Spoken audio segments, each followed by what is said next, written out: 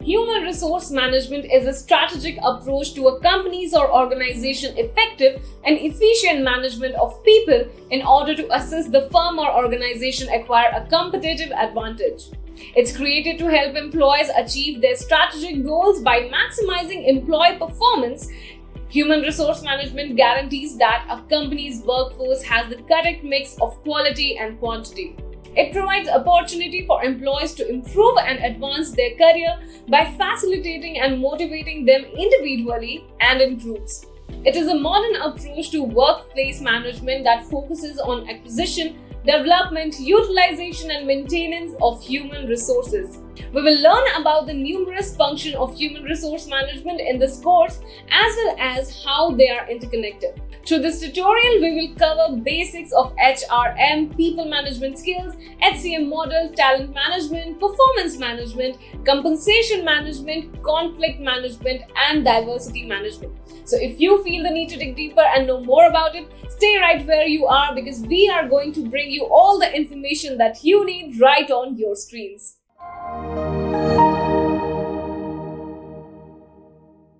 If you haven't subscribed to our channel yet, I want to request you to hit the subscribe button and turn on the notification bell so that you don't miss out on any new update or video releases from Great Learning. If you enjoyed this video, show us some love and like this video. Knowledge increases by sharing, so make sure you share this video with your friends and colleagues. Make sure to comment on the video for any query or suggestions and I will respond to your comments.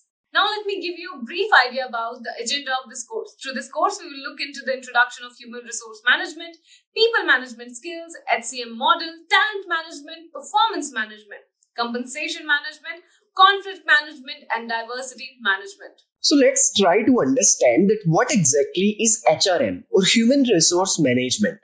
But before that, we will discuss what exactly are resources and what are human resources, and then finally we'll discuss about this term called HRM. As you can see on the screen, the question number 1 is that what are resources? Resources are the inputs you require to produce something. The end result could be either products or services. For example, land, raw materials, machines, people, etc. All of these are nothing but examples of resources, inputs basically. Let's just take an example of a land. So a land can be utilized or can be used to produce maybe crops, wheat, rice, anything. So that's nothing but an input. And an input is called a resource because there's something productive coming out of it as an end result in the form of a product or a service. So when we talk at an organizational level, what are human resources? Human resources refer to the workforce or the people working in an organization. Definitely, people are one of the most valuable and one of the most important resource for any organization because they are the ones who are making use of all other resources, all other infrastructure, all other things to put it into the right place at the right time to make sure that the objectives are met. So definitely humans are resources and in fact very important resources at an organization level when we talk in the corporate world. So there is a small note as well that humans are regarded as the most valuable resource because they make the best use of nature to generate more resource. Just assume that we have machines, we have raw materials, we have land, we have each and everything, but we don't have the people. Is there a point of having all those things? Not really, because there will be no one who can put it into the use, who can get something productive out of it. There's only one thing that can make it possible, and that is nothing but the people, the human resources. And that's why managing those human resources is also important. And that's what this entire course is all about. So there's a very famous quote by Henry Ford that you can take my factories, burn up my buildings, but give me my people and I'll build the business right back again. Because business can be built again with the help of people. But there's nothing which can be taken as an input to give us people. People are the one who are making use of all other resources. They are the most valuable resources at an organization level for sure. That's why we are studying about human resources management. Since humans are very, very important resource, it is also very, very important to manage them. Now, how do we do that? it is not very easy. In fact, it's quite complex because we as humans are very, very different. We all have different interests, different belief systems, different values. So when we come at the same place, there's always some conflict. There are always some changes, some external changes, some internal changes. But in spite of all of that, how do we manage human resources? That is the main thing that we are going to discuss in this particular course. Now, finally, let's look at this term called HRM. What exactly is human resource management?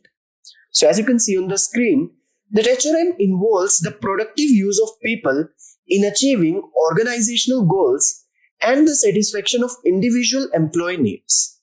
In other words, HRM is the management of human resources by attracting, developing, utilizing, retaining the human resources to achieve the organizational goals. What are resources? Nothing but the inputs which are used to produce something productive, a product or a service. Then people are also a very good resource because they can manage all other resources. So they are called your human resources. Now managing those human resources is human resource management. That is HRM. It involves your attracting, developing, utilizing and retaining the people. Attracting means all of these job descriptions that are sent to you by the HRs, and then you apply for a job. You get selected, recruitment, onboarding. All of that is nothing but a part of attracting. Then developing. Once you are hired, you are trained because there is always some mismatch between the competencies which are required and between the skills and knowledge that you actually have. So to match that up, there's always some training and some development required. That is nothing but you're developing. Then utilizing. How to put you at the right place at the right time. So that's what utilizing is. So that the entire process is very, very productive. There is no unproductive work that is being done. Then retaining, engaging the employees, making them feel satisfied and happy so that they can retain. Because whenever you are hired in an organization, there's always a lot of cost which is attached with you in developing you, in training you, and finally teaching you how exactly to do the work that is required to be done. So no company will want you to just, come to an organization and then eventually leave it after a few months. They want to retain you as well. So these are the four main things whenever we talk about managing human resources. So the next thing that we are going to discuss is functions of HRM or human resource management. What are the different functions that HRs are involved in? Let's have a look at this thing. So point number one is manpower or human resource planning. The first thing that you need to do is you need to analyze that how many people are actually required for a particular job. Let's say there's a sales team. You need to realize that how many people are actually required to make sales, to meet those targets, whatever targets we have as an organization. What are the different people and what kind of people are required in a particular job role? Whether they have the right skills, they have the knowledge, they have the ability to do that particular work or not. So that includes your first two steps that are written over here. Manpower planning, as in to realize how many people are required to do a particular job.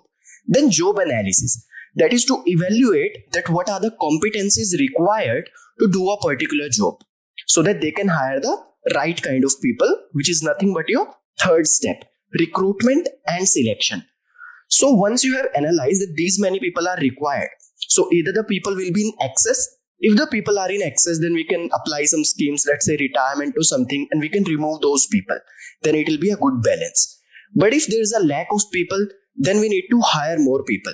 How do you hire more people? First, you do the job analysis. You evaluate what are the competencies required for a particular job. Then you write the job description. Then you attract people. You recruit people. There are various platforms for that. We will be discussing about recruitment and selection later on in much more detail. But as of now, what's important to understand is then people are recruited and then screening, interviews, group discussions, all of that happens to analyze whether that person is a right person for that particular job role. Once that is done and people are hired, people are selected, then onboarding. We need to make sure that whoever is hired in the organization, they are aware of the vision and the mission of the organization. They should know what exactly are the organizational goals. What is the culture of the organization? What are the different rules and regulations that they need to follow? Each and everything they should know. So that basic training is a must, which is nothing but your onboarding. Then training and development. Why do we need training? Because whenever we hire somebody, it does not mean that they have all the skills and all the abilities which are required for a particular job role. There will always be some mismatch between the competencies that they have and whatever is required in the particular job role. So to fill that gap, we need to train them. We need to develop. And that's what training and development is all about. Then performance management. Whatever work the employees are doing, we need to make sure that we give them proper feedback. Feedback is given to managers as well as the people who are working under them, whether it's functional or it's in whatever way. We need to make sure that their performance is evaluated. Ratings are given accordingly. We will be talking about performance appraisal and everything as well. We will be discussing each of these functions in much more detail later on. As of now, you just need to understand that what are the different things that HRs are involved in. What are the different things in the HRM, Human Resource Management Department? The next one is compensation and reward, which is nothing but your salary part, the taxation part. All of that is nothing but your part of compensation. And different benefits also. It can be non-monetary benefits as well. Then employee engagement and retention. We will be seeing, what are the different things by which we can engage the employees. That is also nothing but the job of an HR, because they need to retain those people that they have hired. When we hire somebody, we do not want them to leave very easily, because we have trained them, we have put so much effort, money and time in hiring them. So we do not want to go through that process once again. That's why if we have somebody who's doing the job and they are good for it, we do not want to let them go very easily. So it's very important for the employees to be satisfied, happy, and to be engaged in whatever they are doing. They should be invested in the job, and eventually they will retain. So these are the different functions that an HR will perform in an organization. So now that we have understood that what are the different functions of human resource management, it's time for us to understand that how HR or HRM has evolved over a period of time. Here we won't be looking at the historic evolution or the industrial revolution. We will just be looking at how things have improved over the period of time and what exactly is the stage that we are at right now in the present. So initially it was entire slaves and conscript phase, where it was believed that there's one boss and he's the superior one, all others are inferior. He will give the instructions, others will take the instructions, and that's it. It was absolute superiority and divine right of the boss, of the manager basically. Then things changed and owners are industrious, ambitious and thrifty, but workers are not. Then there was a belief system of authoritarian drive system, which means owners are industrious, they are ambitious, but workers are not. They just need to follow what the manager or the boss is saying. Then things changed again, and there was a phase when it was believed that these people who are doing the work, they also need something that was nothing but money, income. Managers have the knowledge and workers want income in the most efficient way possible. So people used to believe that there will be a manager, he will give clear instructions, people will do the work, but at the same time, they will want income. They will want some monetary benefits as a return of the work that they have done for the managers or the bosses. And currently, it's the stage where it is believed that only monetary benefits or only the money is not enough. We all are humans. We all are different. Your belief system is different. My belief system is different. We all have different interests. Maybe I take work as my curse, or maybe I take it as my social identity, or maybe I look at work as nothing but a way to earn money. There are different ways we look at work. So whenever we go to an organization and we work, there are different ways in which we interact with people, in which we behave. Sometimes these are the monetary benefits that we are attracted towards. Sometimes these are the non-monetary benefits. Sometimes it is the culture of the organization. So now this thing is realized, and we say that workers have psychological differences and needs, and social relations are also important. And that's nothing but employee engagement, employee satisfaction, employee happiness. So now, in very simple words, if I have to break this entire thing, what I can tell you is there are two things which are very, very important for the organization as well as for the employees. For the organization, we need to make sure that the organizational objectives are met. Whatever the mission or the vision of the organization is, that is met. We are working towards it. And at the same time, for an individual, we need to make sure that he has some individual needs. He needs monetary benefits as well as non-monetary benefits. The culture of the organization should also be good. So it's a give and take policy. We will make sure that the organizational objectives are met, but at the same time, the organization will have to make sure that my needs are met too. Because workers have psychological differences and needs, and for them, social relations are also very, very important. So this is the current phase that we are working toward. So that's the entire evolution of human resource management. All right. So now moving forward, let's discuss about manpower planning. So from now onwards, what exactly we are going to do is whatever functions we have seen that these are the different functions in the HRM, human resource management, we will take each of those functions and we will discuss it in details. So the number one is manpower planning, that you also known as human resource planning. So as you can see on the screen, that manpower planning entails putting the right number of people, the right sort of people. When I say right sort of people, that means people with the right competencies for the particular job. They have the right knowledge, the right skills, and the right abilities to perform the task that is given to them. They're in the right place at the right time, doing the right things and achieving organizational objectives. Whenever we are talking about anything in human resource management, two things will always be common. Number one, we need to meet the organizational goals. Number two, we need to meet the individual needs. Those are the two things that you will see which will be always present whenever we discussing about any topic in human resource management, in any functions we are talking about. In simple words, you can say that manpower planning is the practice of estimating the optimal number of employees required to complete a project, job, or objective on time. It is also known as human resource planning. Let me explain this to you with the help of a very simple example. Let's say we have a new project in an organization. So, being an HR, I need to see that how many people are actually required for that particular job role, for that particular project. If there is a project, there will be a goal as well. There will be an objective that we need to meet. So, to meet that objective within the set deadline, how many people are required? Let's say 5 people are required. But if I see that there are actually 9 people that we have, then those remaining 4 people, we can use them somewhere else to be more productive. Because for that particular task, we need only 5 people and not 9 people. So there is excess of 4 people that we can utilize somewhere else.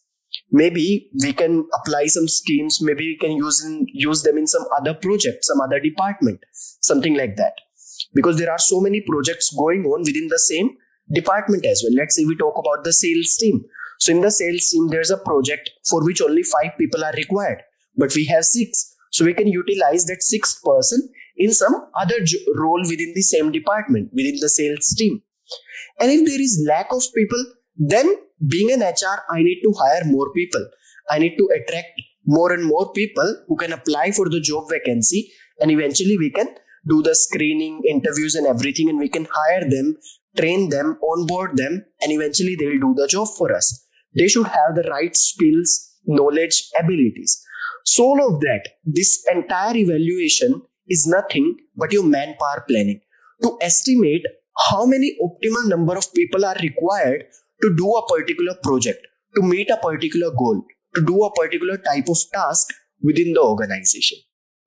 Since it is nothing but planning the human resources, that is optimal number of humans which are required to do a task, it is also known as human resource planning, HR planning. Now let's try to understand that what exactly is the need for manpower planning. Why can't we just hire people randomly? What is the need of doing all of this planning and plotting in order to make sure that we are productive? So point number 1 is shortages and surpluses can be identified, allowing for prompt action whenever it is needed. If you won't do the manpower planning, you will never get to know that what exactly is the optimal number of people who are required to do a particular task. And the entire process will not be very productive. It will be a lot of unproductive work. People who can be utilized somewhere else will be doing something that is not even required for them. So we have to make sure that right people are there doing the right things at the right time. So to make sure that everything is aligned, we need to plan that how many people are required, optimal people are required to do a particular task. And that's nothing but the need for manpower planning. Then point number 2 is manpower planning underpins all recruitment and selection programs. Whenever you are recruiting, you are selecting, the first step of that entire recruitment process is nothing but HR planning, your manpower planning. First, you need to see that how many people we currently have. Then we need to see how many people are actually required to do the task. And if there is a lack of people that we currently have, we need to hire more people. So according to manpower planning, we have to actually plan the entire process of recruitment and selection. Then it also helps in reducing the labor costs by identifying excess staff and hence avoiding unnecessary resources. Because if you are doing the manpower planning, you will always figure out whether we have excess of staff or we have lack of staff. If we have excess of staff, then we need to make strategy to make sure that we utilize those people at the right place doing the right thing. And if we have lack of staff, then we will plan for recruitment and selection. That basically summarizes this entire process of manpower planning. The last point is that when resources are used to their maximum potential, productivity rises. Definitely, let's say there are 5 people required to do a particular job, but only 4 people are doing. That will be a very unproductive process. To make it productive, we need to make sure that right amount of people are there to do the right kind of thing. And that's nothing but need for manpower planning. We need to plan it properly to make sure that the entire process is productive and objectives are eventually met. Now let's see what are the different steps involved in manpower planning. So when you are in the HRM department, Human Resource Management department, how will actually you go about this entire process of planning human resources or planning manpower? So step 1 is analyzing the organizational goals. As I already told you, that will always be common whenever we are discussing about any functions within the HR department. So first you need to analyze what exactly are the organizational goals, what exactly is the vision and the mission of the organization.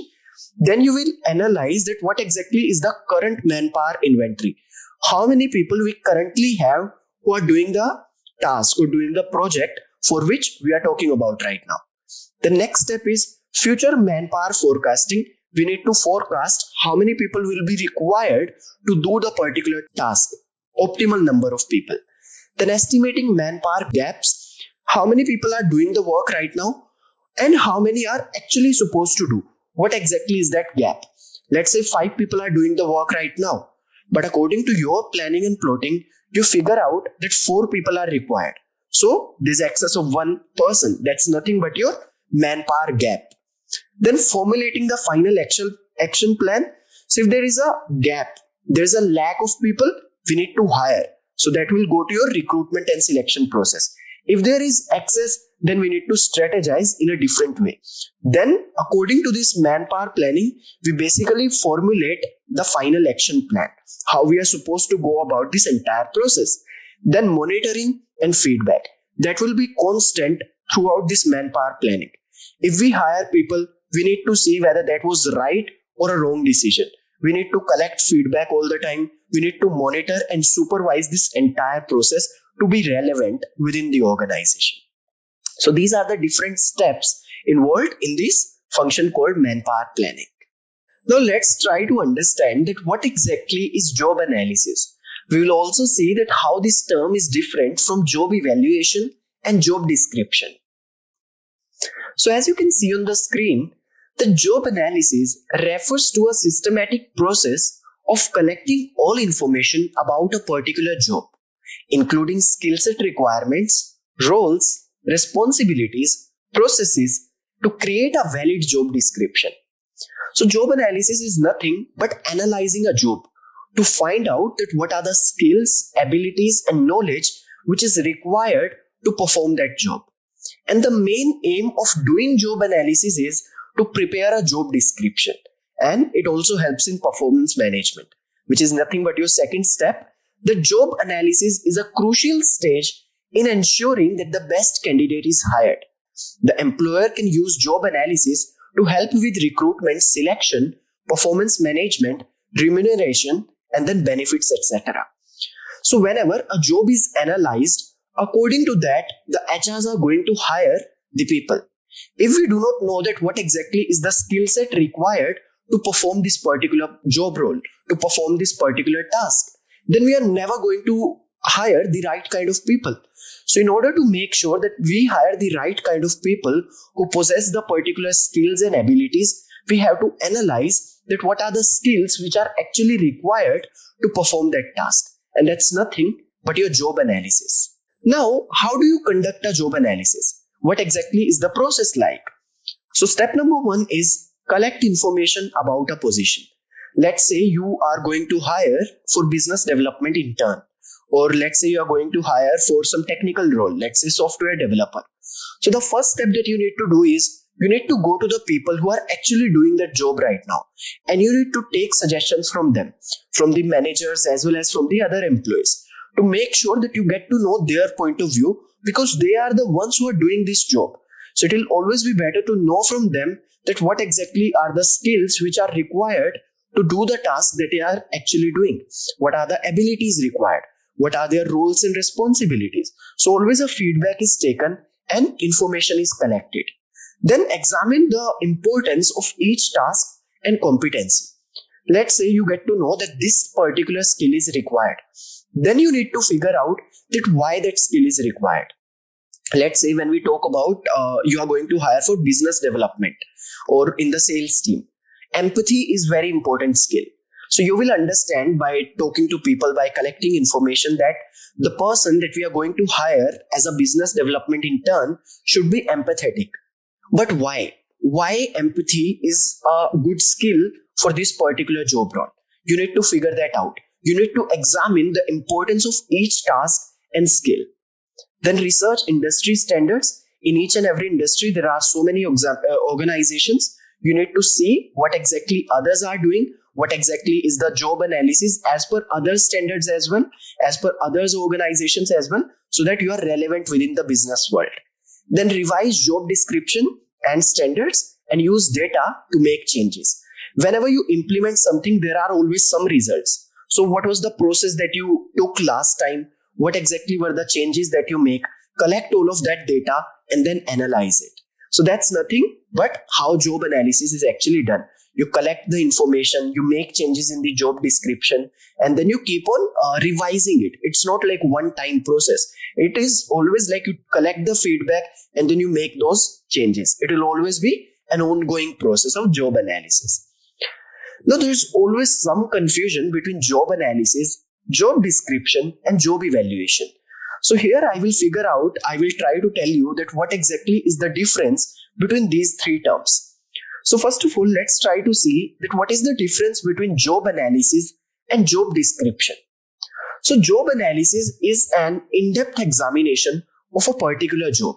This includes your KSA, that is nothing but your knowledge, skills, and abilities to perform a particular task, to meet the objectives of a particular project, or you can say to work effectively and efficiently. It is very useful for preparing job description, but it is not what job description is. It is the thing which is required to write the job description, to document the job description. So what is job description?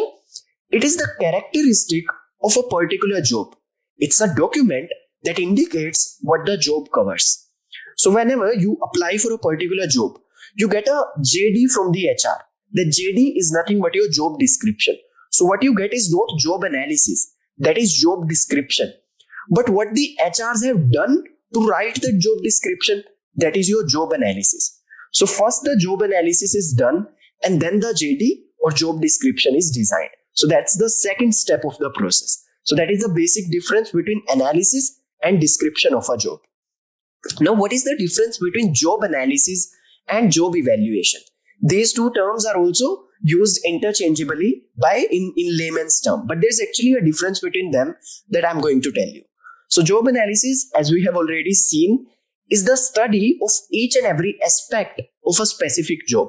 That what exactly are the competencies required for a particular job. That is your job analysis. What is job evaluation? It is an attempt to assess the value of a job in relation to other jobs. It is used to determine a fair wage of a job. So the main difference between job analysis and job evaluation is the aim. The main aim of job analysis is to design a job description, and it also helps in performance management. But the main aim of job evaluation is to design that entire compensation and the salary part. So it is used to determine a fair wage of a job. And it's basically, when we talk about job analysis, it's about finding out that what are the skills, knowledges required to do that particular task. But job evaluation is about assessing the value of a job in relation to other jobs. So it's comparative. Job analysis is quite comprehensive and detailed. But job evaluation, on the other hand, is quite comparative, and it is mainly used to determine the compensation or the salary part. So these are the three different terms which are used, and people are generally confused about it. So make sure you are not confused about it, and you're very clear that what exactly is job analysis, what exactly is job description, and what exactly is job evaluation. Now it's time for us to understand that what exactly is the meaning of recruitment, selection, and onboarding. So generally, in the layman's term, whenever we say recruitment, people think that it includes your selection as well as your onboarding. But when we are talking specifically in HRM, that is human resource management, these three terms are different. So first of all, I'm going to tell you that what exactly is the difference between these three terms, that is recruitment, selection, and onboarding. Then I will also be telling you that what exactly are the steps involved in each of these processes. So as you can see on the screen, that recruitment is the process of finding candidates for the vacant post, vacancy of the job, and attracting them to apply for it. Now, how can we attract people? Sometimes by monetary benefits, sometimes talking about the culture of the organization, sometimes talking about the work culture. There are different scenarios by which we can attract the candidates. So that attracting parts, advertising about the job vacancy, that is nothing but your recruitment. Then the next step is selection. So once people have applied for that particular job vacancy, we need to find the best candidates. How do we do that? That's nothing but your selection. It is the process of selecting the best candidate from a pool of candidates and extending an offer of employment to them. We need to see whether they have the right skills, whether they have the right abilities, whether they will be able to perform that particular task that they are supposed to perform, or they will not be able to do that. If they will be able to do so, we will hire them, we will select them, we'll shortlist them. If they won't be able to do that, we will have to eliminate that application. So that's how selection works. Then the last part is onboarding. So once people have selected and they are a part of the team, we need to make them feel comfortable within the team. We need to make sure they are aware about the goals, core values, vision, and mission of the organization. So for that, we have to do the basic training, which is nothing but your onboarding. It's the process of integrating a new employee into a company's culture and providing them with the tools and information they need to become a productive member of the team. They need to know what exactly are the rules and regulations, the core values of the organization, so that they can feel that they are a part of the team and they can work being very, very productive.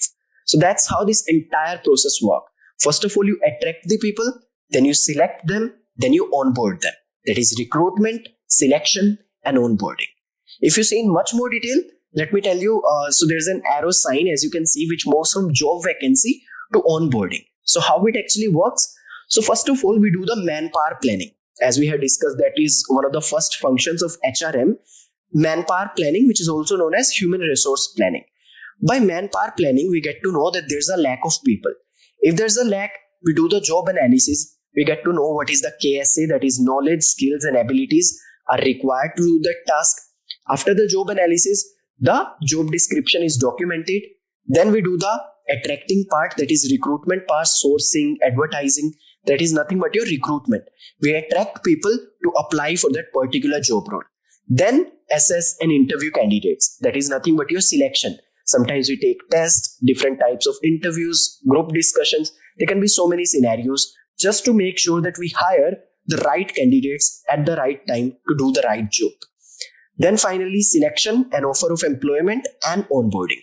Once people are selected, right candidates are selected, then we make sure they make themselves feel like they are a part of the team, they are aware about the vision and mission of the organization, and they are good to go. That's nothing but your onboarding. So that's how this entire cycle works. Now, let me tell you what exactly are the different tasks which are involved in recruitment and selection. So first of all, let's talk about recruitment. So step number 1 is examining or evaluating the job specifications. You get to know what are the skills, abilities required to do a particular task. And according to that, you are going to attract people. Then posting the job opening, all of that, your advertising, sourcing part is nothing but your job opening, for by which you will be attracting people. Sometimes it's monetary benefits that will attract people. Sometimes it's the culture of the organization. Sometimes it's some non-monetary benefits. There can be various scenarios for that. It depends upon the HRs what thing they want to showcase to attract people to apply for that particular job vacancy. Then getting people to apply for the position and keeping track of their responses. It's not just people attracting people. It's also about keeping a track of whatever responses we are getting. Then examining the applications, whatever responses we are getting, we need to analyze that entire data so that we can find a short list. Then making a short list of candidates, which is your last point. Then the selection process begins. So once that is done, then we do the screening. Now we know what exactly is the skill required by the candidate, what exactly is the knowledge required by the candidate. Based upon that, we shortlist the candidates, we screen them, we eliminate unsuitable candidates, whatever unsuitable profiles we have who will not be suitable to perform that task will be eliminated. Then we conduct a test. The test can be technical, psychometric, anything based upon the job role. Then interviews are taken, your interviews by the managers, by the HRs. That also depends upon the skill set which is required for the particular job, and according to that, interviews will be taken. Then checking references, that is your background verification check or anything, and the medical tests. So that is nothing but your part of selection. So how this entire cycle works? First of all, you have a job vacancy, then you recruit people. If there's a lack of people, then you select them, take interviews, group discussions, everything. Once people are selected, then finally we onboard them so that they are aware about the rules and regulations and the core values of the organizations, and they are good to go. So it's always recruitment, selection, and onboarding. That's how this entire process works. Make sure these three terms are different. These are used interchangeably when we are talking in layman's term. But if you are going to be a professional in HR department or in HRM, human resource management, make sure you understand the difference between these three terms. There are different tasks which are involved in these three terms that we have already seen in this particular module. Now let's discuss about compensation and benefits. So as you can see on the screen, first thing is, what exactly is compensation? Compensation is pay provided by an employer to an employee in return for work. Whenever an employee is working towards the organizational mission, they are working towards meeting the organizational objectives. That means they are giving their time, energy, and effort. For that, they need to get some monetary benefits. That's nothing but your compensation. So basic model for compensation plans include internal alignment and external competitiveness. So whenever we say that this is the particular salary which is decided for this particular job role, how do we do that? There are two factors in that. One is your internal alignment and one is your external competitiveness. So internal alignment makes pay comparisons among jobs or skill levels inside a single organization. And external competitiveness makes pay comparisons with competitors, other organizations that hire people with similar knowledge, skills, and abilities. So let's say you are going to hire for a business analyst in this XYZ private limited organization. How are we going to decide what exactly should be the salary or the compensation for this particular job role? First of all, we will see that what are the different levels within the organization. What is the organizational structure? and where this role will fit in. Then we need to compare this job role with the other job roles. That in the sales department there's one job role, in the marketing department there's one job role, and at what level that job role is there. We will compare all those job roles and we will see that okay, this is something that we are providing at this level in this department. So this is something that we can provide in this department at the same level. So that is nothing very internal to the organization. It's internal alignment, because we are just discussing within the organization, within the different departments though. We are not going out of the organization, but we need to go out of the organization as well, because we need to be relevant in the corporate world. So we need to compare whatever we have decided with the industry standards. So let's say you are going to get into an edtech company or e-commerce company. Then we need to see that whatever job role, whatever skills are required to do that particular task. And if somebody is coming in that role, what exactly is the compensation that is provided by other organizations in the same industry. And based upon these two things, that is internal alignment as well as external competitiveness, we decide the actual compensation. Then there are two elements of compensation as written in the end, that one is fixed pay and one is variable pay. So fixed pay is your base pay and variable pay is your something which keeps on changing. So sometimes it's a part of your performance appraisal. If you're in the sales team, it depends upon the incentives as well. So there's always a base pay and there's always a variable pay. In certain roles, variable pay can be zero as well. It's only the base pay. But most of the times, there's always some variable pay which comes with performance or some other factors. Now let's talk about benefits. Now, why do we need to discuss benefits, and what exactly is this role of benefits when we are talking about HRM? Can you just think about it for a while? I want all of you to pause the screen and think about it. We have seen in evolution of HRM that initially there was a belief system that there's a boss. He will give clear instructions. People will take those instructions and they'll do whatever the boss is going to tell them. In return, they need just one thing, that is income, in the most efficient way possible. So that was a give and take policy. They'll work for the boss and the boss is going to give them income in the most efficient way. So that was a belief system in the beginning. Now let me ask you a question. Let's say we work for an organization and one day you win a lottery, which is 100 times of what exactly you are earning in that organization in 1 month. Are you still going to continue work, or are you just going to leave everything and you are just going to go? I'm very sure a lot of you must be thinking, then we will still work. And a lot of you will be thinking that I don't want to work because I have got the monetary benefits. Now, how does that entire complex process works? So a lot of you who are thinking that you are not going to work, that simply means you take work as a monetary benefit. You take work as money, as a source of income. But people who are still going to continue work even after getting a big lottery, that means you do not take work just as a source of income. Work is much more to you than just a source of income. Maybe it is social identity for you. Maybe it is something which is very personal to you.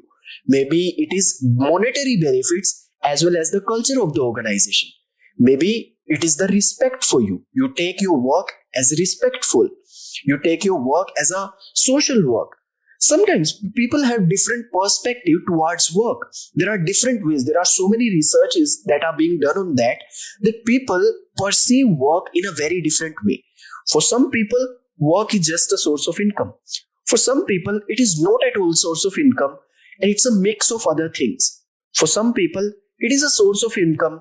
At the same time, it is culture of organization. It is a form of social identity and so many different things. We all are humans. Our interests are different.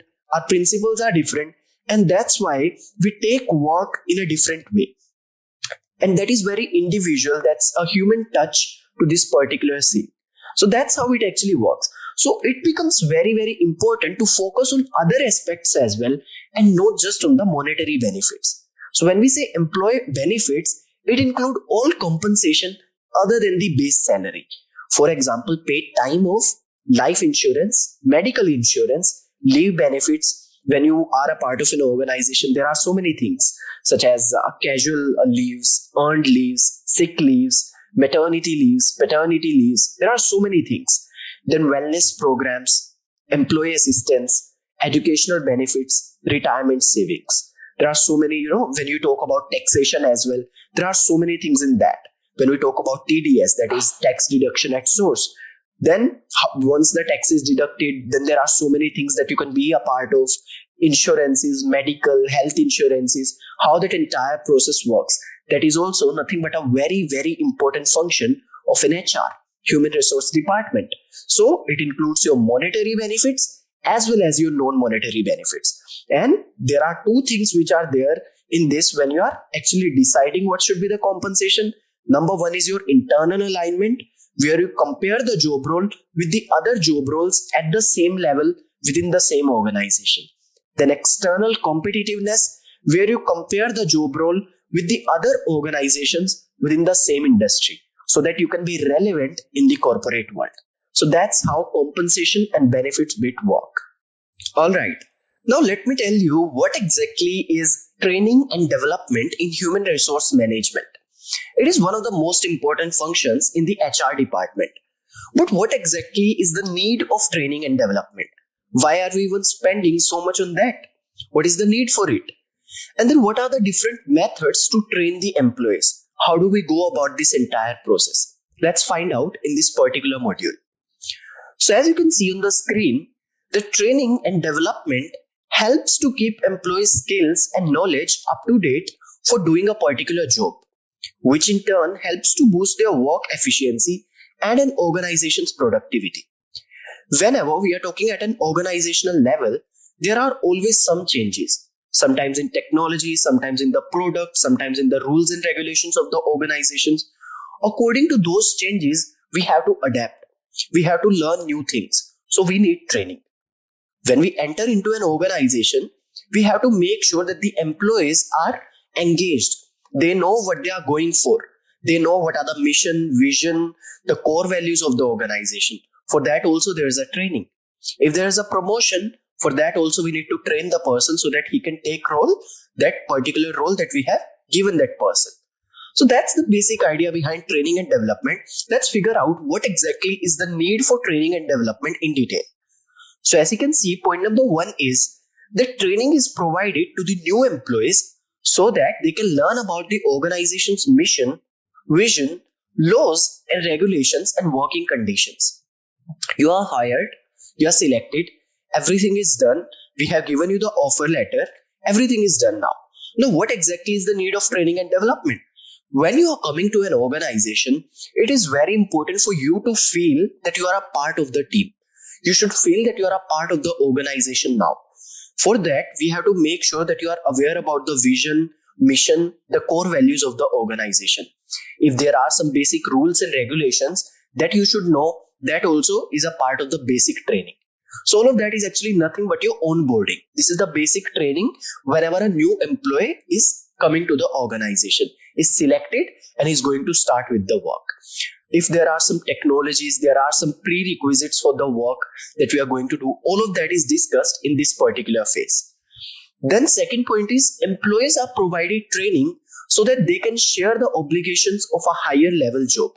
If one person is promoted to a higher level job, they may not know how to manage those people. They may not know how to manage those teams. So there are some leadership programs and different programs and trainings and development programs within the organization. Why do we do that? So that they can take full responsibility of that higher job level. That's how it works. Then the third point is, if there are any technological updates, training is provided to cope with the changes. Employees receive training on how to adapt to new work procedures. Let's not go so far.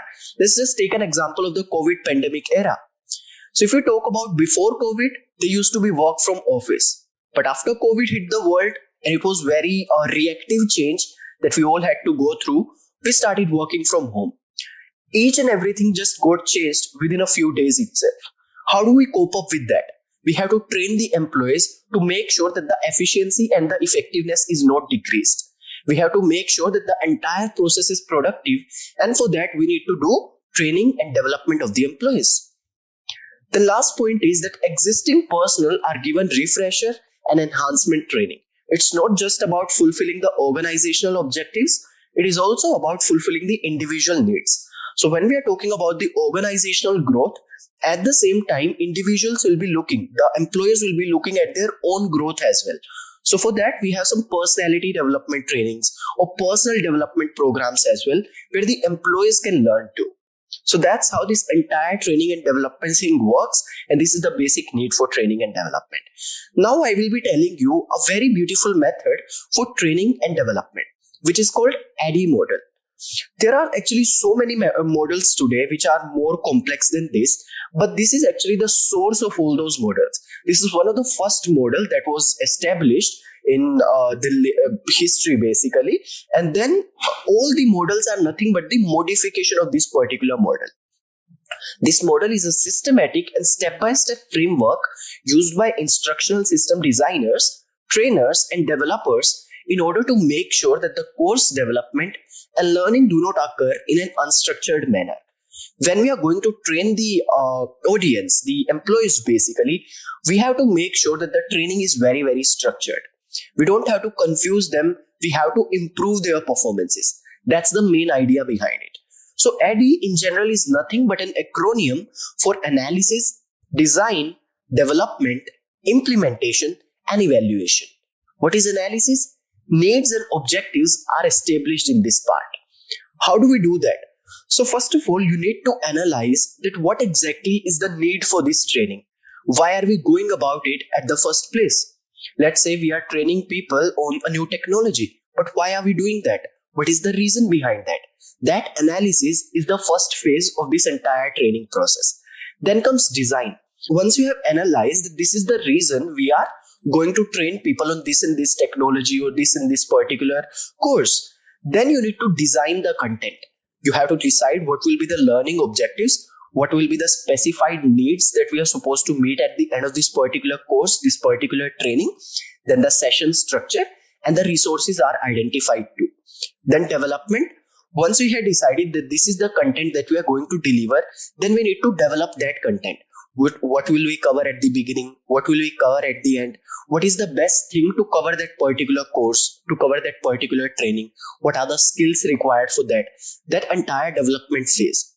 Then comes the implementation phase, which is nothing but delivering that content. What is the best way to deliver that content to the employees? Who can deliver that content? All those WH questions are nothing but part of your implementation phase. Then comes evaluation. So initially we knew that there's some need. Whether that need is met or not, that thing is evaluated so that we can improve our training programs for future. Let's say we had this need of making sure that people learn about this particular technology. So at the end, we will evaluate whether people have actually learned or not.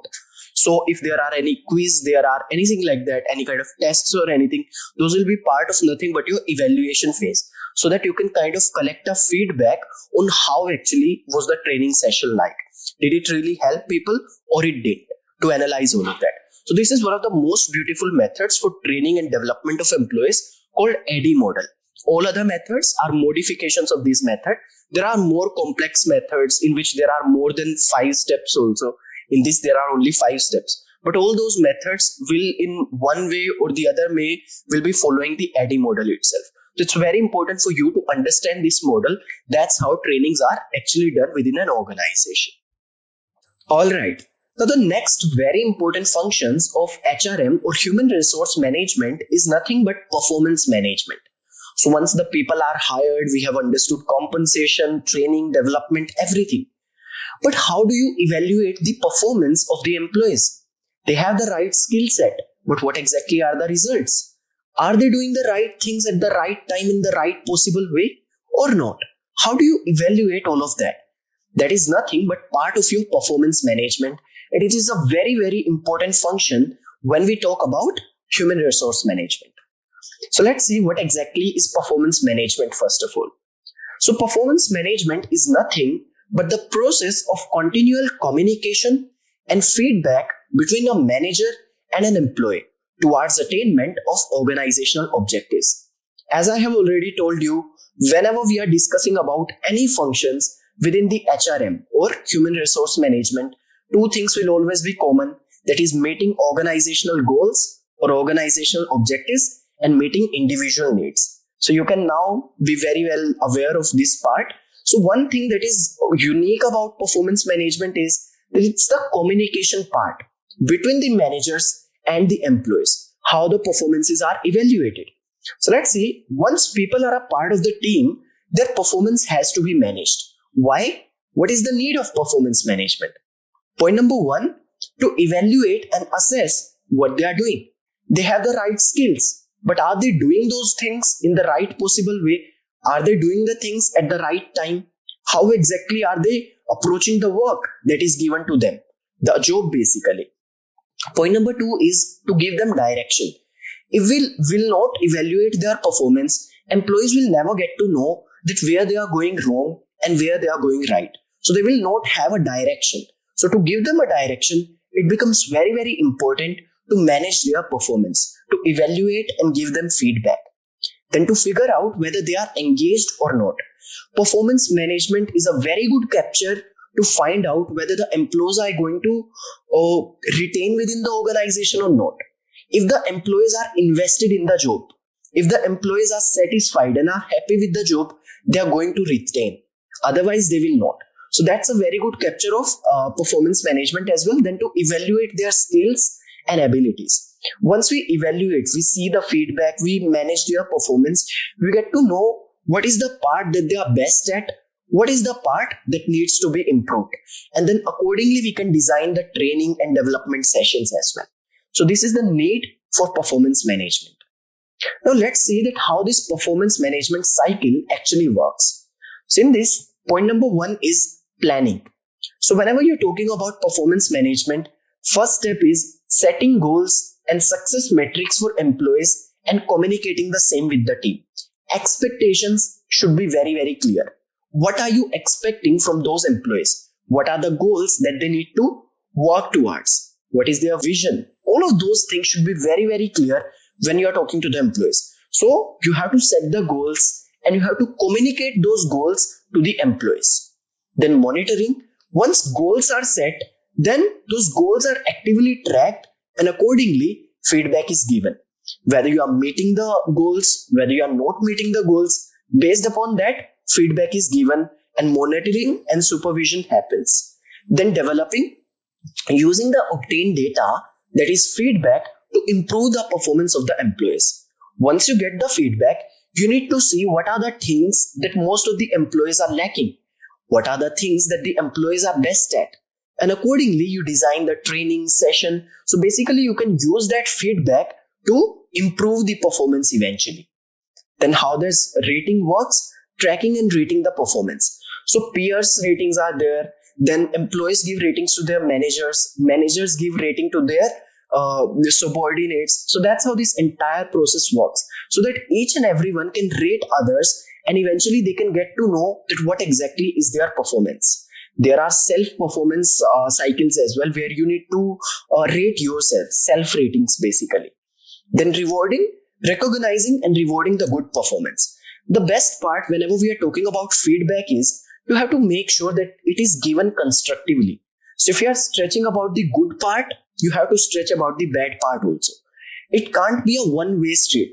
If you are talking about, if let's say there's one person, he's not good at something and you find out, you need to train that person, develop that person. But at the same time, if one person is good at something, that needs to be recognized, that needs to be rewarded. So that's how this entire process works. You have to plan, you have to set the goals, you have to communicate those goals to the employees. Then you have to monitor those goals, whether people are meeting those goals or not. You have to track that entire process. You have to develop, you have to plan, you have to take feedbacks from the managers, from the employees, from the peers, and then rating happens and eventually training and development sessions are organized to improve the performance. And if there's somebody who's doing really good, those things are rewarded and recognized. That's about performance management. All right, let's discuss about employee engagement. So when we say that the employees are engaged, what will be the result of that? What is the difference between employee engagement, employee satisfaction, and employee commitment.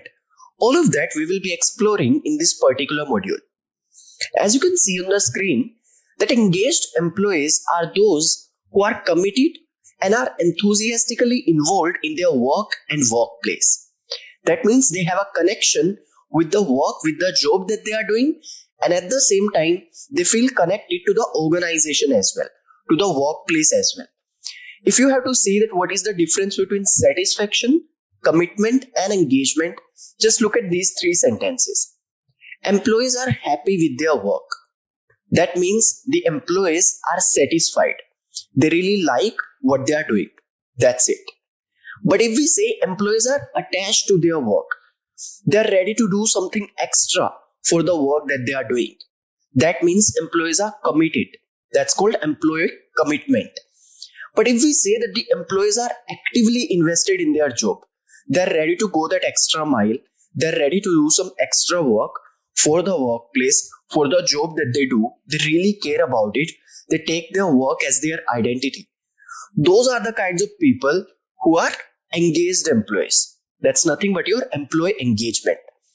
There's a small note that employee engagement is one of the most popular predictors of job performance.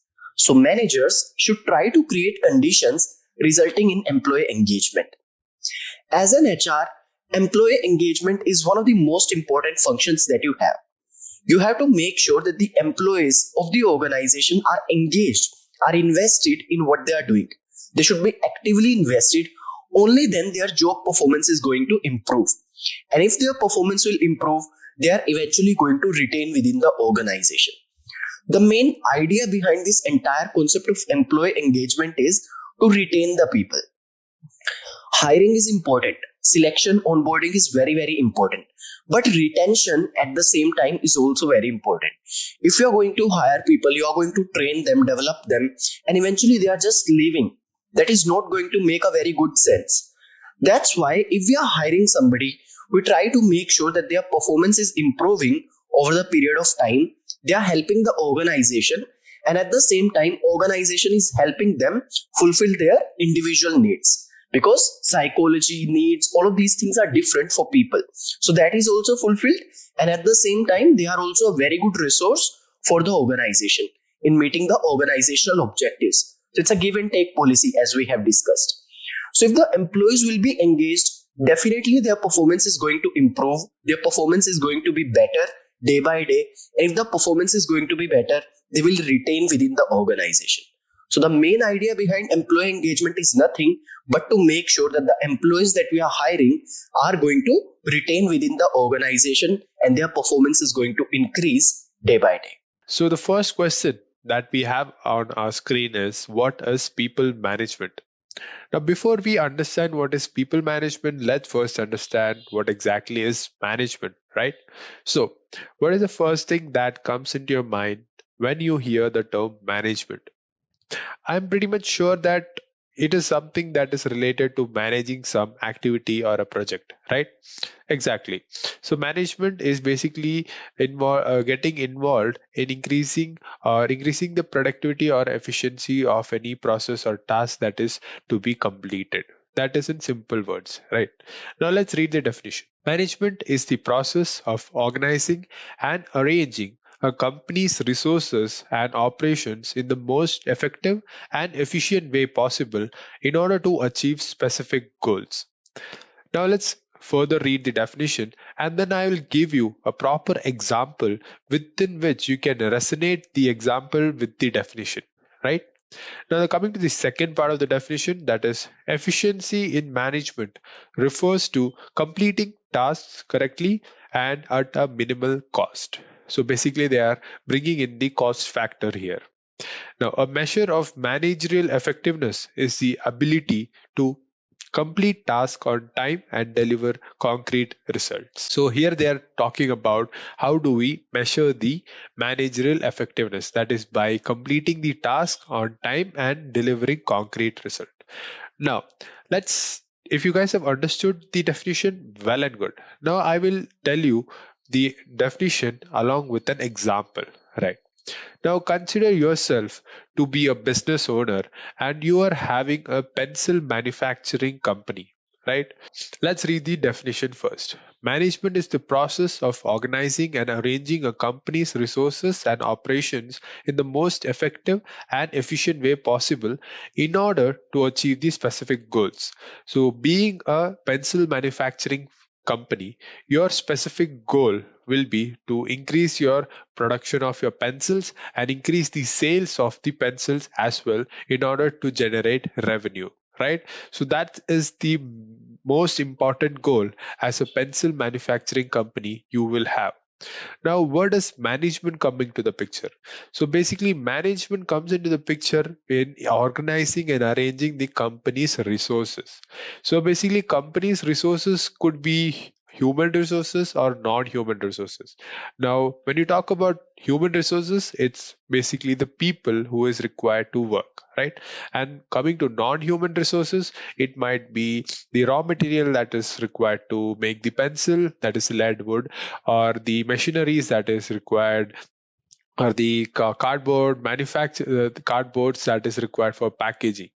Now there is one more critical factor that is coming into picture, that is companies resources and operations in the most effective and efficient way possible. Now, being a pencil manufacturing company, you could make the pencil with only the people, or you can do the packaging of the pencil with the people. Now, being a good manager, you might inculcate a machinery or for creating the pencil or for manufacturing the pencil, or also a machinery for the packaging purposes.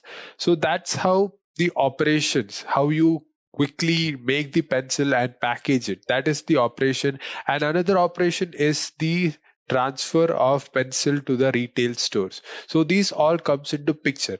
Now, another main topic of managing resources is the selling. So basically, you need to market these products into the to the public's eyes, right? So there's where people the marketing team comes into picture. Then the finance team comes into the picture for actually telling us what amount of sales is getting to our company, what is the revenue, what is the profit. So all these people who work on this pencil, and from the manufacture and to the selling, is all it's all need to be managed, and that's where management comes into the picture. Now, management can be done in any way, like it could be productive or non-productive. So a good management is the efficiency in the that refers to completing the task correctly at minimal cost. So the cost factor is what you know, like you need to complete the operations, or that is manufacturing the product, packaging the product, and transporting it to the retail stores. You need to make it at as minimum as possible. Only then you can get a good amount of profit out of it. So that's how you actually when a good management is sitting in an organization, they try to reduce the manufacturing or the operational costs so that they could earn good profit.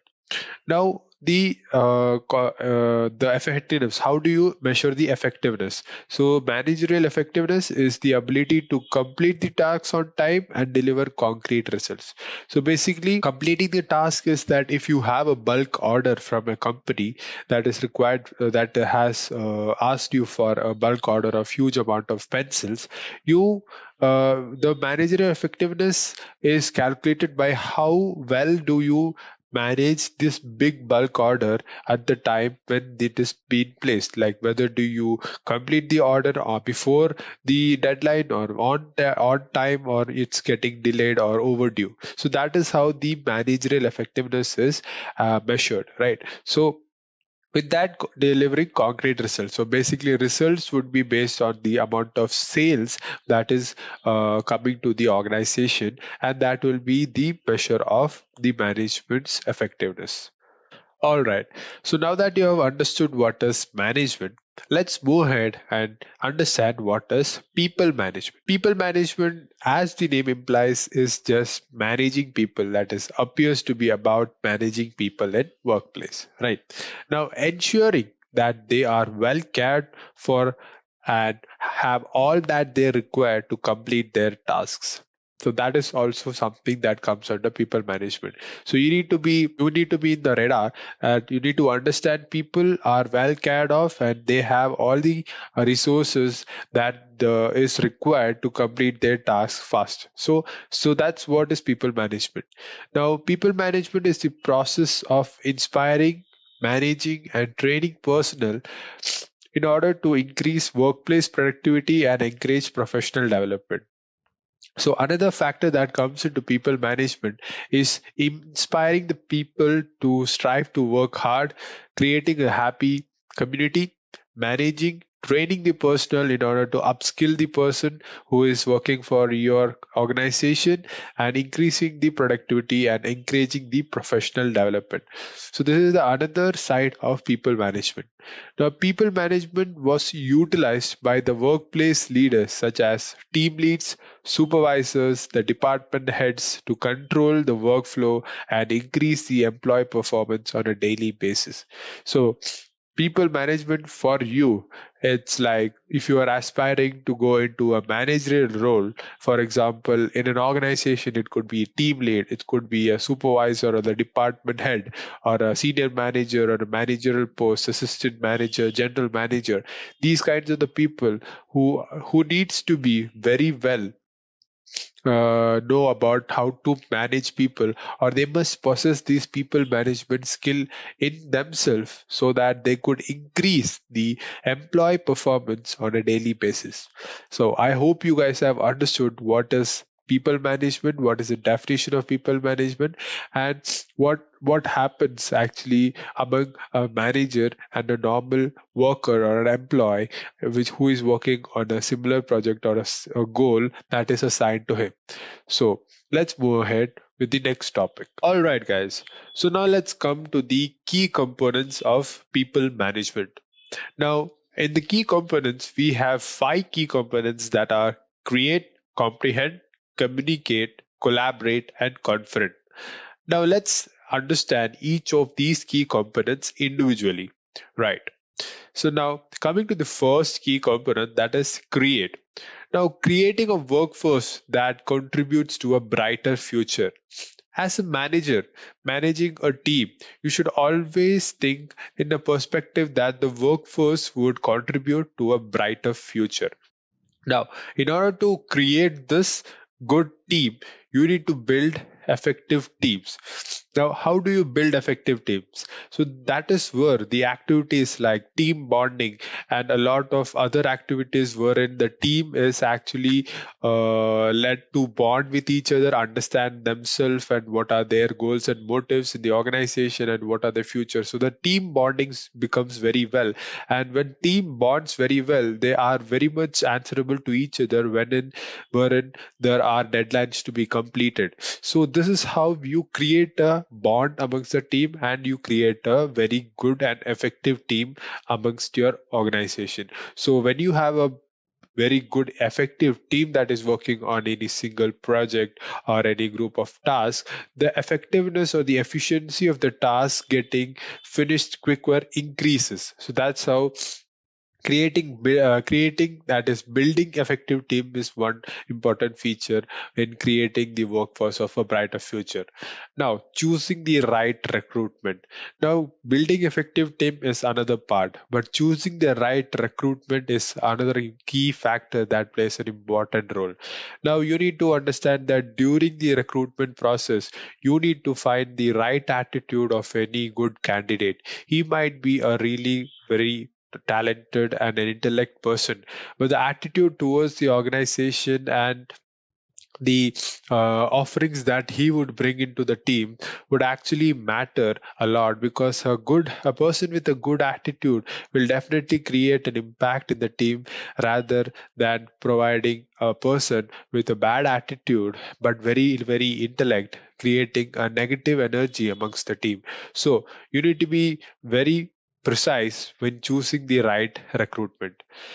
Now, coming to the third point, that is purpose for each team and every member. Now, as a manager, you need to give the purpose for each team. Every team that is working for any particular project or a particular goal, you need to make them understand, or make the team understand that this is the particular goal or purpose that you're working for, and every team member must have a particular purpose and a goal that they are working for. So when they have a particular goal in their mind, they can understand that what are they pointing to and what are they trying to achieve for, right? So and the goal is clear regarding a single project, the people will strive and work hard more to achieve the goal in a faster and a quicker and an efficient manner. That's what is third point that is telling us. Now, training and helping them evolve in their skill set. Now, being a manager, you should always help him upskilling the training and helping your team members or their colleagues who are subordinates who needs the helps to evolve in their skill set.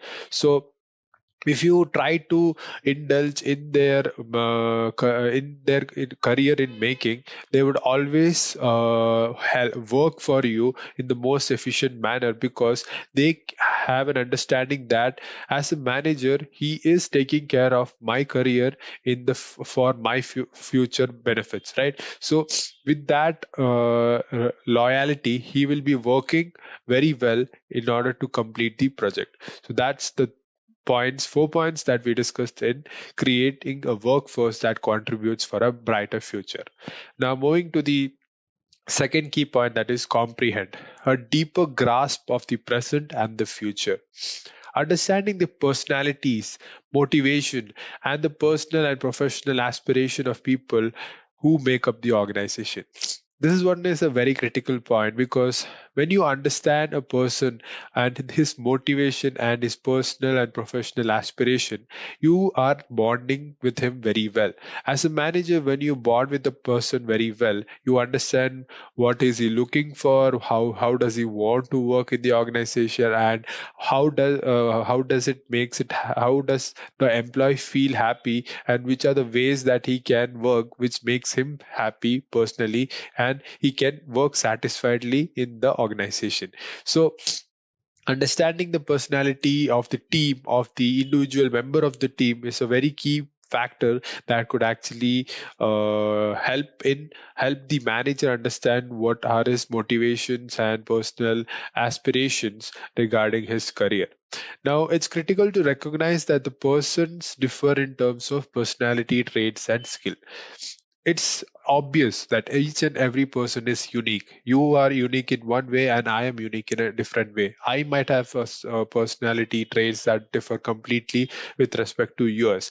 And also coming to skills, each and every person brings different skills onto the plate. And as a manager, you need to understand what are the skills and the personality traits that he is offering into the team, so that there would be no conflict amongst the team members to pursue any single particular project. So that's why it's critical to recognize that the persons with different skills and personality traits.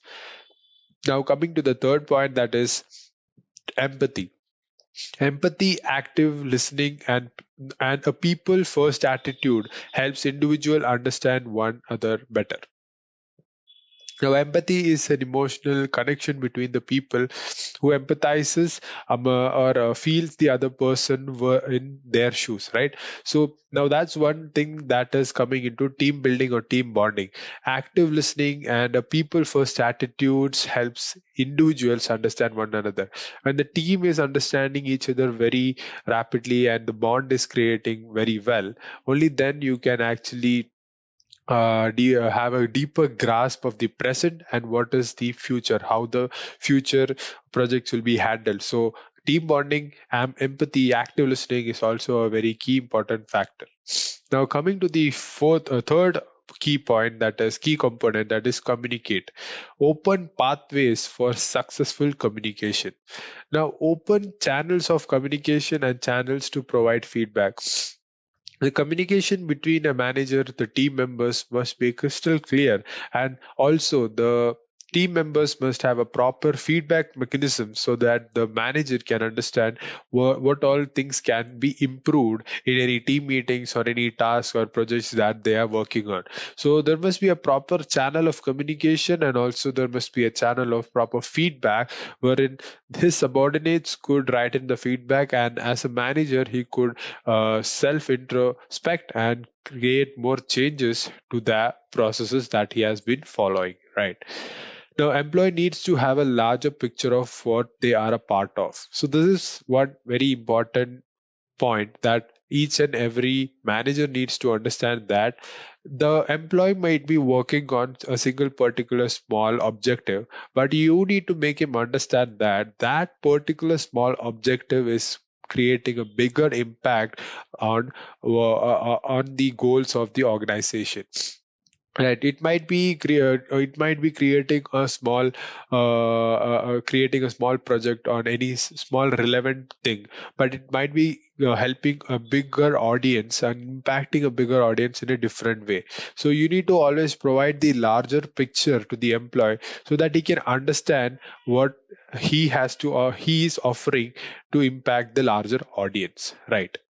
Now, coming to the third point, that is communicate clearly on what are their strengths and weaknesses and motivate them to improve upon them. So basically, this is a conversation between the subordinates and the manager, wherein also it can be a conversation between a team and a manager. So basically, in the team, there might be some strengths and there might be some weaknesses. So as a manager, he needs to communicate very clearly that these are the strengths of our team and we need to maintain and improve the strengths, and also these are the weaknesses that we need to improve so as to improve the efficiency of the project. So this is applicable to even the team member. Even the team member might have certain personality traits and skills that he comes in with, right? So he might be very helpful in certain particular skill, might be weak in some other skill. So you need to make him understand that this is your strengths and you can kill it in this department, but you need to improve your weaknesses so as to improve the efficiency of the project that you're working on. So the feedback must be proper and clear amongst the manager, the team, and also the individual member. Now, coming to the fourth key component, that is collaborate, working together smarter, quicker, and more effectively. That is the tag. Now, acknowledging that the work cannot happen in silos. So, what do you mean by silos? This is solitary. Basically, you need to understand that work cannot happen in individual like in an individual level. Even if it's an individual level of a project, there are some aspects like non-human thing, like a software or a machinery that is coming into the picture that is provided by the company. So you're indirectly getting help. It's not always happening in silos or in solitary mode. So now another thing that you need to understand is that success is a team function, and so is failure. Now, blaming a person or appreciating a single person for the success is easy. So, success is not a individual achievement, it's a team achievement that a team has been able to get out of it, right? So they are successful as a team, and if something has failed, the team has failed, not any. It's easy to blame a single person.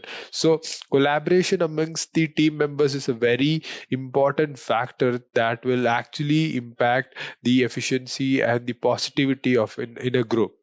Now, individual needs to be assigned responsibilities that they can step up to and achieve with effective team collaboration. And now, as a manager, you need to analyze and understand individuals that can be assigned these particular tasks and how much of amount of work can be assigned to them and how much he can step up to. Right. So with that understanding, we can actually achieve a lot more goals and project when the team is working in a collaboration. Right. Now, helping and upskilling together as a team. So as a team, it's always required that you need to collaborate, you need to help each other and upskill together as a team, so that in the future, if anyone has any issues and he is not able to continue with the work, the other person can be a substitute and keep the project running. So this way, the collaboration amongst the team is a very key factor in people management. Now, coming to the last point, that is confront. Confront meaning maximizing the benefits of healthy differences. Now, people are different in order to set a tone for respect, loyalty, and other commitment with the organization. So basically, people within the difference in the generation, they might be different in thought, the working preferences, and taking actions as well.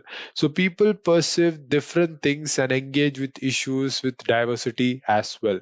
So this is how confronting, that is maximizing and using the benefits of a healthy differences, help in creating good outcome from the team. Now, resolving conflict is also a very important part of people management, since it can either lead to resentment or negativity. Now, you should actually, as a people manager, if there is a conflict that is happening, you need to resolve it, because if the conflict is not resolved, it will lead to some resentment and negativity. Now, if the conflict is resolved, it will actually strengthen and give belief to the team members that the manager is taking his stand or his call on the particular incident that has taken place. So that's another key important point that comes under people management.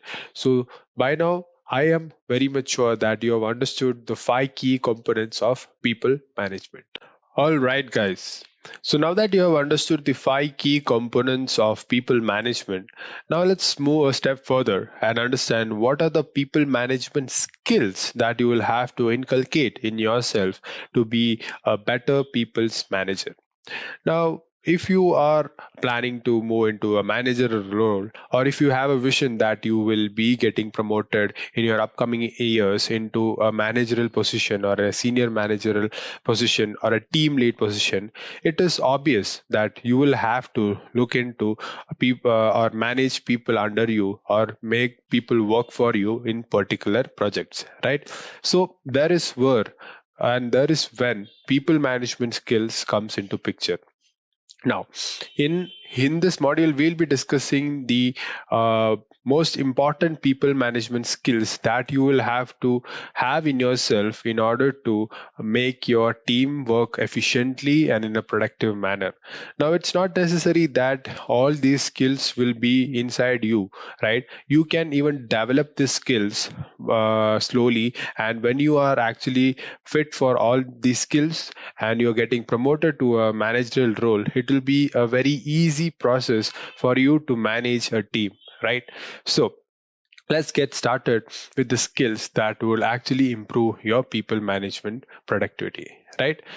Now, the first skill that we are talking about here is good communication. Right. Now, this is one of the most important, and now it's become one of the most basic necessity for every organization, that the person who is getting hired needs to have a good communication. Now, there is a saying also that a leader is as good as his communication, right? So basically, here, a leader or a manager actually have to have a clear idea of what he wants to communicate to the team, and he should be communicating in a very articulate way, so that each and every team member in his team is able to understand and cope up to the prediction or the projections of the projects that he is talking about. So he needs to create a proper communication channel through which his team members can communicate to him in an open, free environment and a easy manner. Now, coming to the second thing, that is patience and active listening. Now, as a team manager, you might have a lot of things to work upon, but you should also get some time to be patient and listen actively to the feedbacks that your team members or the team is providing regarding any particular project. So those feedbacks might be really useful if you actually implement those feedbacks, and it can also increase the productivity and efficiency of the project getting completed faster. So patience and active listening is also a very important skill that you should inculcate in yourself to be a good people's manager. Now, another thing is problem solving skill.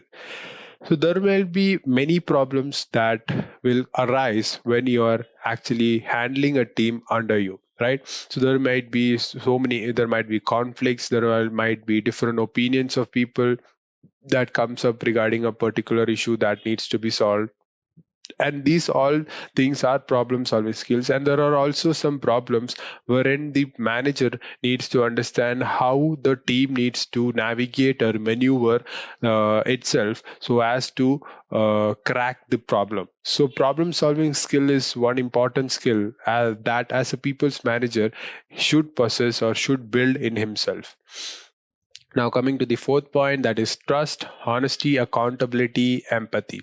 Now, these four things are a must in any senior manager or a team lead's personality, because trust is something that each and everyone wants a team manager to be trustful and also honest and also accountable to what all decisions that he has taken.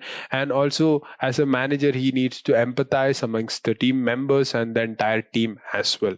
So this is some skill that as a manager he needs to showcase to the team so that the team is well bonded and works and strives harder to achieve the goal. Now, coming to the next point, that is positivity and flexibility. So as a team manager, he should always create the positive energy amongst the team. He should provide that positive vibes in the team so that the team does not have any negative energy that reduces the strength of the team. Instead, he should always be positive and give credit to the people and credit to the team for the achievements that they have actually achieved, right? And coming to the flexibility part, so basically when you are handling a team, there might be a few instances wherein some of the few members might have to urgently move out of the team for some time because of their personal issues. So you should always have a plan that is always stable, so that if there is any randomness amongst the team, other team members can occupy or dilute or observe those randomness that is getting occurred and complete the project in a very smooth manner, right? So flexibility is something that a manager needs to plan within the team. Now, coming to ability to motivate and give credit where the credit is due. Now, you might have heard like a person doesn't leave a job because of his company, because the company is bad. He might leave a job because most of the times the manager is not giving the credit. So that's where a manager needs to understand that he should give the credit where the credit is due. He needs to appreciate the employee where he has done a good amount of effort to complete the task, and the ability to motivate that person to go even higher is something that a manager should always possess in himself.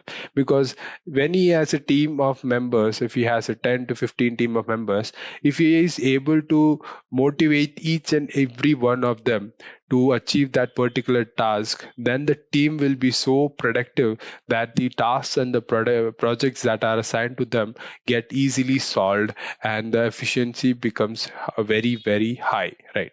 So that's a very important thing that a manager should always do, that is ability to motivate and give credit where the credit is due. Now, coming to the next point, that is conflict resolution.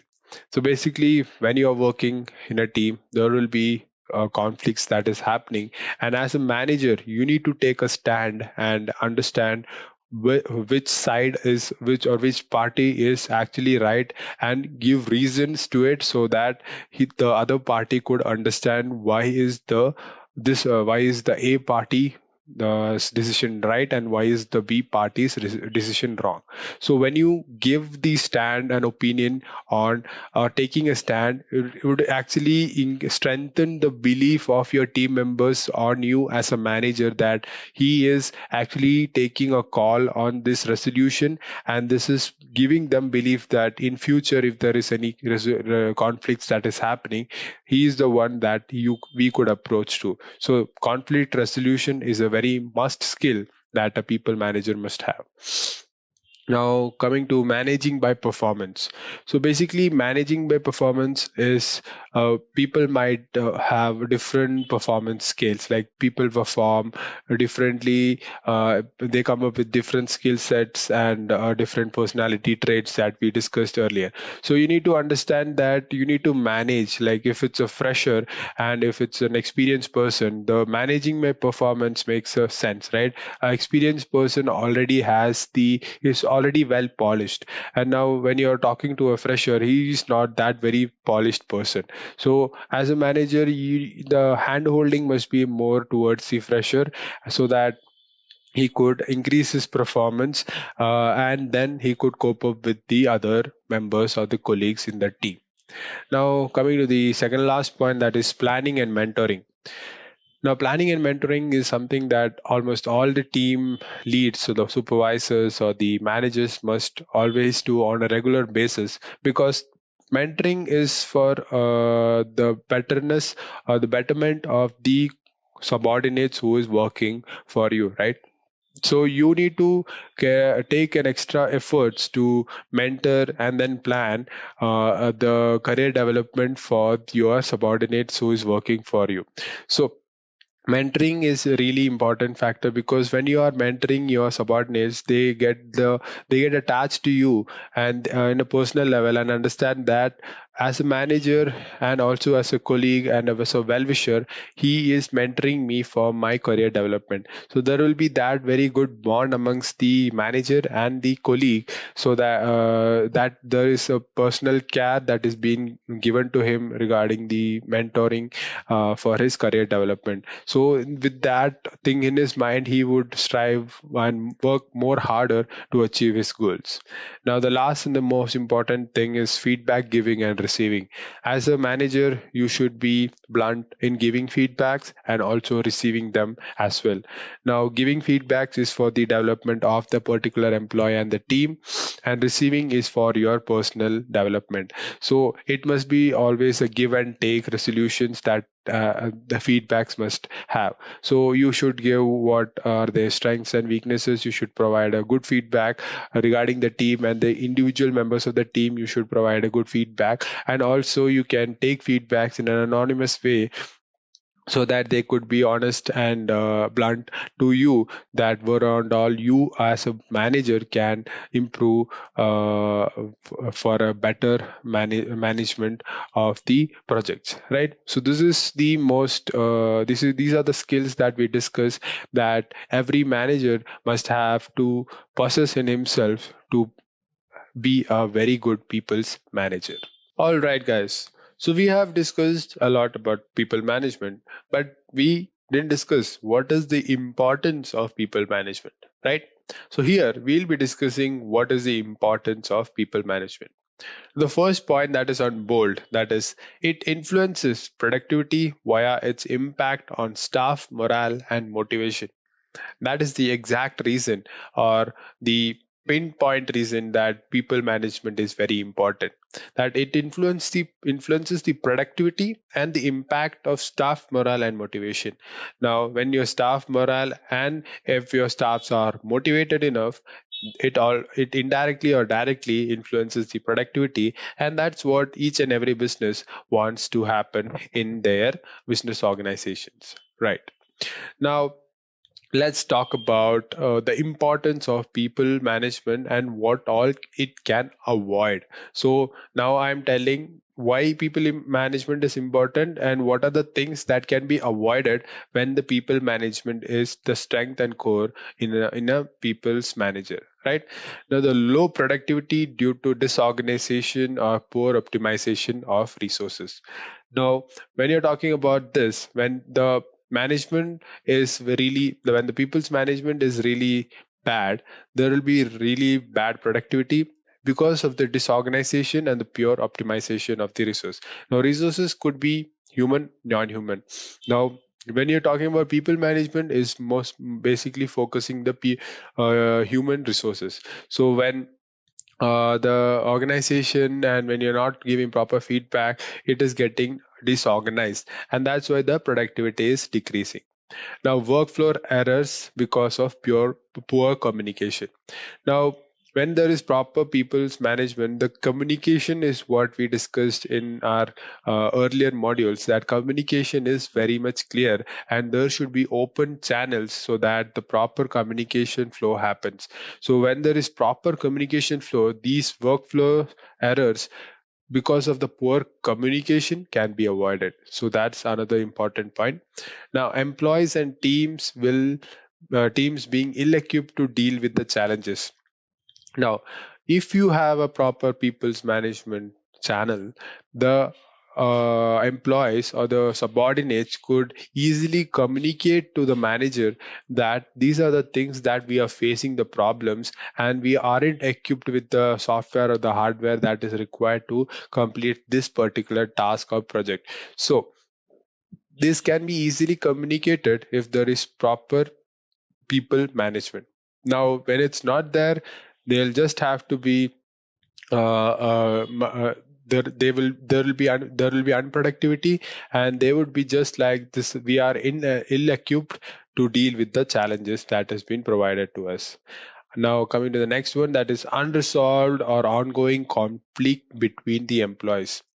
Now, as the people management is good, the conflict resolution is also nice. Now, when there is poor people management, there will be definitely unresolved conflicts that is happening among the employees, and that would definitely create some negative energy in between the teams or in between the specific individuals in the organization, and that's a really bad sign for any business organization. Now, coming to high employee turnover rates. Now, if you have a good people management, the employees are happy, and they would definitely love the culture and the work life balance that is being provided to that particular employee. But when you have a poor people management, the person or the employee isn't getting the credit where he needs to get the credit. There is no motivation that he gets to work more or strive more or work harder to achieve the goals. So basically, what happens here is he is just considering himself as a working robot or a machine, and the high employee turnover rates increases because there is no sense of bonding amongst the team that needs to be there when the team people management is good. Now, coming to the next point, lack of professional development among the employees. So, this is another important factor, and now lack of knowledge and idea sharing within the organization. These 2 points, when you're clubbing together, that is the professional development or the training that can be provided by good managers to the team, that is lacking, and the different types of knowledge and idea sharing within the organization is also cut off, with which the employee feels left alone, that the organization isn't listening to them. So these are the different factors that makes people management so important. I hope you guys have understood the importance of people management, because we have I have tried to make you understand this in a different manner, because I have told you the problems that can be avoided if the people management was pretty good. Hope you guys have understood. All right, guys. So now, coming to our next module, we here be discussing how to be a people's leader. Right. Now, how to be an effective leader. That's what we are definitely going to discuss here. The first point that I would like to make here is learn to lead by example. Now, if your leader isn't following the things that he is preaching about, so what kind of example does that give to the people who is following him, right? So you, if you are a leader and you are telling the team to be focused, be determined, be hardworking, and you are sitting and just passing your time out, it doesn't show, or it doesn't captivate the people whom you are preaching these ideologies to actually accept it, because you need to learn to lead by example. So you need to be, as a manager, need to be focused, you need to be determined, and you should be goal driven, and only then a few amount of determination that you are showing to your work will be passed down to your subordinates, right? So learn to lead by example is one of the most key personality trait that you should have as a leader. Now, be goal oriented. So basically, we already discussed this point just now, that is, be goal oriented. You should always have a goal in your mind, always look forward to achieve that goal in the most efficient and the most quickest and the cleanest manner, so that goals can be achieved in an easy way, right? Now, take responsibility. Now you need to take the responsibilities of anything that goes wrong, anything that doesn't go in the right way. So basically, you are leading a team and there's some mishap that happened amongst the team that was created by a single individual, but instead of blaming it on that individual, you need to take up the responsibility in telling the upper hierarchy or the upper management that there was some miscommunication amongst the team which led to this mishap, and take the responsibility on yourself that this won't be repeated in the future, right? So that's a very good example or trait of a leader. Now, share the glory. Now, your team has been working on a particular project, and finally, after a huge amount of work, after months of work, you have finally been able to deliver the project on the given deadline. So, you should not take the credit as a leader. You should always share the glory amongst the team and always give the credit to the team instead of accepting the credit from the upper management. That's a very good example or a very important point that every leader that wants to be an effective leader should always consider, that you should always give or share the glory amongst your team. Now, know how to develop a team. So your team is your strength. As a manager, you need to know how to develop a team.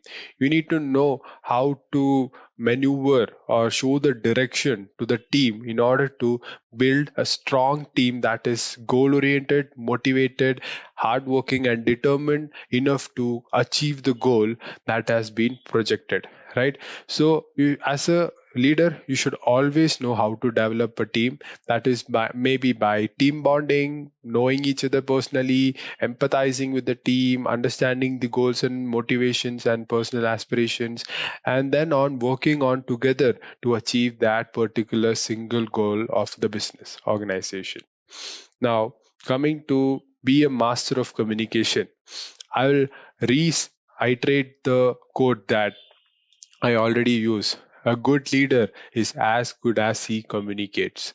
So, as a leader, he should be definitely very good at his communication. And as a matter of fact, a master of communication. That is through his words, through the words or the tone with which he communicates. He must show some authority, and with that master of communication, the subordinate who is working for him or under him must get motivated with the words he has been using. So he must be a master of communication. Now, be courageous and assertive. This is one of the most important factor that determines a leader to be effective or not. He must be effective. He must be courageous enough to take bold decision. That is, be confident as well to take bold decision. He should take a proper decision on business opportunities that are there. They should take proper stand on the conflicts that has been happening. You should be a very good problem solver. So that is another important factor that determines an effective leader. So we have already discussed about of how to be an effective leader, but there is also one ambiguity amongst people, that is the difference between a leader and a manager.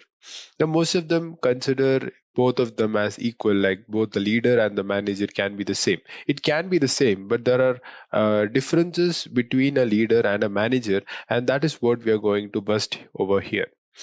Now, let's take up the differences in two sections. First, we'll be discussing manager, and simultaneously, we'll be discussing about the leader. Right. So, coming to the manager section, he administers and the leader innovates. So, basically, a manager, you can consider a guy with experience of managing people. So, he basically manages or administers the business processes and operations. But as a leader, he innovates, he brings the innovation into the picture while he is managing his subordinates. So that's a very big difference that is between a manager and leader.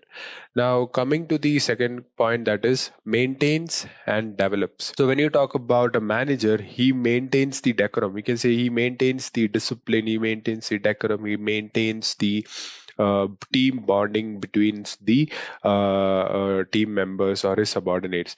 But now, as a leader, he develops the team bonding. He develops each and every thing that a subordinate must have in amongst themselves to be a good team. So that's one other major difference between a manager and a leader. Now, coming to the third point, that is controls and a leader inspires. So basically, a manager, since he's been polished, he is appointed to control the people that is under him, who is working for him, working under him, and reporting to him. So he basically has to control, he has to get proper updates, he will ask for the reports, he will ask for timely deadlines, what are its reports, what are the tasks that has been accomplished. But as a leader, he leads by an example and he inspires other subordinates who works under him and who the leader manages. He inspires them to actually do all of these tasks automatically by looking at him. With the since the leader is so much goal oriented towards his accomplishment or the goal that he wishes to accomplish, the subordinates who work under him are already inspired by him and they complete the work on their perfect deadlines. Now, coming to the fourth point, that is short term view and leader having a long term view. Now, manager is put into a category that he thinks about the short term view, wherein the short term gains, the short term revenues. But as a leader, he has a vision and a mission that he wants to complete or accomplish. So that vision that a leader aspires to complete has a very long term view, and that would actually fetch him a huge amount of profit and returns. So that's one other major difference between a manager. That manager looks into the short term goals or short term views into picture when he is managing a team.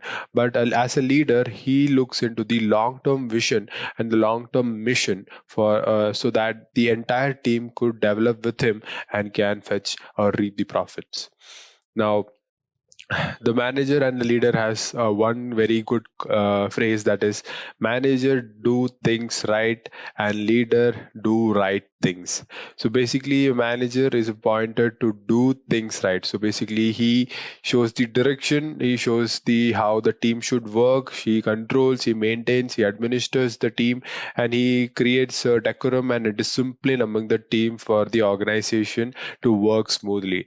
But as a leader, he does the right things. So basically, he innovates, he develops, he inspires, he has a long term vision and a mission that he wishes to accomplish, and he does the right things to accomplish those mission, right? So that's a very big difference, but just the flip of the two words, that is manager do the things right, and a leader do right things. So if you guys have understood the meaning of what I am telling, well and good. Now try to understand the two very famous models in human capital management, that is called the Andrew model and the 5P model.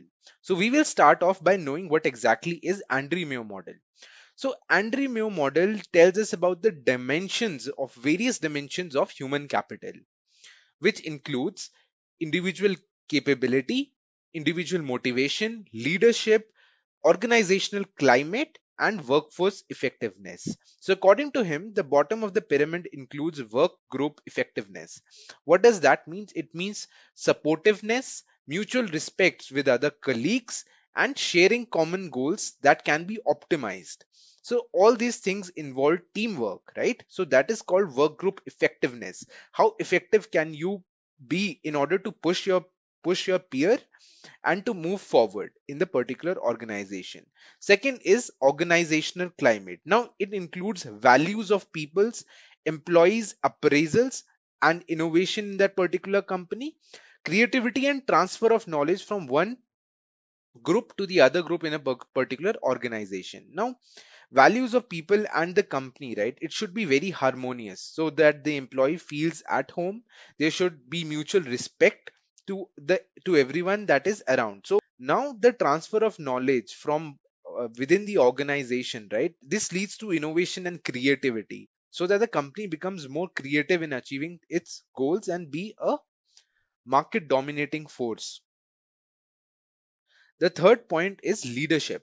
Now leadership means clarity of vision to give clear instructions to the employees, and also the ability to communicate more effectively with them. A manager should not be, spending most of their times in trying to make someone understand what is going on. It should be very clear, his vision should be clear so that the employees put their hard work towards achieving those particular visions and goals. Then is individual motivation. Now individual motivation comes with the type of benefits you get, the type of people you are working with, which is called the aspiration, ambition, work, motivation, and productivity. So all these things include the way in which a particular employee is looking towards the company. Does he have a positive mindset towards it or not? So this includes an individual motivation. At the top of the ladder comes individual capability. Now individual capability involves the personal capability of person, the skills, the temperament that particular individual has, professional and technological learnabouts of a particular employee, and the range in which he can explore that particular company to a greater heights. So this is the individual capability. Now in order to enhance this individual capability, the company should train and develop that particular employee in a way that creates more growth for that particular employee in his own life, the growth prospects in the company, and as well as the growth prospects of the company in general. So this is all about Andrew model. The second type of model that we will be talking about is called the 5P model. Now this was devised by a renowned academician called Randall S. Schluer. So what does this model tell us? So this model predominantly tells us about the core functionality of an organization in terms of human capital management. Now this particular model was established to take this HR management globally, to tell the people around that the importance of human resource management lies in the strategic goals of a company. Now, what does the 5Ps mean in the 5P model? It is basically purpose, principles, process, people, and performance. Now let's start off by knowing what exactly does purpose means. Now purpose stands for the company's core integral values that runs the particular organization. It is the board members that devise the vision for a company, the purpose, and set the key goals that the organization needs to complete in a short term and in a longer term. The second one is called principles. Now, principles are the operational protocols that lead to the achievement of a goal. Now, these protocols can be widely spread into different domains, or it can be a shorter principles that would lead to step by step achievement of goals. The third is the process. Now, most of the processes are repetitive in nature. Maybe in an organization, most of the processes are repetitive in nature. So in that case, the organizational architecture, systems and organizational procedures, they need to be set into place so that all the employees that are working towards that one particular goal follows that, and there is a clarity of the command, and also clarity of knowing what exactly needs to be done at what time, at the right point, at the right place. So all these things need to be taken care of in the process phase. Then comes people. Now, people are the most important type of HR resource. Now, doing activities in according to the established policies and procedures. So the people who are devised in human resource management and human capital management, they do most of the stuff to enhance the performance of a particular department, to make sure everything is in line with the company's objectives and goals. The next point is performance, the result that needs to be quantified with appropriate metrics. We already mentioned before KPIs, that is key performance indicators. Now, all these things need to be set into pictures in a more quantitative way. Now, it should not be a more theoretical way, because in that you cannot track the performance of a particular individual in terms of the metrics that they are performing. Now, just imagine that I tell you to do some XYZ work, right? If I just say that do XYZ work, now it can have a lot of different ways to do it. But if I say that complete that particular objective in 2 hours from when you start the particular project, then it is more dynamic. With that includes smart goals that are aligned to it, right? So this is what 5P model is all about. So now let's discuss about the strategic human capital management. What does this mean? This means that human resource policies and procedures that are essentially required for the talent and development to meet the company's strategic goals are referred to as the strategic human capital management or human resource management. Now, the employee competencies and behaviors is necessary.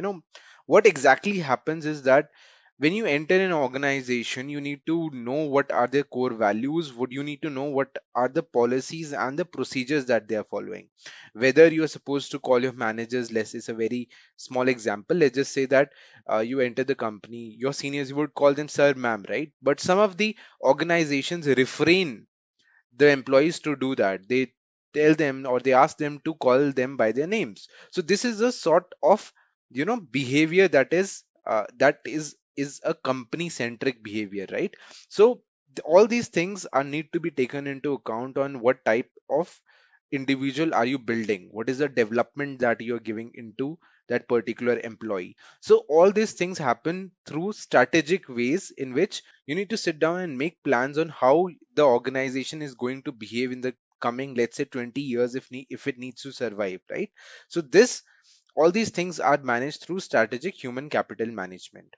Now, there are certain tools that the companies use in order to tell how the things are going in a particular organization, how the things are in order in a particular organization. The three ones are strategic maps, HR scorecards, and digital dashboards. What does strategic maps mean? Strategic maps certainly mean that there is a graphical representation of how everyone is in the organization, whether it is a flat model of management or the company has different verticals in which different sort of operations are happening. Maybe it is one IT department, it may be a content department, it may be let's say sales department, or it may be admin department, operation department. So all these things are graphically put together, and how the what is the hierarchy, if there is any, what are the what who is your reporting manager, and everything is graphically represented. So that is called strategic maps. Then comes the HR scorecard. Now this is to determine how the employee is doing, what is the percent of increment he will be getting. So if the company has scored based on the review by the managers and the peers and the self review, you come to a conclusion of a particular percentage that would lead to the increment of a particular employee, or in consideration if the particular employee is getting a particular benefit, if he is getting bonuses, if he is getting any rewards or recognition. So all these things are managed through HR scorecard. The third point is digital dashboard. Now digital dashboard provides a computerized image of where the organization is on all of the criteria from the HR scorecard and the procedures to the manager, via the graphs and charts. So it forms a digital imagery of where the organization is currently and where it is heading towards. So all these things comes under digital dashboard. Now let me tell you what exactly is talent management. So as you can see on the screen, what is talent management in HRM? What is HRM? Human resource management. So talent management is defined as a constant process of attracting and retaining high quality personnel, expanding their abilities and consistently motivating them to enhance their performance, keeping organizational goals in mind. Whenever you talk about any organization, there is some vision, some mission, some core values of the organization. Whatever you do within that organization, be it in the sales department, be it in the HR department, marketing department, any other team, we have to keep one thing in mind, and that is the organizational goals. Whatever the organizational goals are, whatever the organizational objectives are, everything should be aligned with that. Same goes for talent management too. Talent management is all about attracting and retaining high quality people. For any organization, there are so many resources, so many inputs that we have to use. Maybe so many machines, maybe so many processes, so many softwares. And at the same time, at the center of this all, we have one thing, a very important resource for any company. That is the people, human resources.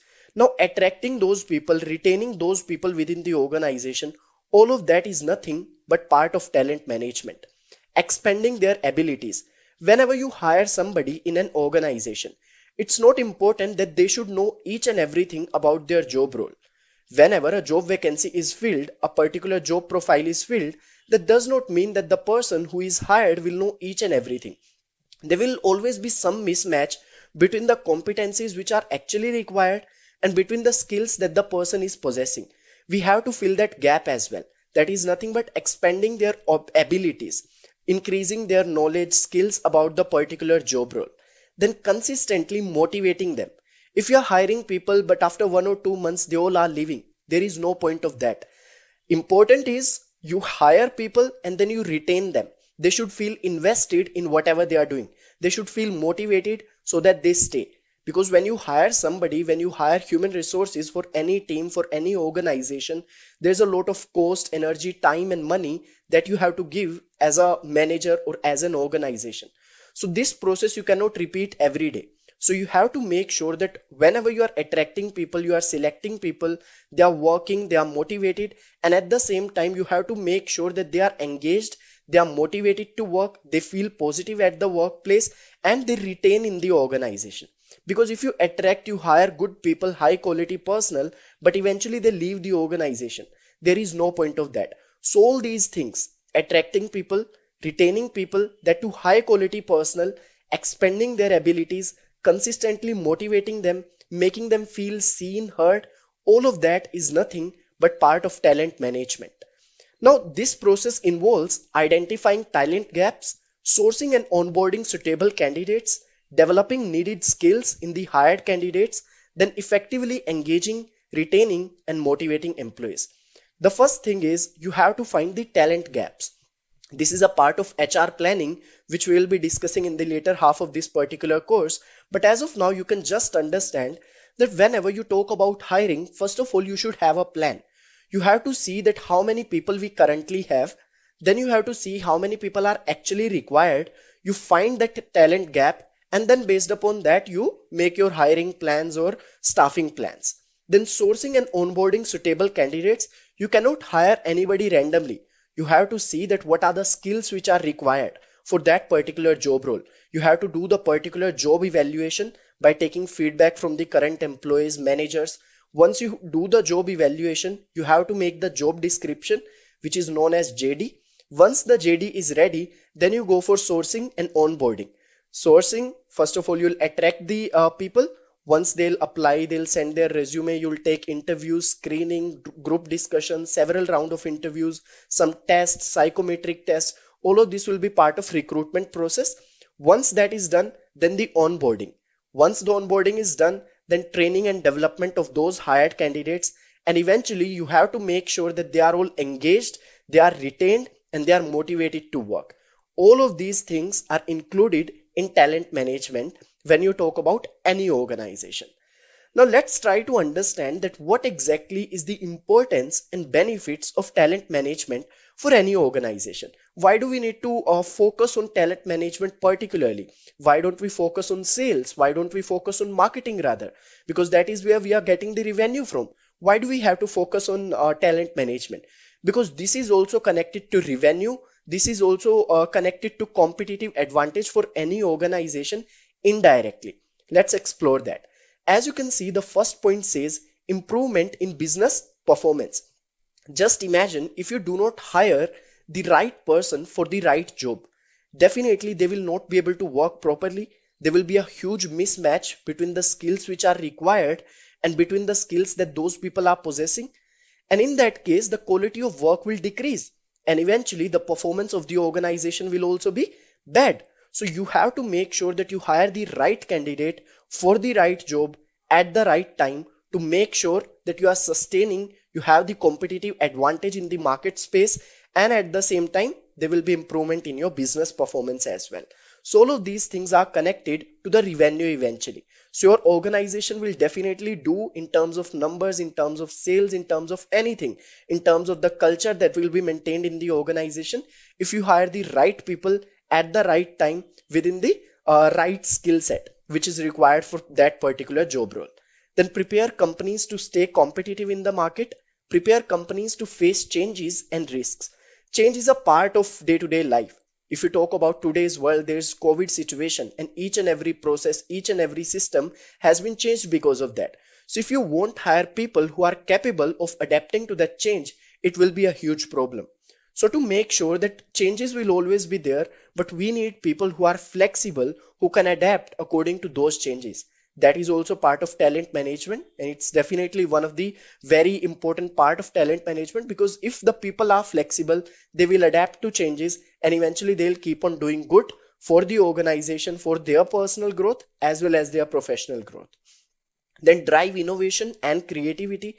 If there are high quality personnel who are hired for a particular job role, there will be innovation, there will be creativity, then improvement in productivity, strong employer branding. So all these will come as benefits of talent management. So we can easily say that talent management is extremely important for any organization. So now that you have understood what exactly is talent management and what is the importance of talent management for any organization, it is time for you to understand the talent management process, how this entire process works, what is the first step, what is the last step. All of that we will be discussing in this module. So as you can see on the screen, there are 6 main steps or 6 processes when we talk about talent management. Number 1 is planning, then attracting, then selecting, developing, retaining, and transitioning. And it can be a cycle. It's not very linear. It can be cyclic as well. We will be seeing how that works. So let's start with planning first of all. The very first step when we talk about talent management is planning. So in planning, as we have already discussed too, identifying the talent gaps is the major thing. You have to see how many people you currently have. Then you have to see how many people are actually required to do that particular task, particular project. And then based upon that, you make your staffing plan and you hire people. For example, let's say there is some project X on which we require 10 people, but actually we have only 8 people. So there is a gap of 2 people. Now we need to hire 2 people. That is what identifying the talent gaps is all about. It can also be in terms of skills, that these are the skills which are required by the people. But the skills which the people are possessing, that will be different. So we need training and development programs for that. So there will always be gap in terms of talent, in terms of skills, and that has to be filled. So that is nothing but part of planning. Then job evaluation, job description. What is that? First of all, you have seen that, okay, these many people are required for this particular task. So you have to hire those people, but you cannot directly go and start hiring. You have to make a particular plan for that. You have to do the job evaluation. You have to see that what exactly are the skills, what are the knowledge, abilities which are required by a particular person in order to fit in that particular role. Let's say the HRs want to hire for software engineer role. So there will be certain skills which are required. Similarly, if they want to hire for sales role, there will be different skills which will be required. So you have to note down all those skills. you have to have a job description ready, which is also known as JD. Whenever you apply for any organization for any job role, you can always ask for a JD, that is job description, and that will give you an idea about the particular job role, that what will be your work when you will start working in that organization. So when we talk in terms of the HRs, they have to evaluate a particular job, they have to prepare a JD. All of this is nothing but part of planning. So there are three main things in planning. First of all, you have to identify the talent gaps, that how many people we currently have, how many are actually required, what is the gap. Based upon that, we make the staffing plans. Then you have to evaluate the job. Based upon that evaluation, that analysis, you have a JD ready, that is job description ready. Now, once that is done, then we move to the second step, which is nothing but attracting. Now the plan is ready. You know how many people are to be hired. You know what are the skills that you need in those people. Now you have to attract people. So there are two ways for that: internal sources or external sources. If you talk about external sources, that means you can attract people through job portals, social networks. For example, if you want to get into any company, there are so many online portals that you have where you can go and apply to those jobs. So that is one way of hiring people, of attracting people. That's an external method. Similarly, we can use our internal sources as well, the employees of the companies, and we can ask for referrals. For that, they can get some monetary or non-monetary benefits too. So that is the second step, which is attracting people, attracting the candidates. Once that is done, then we go for the third stage, which is selecting. Now there will be, let's say, 1,000 people who have applied to a particular job role, but we cannot hire all the 1,000 people. We need to select, we need to filter who are those people who will be actually fit in that particular role. That is nothing but you're selecting. Now in selecting, we can do group discussions, we can do interviews, we can do psychometric tests, aptitude test. All these processes for screening are nothing but a part of selection. As you can see also, finding the right match for the job is the main aim for selection process. Then resume selection, written test, aptitude test, psychometric test, group discussions, interviews. Once all of that is done, we will filter people, that these are the people who actually are culturally and skill wise fit for that particular role. So this is the third step, selection. Once that is done, we move to the fourth step, which is developing. Whoever you have hired, it will never be the case that they will have all the skills. There will always be some mismatch, some gap between the skills that they possess and the skills which are actually required. Let's say you have hired a person for the sales role and 10 skills are required for that role. It will never be the case that they will have all the 10 skills. Maybe they have 6 skills out of those 10. Maybe they have 5 skills out of those 10. Maybe they have 9 skills out of those 10. But those remaining skills you have to develop. You have to enhance their abilities in those terms. How do you do that? By your training and development programs. So that's a part of developing. Effective onboarding, growth through coaching and mentoring, then enhancing the skills and aptitude of employees. Once they are fully trained, then they will start working. Then comes our fifth step, which is extremely important, retaining. Whenever you hire somebody, there's a lot of energy, lot of time, money that you are putting in that person. So you do not want people to get hired and then immediately leave your organization. You have spent a lot on their training, on their development, in onboarding, in each and everything. So you do not want people to leave immediately or leave after a short period of time. If you have trained somebody, definitely as an HR, as an organization, you would want those people to stay in your organization and to improve their abilities further. For that, retention is extremely important, which is also known as employee retention. So offering opportunities for growth, that should be one thing. Rewards and recognition, performance benefits, appraisals, people should get all those things so that they are motivated to work, they are invested in what they are doing, and eventually they can retain within the organization. Promotions, increments, all those things should also be part of the plan so that people that you have hired should stay in your organization, should work for long. Then comes the last stage, which is transitioning. Definitely people will retain, but there will be a time when people will actually leave from the organization due to various reasons. That will always be the part of for any organization, for any team. So conducting effective interviews, especially exit interviews, then effective succession planning, which is also known as your planning for the next leadership basically. So if there's one particular role that you have and there's one person who's leaving that role. So you should plan that who is going to take that role further, who will be that group of employees or employees who can take that particular role. That is a part of your succession planning. We'll be discussing about these things in the later half of this particular course as well. So these are the 6 main steps which forms your talent management. Starting from planning, where you plan, you identify the talent gaps, you evaluate the job, then you make a job description or the JD ready.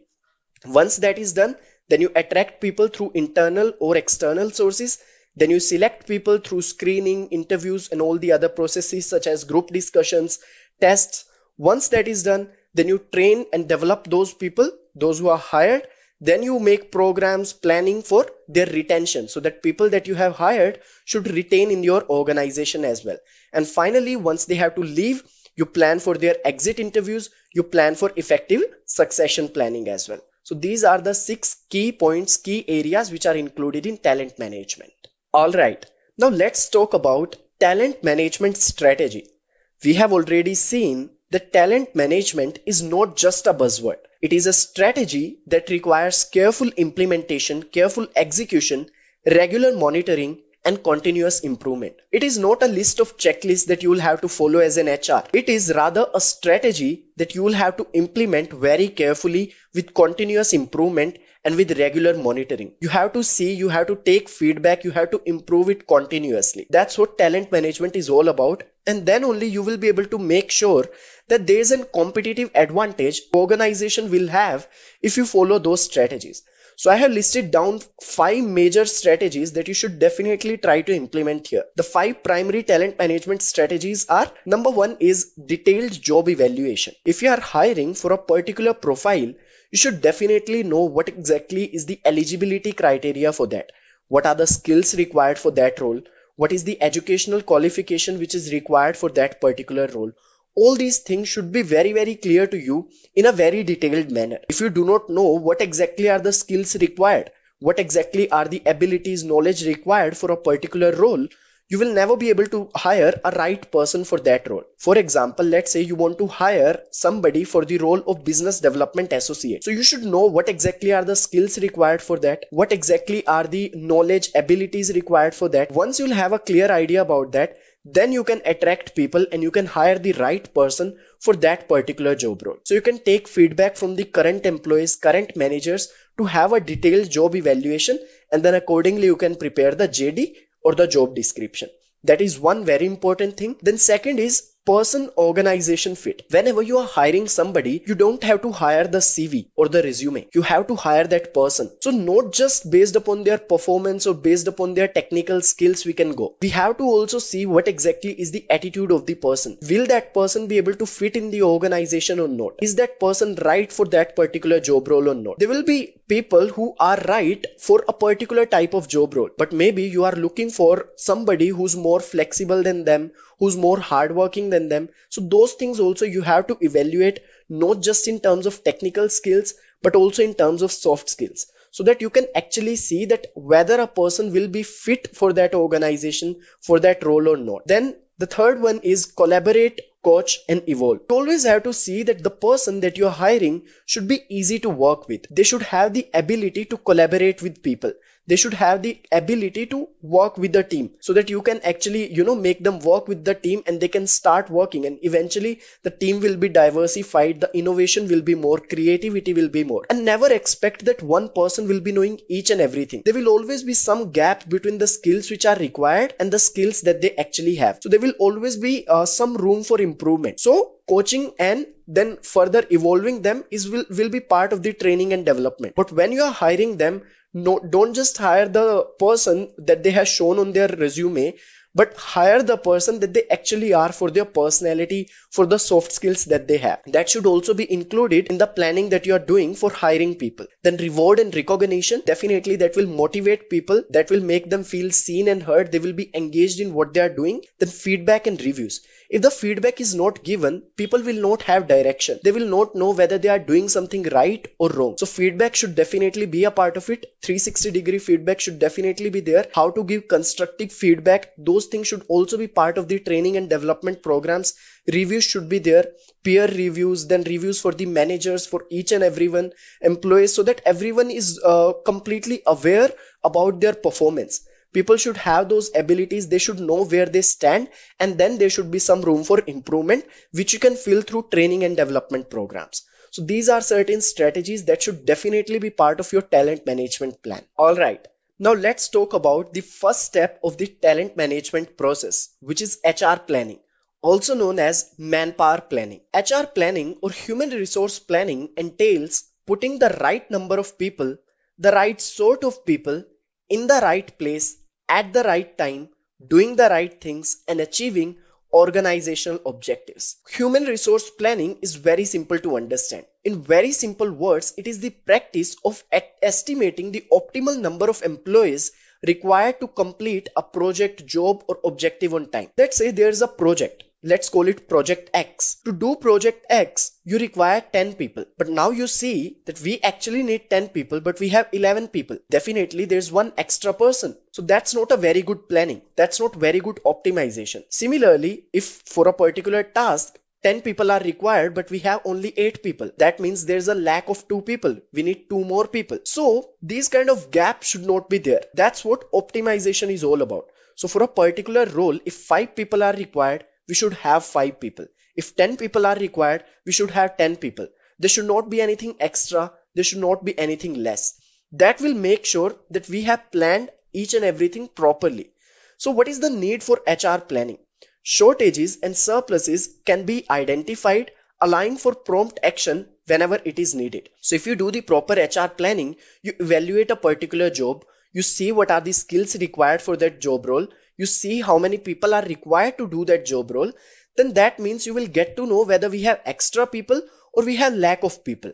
Based upon that, you can make decisions. So if we have less people, then we can hire more people, we can have a staffing plan. Similarly, if we have more people, then maybe we can shift people from one project to another, or maybe we can start with some retirement plans or something.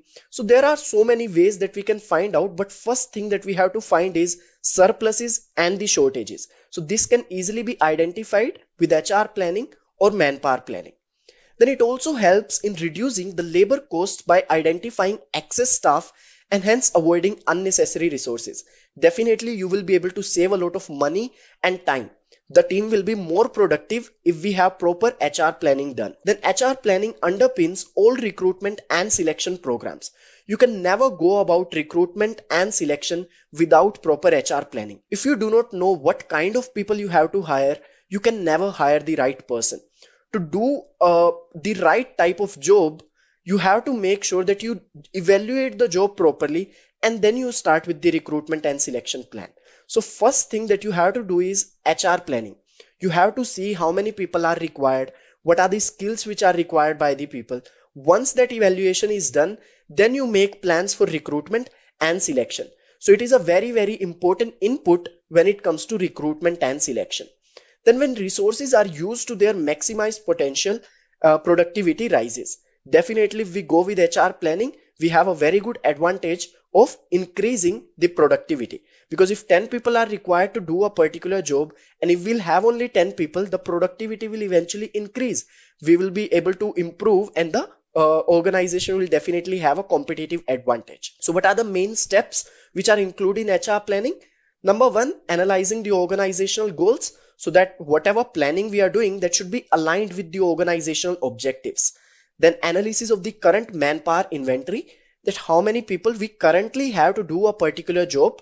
Then future manpower forecasting, that how many people will be required to do that particular job. Then estimating manpower gaps, that what exactly is the gap between that future and the present inventory that we have. Then formulating the final action plan, that how are we going to fill that gap. Do we have like 10 people for a job for which 11 people are required? How are we going to hire that one person? Then planning for that, and then finally monitoring and feedback. It's not that once you'll implement HR planning, it will be the best. You can always do better than that. So always take feedback, monitor and then eventually implement your learnings for the next case scenario, for the next project, next hirings. So that's how these steps involved in HR plannings actually takes you to a place where your organization can have competitive advantage in the marketplace. All right. So now that we have understood what exactly is HR planning or manpower planning, it is time for us to discuss what exactly is recruitment and selection. So as you can see on the screen, let's look at this diagram where we move from job vacancy to onboarding. So how this entire process works. If you talk about talent management, first of all, what you see in the company, in the organization is that you have a job vacancy. So let's say you have a job vacancy that you need to fill. That is the first thing. Once you know that there's a job vacancy, you'll do the job analysis, which is a part of job evaluation. Once the job analysis is done, then you write the job description. That is, these are the skills which are required for this particular role. The person who will be hired for this role will have to do all these tasks. Once the job description is ready after the job analysis or evaluation, then you go for sourcing and advertising. That is attracting people. You go through external sources or internal sources. Once the sourcing and advertising is done, you have to select people. For that, you will take interviews, group discussions, tests. Once all of that is done, the screening is done, you finally select people, you give them the offer of employment, and once then they are hired, then the onboarding starts. So this is the main process, and that's how it works. So where is the recruitment part in this? Where is the selection part in this? And where comes the onboarding part in this? So the first thing that you are doing is recruitment. Now what is recruitment? It is the process of finding candidates for the vacant post and attracting them to apply for it. It is not selecting the people. It is not taking interviews. It is just about filling the vacant post and attracting people to apply for that job. So it is about attracting people. Then what is selection? Selection is the process of selecting the best candidate from a pool of candidates and extending an offer of employment to them. Let's say you have a job vacancy and you attracted 1,000 people to apply to that job. So all the 1,000 people who have applied to that job, that is a part of recruitment. But now we cannot take all those 1,000 people. From those 1,000 people, let's say you need only 10 people that you actually need to hire. Now how will you select those 10 people out of that pool of 1,000 people? That will be selection. Maybe through interviews, through tests, through group discussions, psychometric tests, aptitude tests. All of those are nothing but part of selection. Once the selection is done, we give the offer of employment to those people, and then we start with the onboarding. Now what is onboarding? It is the process of integrating a new employee into the company's culture and providing them with the tools and information they need to become a productive member of the team. If you hire somebody, we cannot expect them to know each and everything about the organization. We do not expect them to know each and everything about the rules, regulation of the company. So we have to train them on that. Whatever the competency gap is there, we have to fill that through onboarding. So effective onboarding is also extremely important. So these are the three main processes that we have. So generally, in terms of layman, we can call this entire process selecting people. But actually you have to remember that recruitment is different, which is about attracting people to apply for a particular job role. Then comes selection, which is about selecting people from a pool of large number of people so that we can find the best suit for a particular job role. Once people are hired, then we start with the onboarding. So if you look at this small diagram that we have given at the end of the screen, job vacancy, then you do the job analysis, you write the job description, then sourcing and advertising. These four steps are nothing but your recruitment. Then assess and interview candidates, and selection and offer of employment.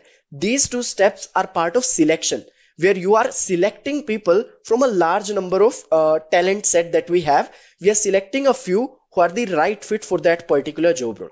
And then finally, once the offer letter is given to those people, we start with onboarding. So these are the three processes that we have. Now let's see how the tasks involved in recruitment are different from the tasks involved in selection. As you can see, so when we talk about recruitment, examining the job specifications, we have to know what exactly are the skills required, what are the specifications of the job that we require, we have to examine that. But in selection, we generally talk about screening. Similarly, in recruitment, we talk about posting the job opening, maybe on online portals, social media, so that we can attract people. Then getting people to apply for positions and keeping track of their responses, examining the applications, making a short list of candidates. So that is all part of your recruitment, where you are attracting people to apply to a particular job role. Once that is done, then we start with selection, where out of the people who have applied to a job role, we have to select a few who will be the right fit for the particular job role. So screening, taking interviews, conducting a test, checking references, or medical test, all of that will be part of your selection. So if 1,000 people have applied to a job role, that is recruitment. Out of that, if we have to select 20, that will be selection. We do selection by conducting a test, interviews, group discussions. All of these are nothing but different tactics, different tools that we have to select people from a large talent set that we have. So we easily have to remember that when we say recruitment, it's about attracting candidates to apply to a job role. Once they have applied, we have to select the right person. That is part of selection. Once that is done, we have to make them feel as if they are a part of the organization. And that we do by onboarding. We have to tell them each and everything about the organization, the rules and regulations, the history, each and everything about the organization, so that they feel that they are also the part of the organization and they can eventually start working. All right. Now let's try to understand what exactly is talent acquisition. We have already understood what is recruitment, selection, and onboarding. Similarly, we have a broader concept which is talent acquisition. Recruitment is in fact a subset or a part of talent acquisition. But the only difference between recruitment and talent acquisition is that recruitment is more like a one-time activity, but talent acquisition is an ongoing activity. In recruitment, we generally focus on the immediate openings, immediate job vacancies. But in talent acquisition, we do not focus on immediate opening. Rather, it's an ongoing process that is always about continuous improvement. Let's try to have a look at the definition of talent acquisition. As you can see on the screen, talent acquisition is described as an ongoing HR activity to attract skilled and competent workers in alignment with an organization's broader business goals or business objectives, regardless of immediate opening. It's about branding. The employer is trying to brand about the organization or the firm that they are a part of. Here we consider the candidates as consumers. So we start with inbound marketing. That simply means it is a part of digital marketing where we are making the candidates to reach out to us. Maybe we are writing some content, some blogs, we are uploading some videos on some platform through social media where we are attracting people so that those people, those candidates can find us. In outbound marketing, we are trying to reach out to those candidates. That is the only simple difference between inbound and outbound marketing. In inbound marketing, the consumers reach out to us. In outbound marketing, we reach out to the consumers. Then filtering and selection happens where the tests are conducted or maybe interviews are taken, group discussions happen. All of that is part of filtering and selection because we have a sales funnel. If you talk in terms of marketing or sales, we have a sales funnel. The area is bigger at the top, but as we go down the funnel, the area keeps on decreasing. Same is the case with talent acquisition. If we are trying to hire people in our organization, a lot of people will apply. First of all, a lot of people will be attracted through inbound marketing. There are very few people will be reached out by the HRs. Then filtering will happen and the number of people will keep on decreasing, and eventually we will reach at the end of the funnel where the main aim is to find the top talent and the right fit for a particular job vacancy. So it happens through inbound marketing, then outbound marketing, then selection, filtering, then finally conversion, onboarding. And as I already told you, it's a continuous improvement. If one recruitment cycle happened and later on we are going for another recruitment cycle, we'll have to take learning from the previous cycle. We have to implement those learnings so that we can keep on improving. That's what talent acquisition is about. Now let's try to look at some of the best practices for talent acquisition. Number one, hire the person, not the CV. What does that mean? When we talk about a CV or a resume, that simply means we will get to know about the skills or the performance of the particular candidate. But we will never get to know the attitude of that person, whether that person will be a fit for that organization or not. That is something that we'll have to figure out. So definitely we have to pay attention to the CV, but at the same time, do not forget that just one CV is not enough.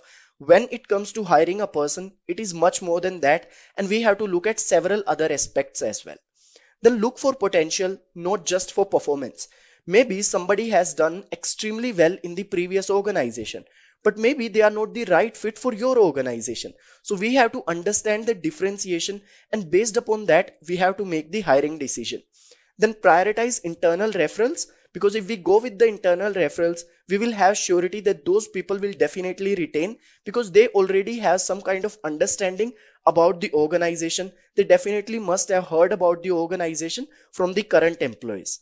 Then advertise intelligently and strategically, so that you can attract the talent eventually. So that is the main aim of talent acquisition, and these are some of the best practices that you should definitely try to implement when you are making a talent acquisition pipeline or a talent acquisition plan for yourself or your organization. All right, now let's talk about talent pipeline. As you can see on the screen, a talent pipeline is a ready pool of skilled applicants who are ready to step up and fill relevant important roles within the business as soon as they become available. It's not always about that we have an opening and then only we will start with the hiring process. We always have to keep on looking for active and passive candidates who will be able to fill a role in case that role is vacant at some point of time. Just assume, let's say in our organization, there is one person who's working from last 3 years, and he's handling a team of 20 members or 30 members. And one day that person is going to leave the organization due to some reason, maybe personal reason, professional reason. Due to some reason, that person is going to leave the organization. So we cannot disrupt the entire work environment. We will immediately have to hire for that particular job role. So that can happen if we are building a strong talent pipeline. Internal employees that show promise can be promoted from within the business. So that will be from our internal sources. Otherwise, we can go for the external sources. We can take help from the paid online portals, etc. As well as candidates from external sources such as referrals, online job portals, and career web pages can be included in this on-hold talent pool. So that is basically like a on-hold talent pool. We know that these people deserve to be in the organization for this particular role, but as of now, we do not have any opening. As soon as we'll have that position available, we will recruit those people, we'll convert those people, onboard them, and they'll start working. And this way, we will not disturb the entire environment of the team or the workplace. Let's try to look at some of the benefits of building a strong talent pipeline. Number one, definitely it saves the time and money of the organization. It's a very proactive process. We do not have an opening as of now, but still we are looking forward to people who will be a good fit for a particular role in our organization, because that will save a lot of time, lot of energy when the position will actually be vacant. Then ensures minimal disruption, because as soon as the position will be vacant, we will have one person who will be able to fill that role. That's the advantage of having a talent pipeline. Then elevates the quality of hires. Just imagine if you have only 5 days to hire for a particular leadership role. Definitely the quality may decrease, because you won't have a lot of time to figure out the personality, the CV, the screening test for that person. But if you have a lot of time and you become proactive, you always are in the planning of this thing, then definitely the quality of the hires will be much better, because you will have more time on your table to hire those people, to hire the top talent. And then final one is reduces adaptation anxiety. So when you have to adapt to that changes, there are so many changes that are happening in day-to-day life. So let's say one person is leaving, so there will be a lot of anxiety, a lot of things will be there, and the entire workplace can get disrupted because of one position that is getting vacant. But if you have a talent pipeline ready, you will always have some active or passive candidates who are ready to go for that particular role. And as already discussed, it can be from the internal sources or from the external sources as well. But as soon as that person will take up that role, there will be no disruption, time will be saved, money will be saved, and overall anxiety won't be there. So these are a lot of benefits that comes with building a strong talent pipeline. All right, now let's try to understand the challenges of talent management. When we talk about hiring people, selecting them, onboarding, training and development, what are some of the challenges which are faced by the HRs, by the organizations? Number one, which is a very critical issue, is that absence of staffing management plan. If you do not have a staffing management plan in place, definitely nothing will be implemented in the correct way. So that is one issue, one critical issue. Then ineffective hiring strategies. If the hiring strategies that you are trying to implement to hire the candidates, top talent, if those are ineffective, that can be one issue as well. Then inexperience with technology. In today's world, technology is extremely important. And if the HRs of a particular organization are not fully equipped with technology, they do not know different softwares that they can use, then definitely the process will be delayed and the quality of the hires will also be less. For example, let's talk about hiring people. In the screening, we have to select a lot of resumes. Let's say 1,000 people have applied to a particular role and they have submitted their resume. Now, out of those 1,000 people, we have to select 10 resumes and then we have to take their interviews. If we'll do it manually, it will take a lot of time, but it can easily be done with the help of a software where artificial intelligence will help us and we will be getting those 10 particular resumes that we have to select. So if we implement a software, then definitely the processes will be much easier. It will save our time, energy, as well as our money. Then ineffective leadership. Definitely, if leadership is ineffective, we will not have a clear goal, we will not have a clear vision, and overall plan, we won't be able to implement that. So that can be one important challenge when we talk about talent management. Then unclear goal setting. If the goal setting is not clear or it is not attainable, it is not realistic, then also we will not be able to achieve what we have planned for. So there's always a position where we are right now, and there's always a desired position. If you want to reach to that desired position from your current position, we should have a proper plan in place, we should have a proper execution in place, and we should also know what are the areas of improvement, and then we have to improve that. So in general, when you talk about talent management, there are three things. First of all, you have to plan everything. Staffing management plan, hiring plans, each and everything, proper job evaluation, job description, everything should be ready. Proper planning should be there. Once the proper planning is done, then comes the execution part of it. You should know how to execute that plan and then how to control it. What are the areas of improvement in that? And then improve those areas. So improvement, in fact, continuous improvement is also a very important part of it. So these three things, that is planning, and then controlling, and also seeing that what are the issues in that, and then improving according to that. These three things are extremely important when we talk about talent management. What is performance management? So as every management term evolves, we'll be knowing, or we'll be able to understand that performance management is actually nothing but a management scheme or a process that is being taken care to manage effectively the performance at which we are able to get the output, or we are able to work and bring in the particular result to the particular company which we are working, or to any task or activity or any process that are held with us, and whatever responsibilities which we are having, with how much efficiency are you being able to do that. And all these management things comes into picture on performance management will be held here. So without wasting much time, let's get started by understanding what exactly is performance management. Performance management is a corporate management tool that enables managers to monitor and evaluate the work. So what is the sole responsibility or the task held with a manager? Manager needs to assign tasks and also need to ensure that the assigned tasks are being done or are being completed by the deadline which was given to them. And in order to do that, what do they need to do? They need to first give the particular tasks or priorities, and then what they need to do? They need to make sure that they are able to get that particular task done on time. So the objectives should be practical, should be achievable. And once you realize that this particular can be achieved with our team and by the performance which they are showcasing, then the managers will be assigning the task and deadline. And after that, the managers should be ensuring that they are able to get the work done in the right way. Not just getting the work done will be doing the thing, but you should be getting the work done in the right way with most efficiency and properness. So how will you be able to do that? So that managers needs to be monitoring. They needs to be monitoring all the activities that are being taking place within their zone. Whatever activities are they held with, what other tasks are their responsibilities, all those things whichever comes into his KPI, key performance indicator, all those things should be completely monitored and also controlled by a manager. And in performance management, we ensure that this is being taking place. So in short, performance management can be called or can be classified as a corporate management tool, which is being taken care of by managers to ensure that they are able to give the particular objectives to their employees, and also to ensure that they are able to get the work done out at the particular period of time which were actually estimated and given to them.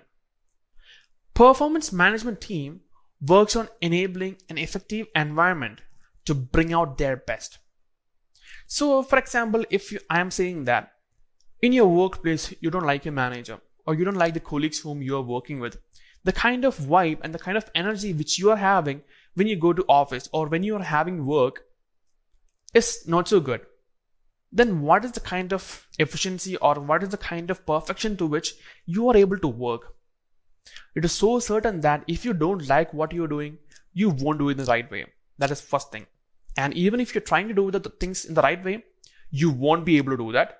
And the kind of mentality that you are having and the kind of mental issues that you need to be taking care of is going to be drastic. So one key thing that we ensure here in performance management here is that we ensure that we are providing a safe and sound environment for our employees to bring out the best they can. Because unless and until the employees are comfortable, your teammates or team members or colleagues are comfortable in that particular space, working for the company in the best possible way, they'll not be able to do so. And how can you bring in a better environment for your team so that you are so certain that you'll be able to get the work done at much more pace and also with much more effectiveness and efficiency and perfection? So how can you do that? And one task which we are having here is to provide them with the basic necessity of providing them the happy environment to work with. Performance management focuses on accountability, transparency, efficiency from the employees. So when a task is being held with you or when you are assigned with a task, it is so certain that, or it is so obvious that we are trusting you, we are trusting the particular person whom to which it is assigned to, that it will be completed within this particular time period in the most perfect way or the desired way, which we need to be getting it. So that is how we actually classify and segregate our project and give it to or assign it to the particular person or particular employee. And if we are doing that, we expect something from those particular employee to the company or to the manager. And what all are those? It is nothing but accountability, transparency, and efficiency from employees. The employee should be accountable for whatever they are held with. If anything goes wrong, they need to be accountable for it. They need to be responsible for it, and they need to be answerable for it as well. So they should be the person who is responsible and who needs to be answering and who needs to be taking care of all the activities that is being held with him, because the company or the manager is trusting that particular person to get that particular work out. And that is one most point that you need to be taking care of: accountability. You are the sole person responsible. Then comes transparency. You should be completely transparent with your manager and with your organization in which whatever you're doing, whatever tasks which you're doing. If you are transparent enough, the manager will be able to understand that, okay, fine, this particular employee or this particular person is having a lot of workload on his plate. There are a lot of tasks which I have assigned to him, and I am so certain that it will not be possible for him to complete it. And I'll be able to get that particular understanding if you are being transparent. So being transparent and opening up and sharing your views and thoughts and ideas would be great help here. And that is also one quality which we actually require to make sure that we are providing a better environment and we are actually more comfortable and making them more comfortable working with you. And next comes efficiency. If certain tasks are given to you, you should make sure that you are getting the things done and out with the particular efficiency and desired quality in the particular period of time itself. And in order to do that, you should do in an efficient manner. You should not be wasting your time. The time which you're spending on work should be completely dedicated for that. Okay, fine. We tend to take breaks and we tend to look at our phones and talk about people and chit chat here and there and go have a coffee or a smoke break. So it is all completely allowed here. But whenever you're working, make sure that you are completely focused on your work so that you are able to get the particular thing out in the most effective way, the desired output, and you are also able to get the work satisfaction and promotion and desired reward as well. The team ensure that all the employees have a clear understanding of what is being expected out of them. So if you think, or if you are a person who doesn't know what the employer wants out of from you, you joined a company and you don't know what they're expecting out of you, then how will you be able to perform? If you don't know what your key performance indicator is, how will you be able to achieve that? So in the first place, what you need to have is, you need to know what is the tasks, responsibilities, or the particular things which are assigned to you, and what is the particular thing that you need to be focusing on and you need to be bringing out. So in order to understand for the particular customer or particular employee to understand, we, the employer or the manager, should take the effort to make them understand these are your KPIs, these are your main tasks and responsibilities. And if you focus on completely this, you will be able to get the particular output out of it, and we'll be getting the benefit, and you'll be getting the reward, and you'll be getting satisfaction as well. So even if you're working a lot of time, you're putting a lot of effort and all those things, but if you're not getting the result, you will not be satisfied. You'll be like, okay, fine, I'm putting a lot of effort. I'm not focusing on my family. I'm not focusing on my personal stuff. I'm completely focusing on the work. And even then, I'm not getting the complete output out of it. I'm not getting the complete result, even though I'm putting a lot of effort. You'll not be satisfied. In that case, you'll not be happy working there, and you'll not be happy with yourself as well. So you should be knowing what is the task which are assigned to you, and what are the company expected from you. What do they need from you?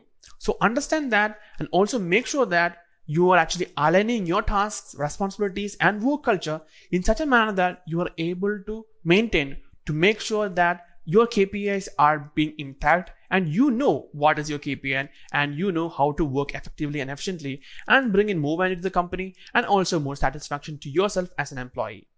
Performance management helps the employees to align goals with what is being expected out of them and their career progress. So they should be able to align their goals with what is being expected. So as I've said before, right now in the previous point, you should be knowing what is being expected out of yourself. And while making sure that, this particular person has been assigned with this particular task, you should be knowing what is being expected out of them and what is the particular job role which you have given to them. Is it matching? One thing. And the next one is that talk to your employees and get an idea on what their career progress is like, what their career objective is like. And if you are able to assign tasks to them accordingly, you will be able to see wonders, because they know that the employees whom are assigned to these particular tasks know that, okay, fine, these projects are completely important to me, because not just because the company want me to do it, but because I am able to keep this in my resume, in my CV, and add value to my profile. And these particular projects or similar projects will be helping me out in my future companies which I am applying to. And it will be helping me to achieve the position which I desire of. So if you are actually aligning the tasks or activities or functions which you need to be performed by an employee, just align them with the career goals they are having, the career progress they are actually desiring of, and the complete KPIs in which they are working. So you will be able to get wonders, and you will be wondered how things are working for you. Performance management works by creating objectives, measuring milestones, and evaluating performance. So as I've already mentioned, in order to get the performance management, or in order to know the performance, what should be done? We should be measuring the performance. We should be knowing in what level are we working, in what level are we getting the particular output. Don't we know to know that? Because performance is all about evaluating, measuring, and getting the particular output in the desired manner. So in order to get that particular thing done, the first thing is that you need to be creating the objectives. What is the objective that you need to be getting done? And is it practical? Is it feasible to be implemented? And the employees who are actually assigned with these particular objectives, will they be able to do so? So these are the various things that you need to be keeping in mind while assigning or creating any objective. And you should be measuring milestones. So if this is going to be a big project which is lasting for around 1 year, 2 years, or 3 years, or even 6 months, just do one thing. Just break it into minimal points or sub points or sub projects or minor projects, so that you will be able to create value there by creating the milestones. You will be able to say that, okay, fine, you are completed the first milestone, you're going to the second milestone. These are the tasks that you need to be completing to achieve third milestone. So that whenever the employees are actually working on their particular project, they'll be knowing okay, I've completed my first milestone, second milestone, and third milestone, and having these many milestones ahead. So I need to be completing that as well. So if this particular project is completely considered as one single entity, then the employees will not be getting satisfied because they think it is not getting completed. I am working on daily basis. I am working on a lot many activities, and I am not seeing the particular result in the particular project. So if you're actually dividing it and making milestones, if you're actually measuring your milestones and making all the necessary arrangements like that, the employees will be understanding, okay, fine, I'm having 10 milestones and I have completed 3 of them. Let's say 30% done. I need to be working on 70% more. And how can we do that? What is the next milestone that I'm having ahead? And am I satisfied with the complete 3 milestones? I've already completed 3 milestones and am I happy? So all these things will be putting in a lot of value to you, your employee, and also to the results which you are getting. Managing the workflow and prioritizing tasks are vital to perform well in any organization. It is so certain that when you're working for any company, it is not just one task that you will be working on. You will be working on task 1, task 2, task 3, task 4, task 5. So you will be working on simultaneous projects or simultaneous tasks, or even within a single project. If you're completely focused on one project, okay, you're assigned one particular project. Even in that one particular project, you will be assigned with several tasks, which you need to be addressing at the same time. So how can you do that? How will you know what is the task that you need to be addressing to first? So you need to be prioritizing your tasks. Which is the most important priority task that I need to be addressing to? If I delay this particular task, will it be affecting or will it be causing any loss for the company? If not, just don't prioritize first. And if I address to task 3, it is going to be making impact right now. And if I delay it, it is going to get a negative impact on the company and for the team itself. So you will be getting to know what is the priority that I am having on these many tasks. So just prioritize your tasks and perform well. If you're not prioritizing your task, even though you're getting, or even though if you're actually putting in a lot of effort and time and energy, you'll not be performing well. So prioritizing tasks is also one most important thing that you need to be keeping in mind. Performance management helps in knowing why a task is getting delayed and what can be done to get it sorted. Because we are overlooking at all the activities, we are actually monitoring and measuring all the performance. Are we getting the expected performance which we are actually expecting? If not, why no? In the first place, we make sure that whatever objectives we create is practical and it can be achieved and it is feasible for any employee to take care of. In such cases, we are so certain that assigning this particular task to any employee will get this done. And if that is not the case, why is it happening? What is the trouble that the particular employee or the particular team was facing? What is the kind of hurdle that they had to overcome? And what is the time that they had to, or what is the phase that they had to spend a lot of time in which? So we'll be knowing, and if the particular action is done in the right time, we'll be able to sort it out at the much more easier pace and easier way. So necessary communication is important. That's why I mentioned transparency is also important. Accountability is also important, but transparency helps us to understand what is the trouble and helps us, and the management will be able to help you whenever you're actually facing any issue. If you are, and if the management is actually able to help you, why don't you ask for their help, and why don't you get it done in the right way so that it will not be affecting your KPI and you will be getting the particular output in the most desired way, and you don't need to fry your brains there. So that's why important tasks need to be prioritized. You need to be knowing what is your KPI, and you need to be managing all these things in the right way so that you are working and the completely assigned tasks are also aligning with your career progress or career goals. So by doing all these things, you will be able to manage the performance at which you're working, your team is working, the company is going forward. So that is all about briefly on performance management for you guys. Moving on to our next module, which is nothing but corporate performance management. What exactly is corporate performance management? Don't you want to know? So you will be getting to know that right away because I am going to deal with that right now. Corporate performance management is also known as strategic performance management or enterprise performance management. So even if you come across the term corporate performance management, strategic performance management, or even enterprise performance management, all three terms refer to the same thing. And what are all these three terms referring to? Don't you want to know? Yes, let's get going. CPM, that is Corporate Performance Management, focuses on the entire performance of the organization. So it is not just that we are focusing on one particular project or one particular team or one particular department. Here, in corporate performance management, we care about the entire organization, how the organization is entirely performing. Is it performing good or bad? Here we will be having a comparison with our competitors and our industry experts, and we'll be knowing what is the kind of market trends going on and are we up to the mark. So we need to be evaluating ourselves, our organization as such, because there are a lot of departments, a lot of teams, a lot of people, a lot of projects coming into picture, and we are working on achieving all those things to the best of our quality. So even if all these projects and departments and people are working together, is it actually helping the organization grow or organization perform well when compared to the competitors, when compared to others in the market, and how are we actually having a mark in the market? So that is exactly what we are concerned about in corporate or strategic or enterprise performance management. CPM manages processes that help the organization to define and execute the business strategies.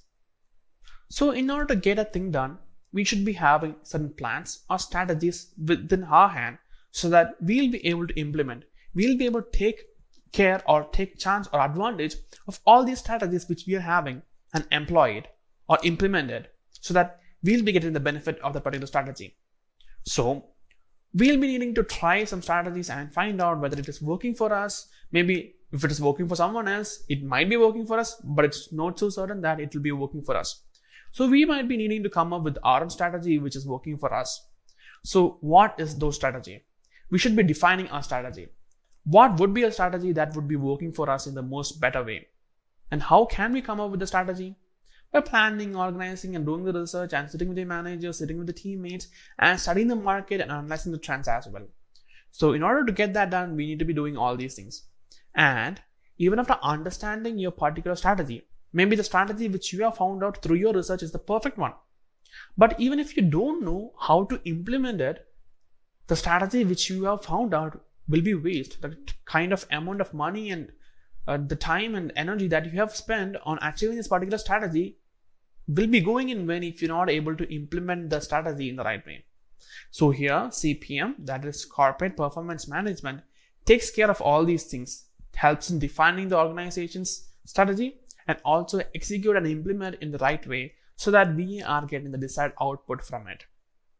CPM, that is Corporate Performance Management, also offers to monitor and measure the organization's overall performance in various aspects. So what is the kind of growth that you will be having? Maybe in the number of sales, maybe in the number of manufacturing, production, maybe in the time which we are consuming to produce one particular item, maybe on the efficiency, maybe on the amount of time spent, maybe on the amount of money spent. So there are various aspects to everything.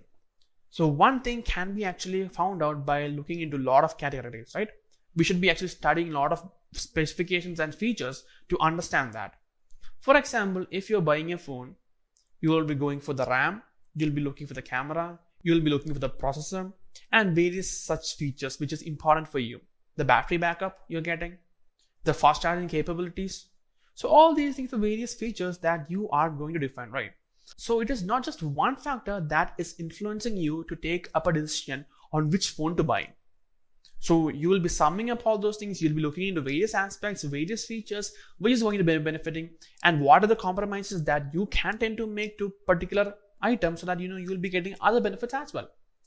So one particular item may be good in the other things, but its processor is good, not so good. So you will be okay, fine, okay. Even if these particular things are done, the processor is not good. So how will all these activities can be taking place in that particular phone? So you would be knowing, okay, fine, I would not be preferring this. I would be going for a better processor. So like that, if you need to take the decision, you should be knowing. You should be actually analyzing all the aspects that you should be looking into. So it's not just that, if you're buying a phone, are you being able to make the call? That is the main sole purpose of phone, right? So it is not just that thing that you will be looking at, because we know that a phone will be capable of making calls. So what are the additional features? What are the additional specifications or features that we are having or we are being given by the amount which we are spending on this particular phone? So it is about that. So we should be knowing, we should be measuring the overall performance on various aspects, how the organization as a whole is growing, is booming, and what is the kind of feedback that we are getting, and what is the kind of improvements that we need to be taking into consideration. So all those things will be valuable here. CPM engages tools like strategic planning, budgeting, forecasting, KPIs, dashboards, and analytics. So these are the various tools which are available to us to measure the performance and understand where we stand in terms of the market, in terms of our competitors, and in terms of various other factors as I've mentioned. So what all the other things that will be enabling us to make the right decisions and right measurements? So we'll be doing strategic planning. Without plan, we'll not be able to implement it. So if you are actually planning to construct a building or construct your home, the first thing that you need to be having is a plan. Without plan, how will you build your home? How will you build your house? Let it be anything, you should be actually having a plan, at least a basic plan, so that you will be able to work on that plan and then come up with new ideas and make it a final plan. And after planning, we need to be implementing it. In order to implement, you should be having the fund. How would you be able to budget? What is the kind of financial resources that you are having? What is the kind of capital you'll be able to investment? And for what period will you be able to invest? So all those things comes into picture. You should be forecasting what would be the demand that you would be having in this particular season. And will you be able to meet the particular demands? So you should be knowing the particular demands and you should be forecasting it so that you will be able to supply or you will be able to address to the requirements that you are getting. Then comes KPIs, dashboard, and analytics. As I've already mentioned what KPI is, key performance indicator. So thereby, you will be evaluated on your KPIs. Dashboards, what are the activities that you're given? What are the processes or projects that you are assigned with? What are the tasks you are addressing to? What is the problem that you actually came up with and you actually overcome all the struggles and you actually face the challenge and got out with it? All those things are some tools which are available to us to measure the performance at which we are working, and we'll also be able to get an understanding on where we are and what is the kind of improvement that we need to be taking place so that we will be able to continuously improve ourselves and provide better quality and service in whatever we are doing. Now let's have a look at our next module, which is nothing but people performance management. So without wasting much time, let us get going with this.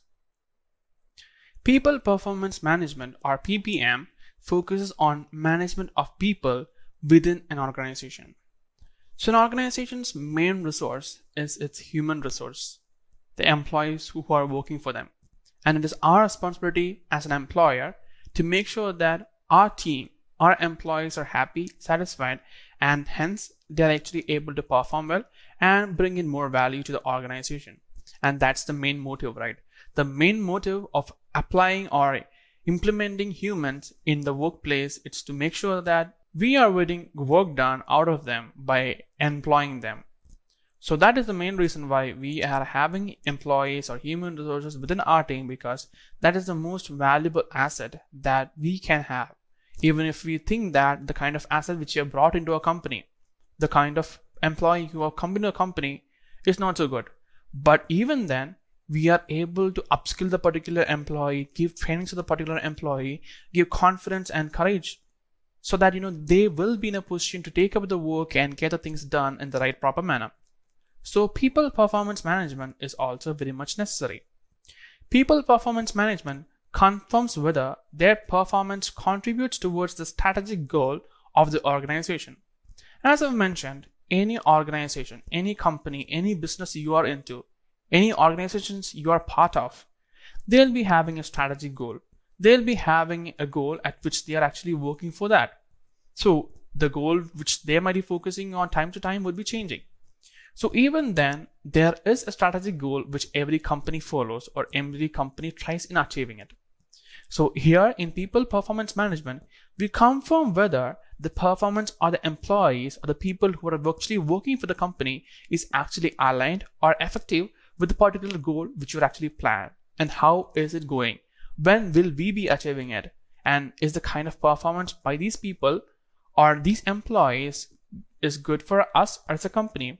And will it be taking us to to the particular objective in the right time or even before?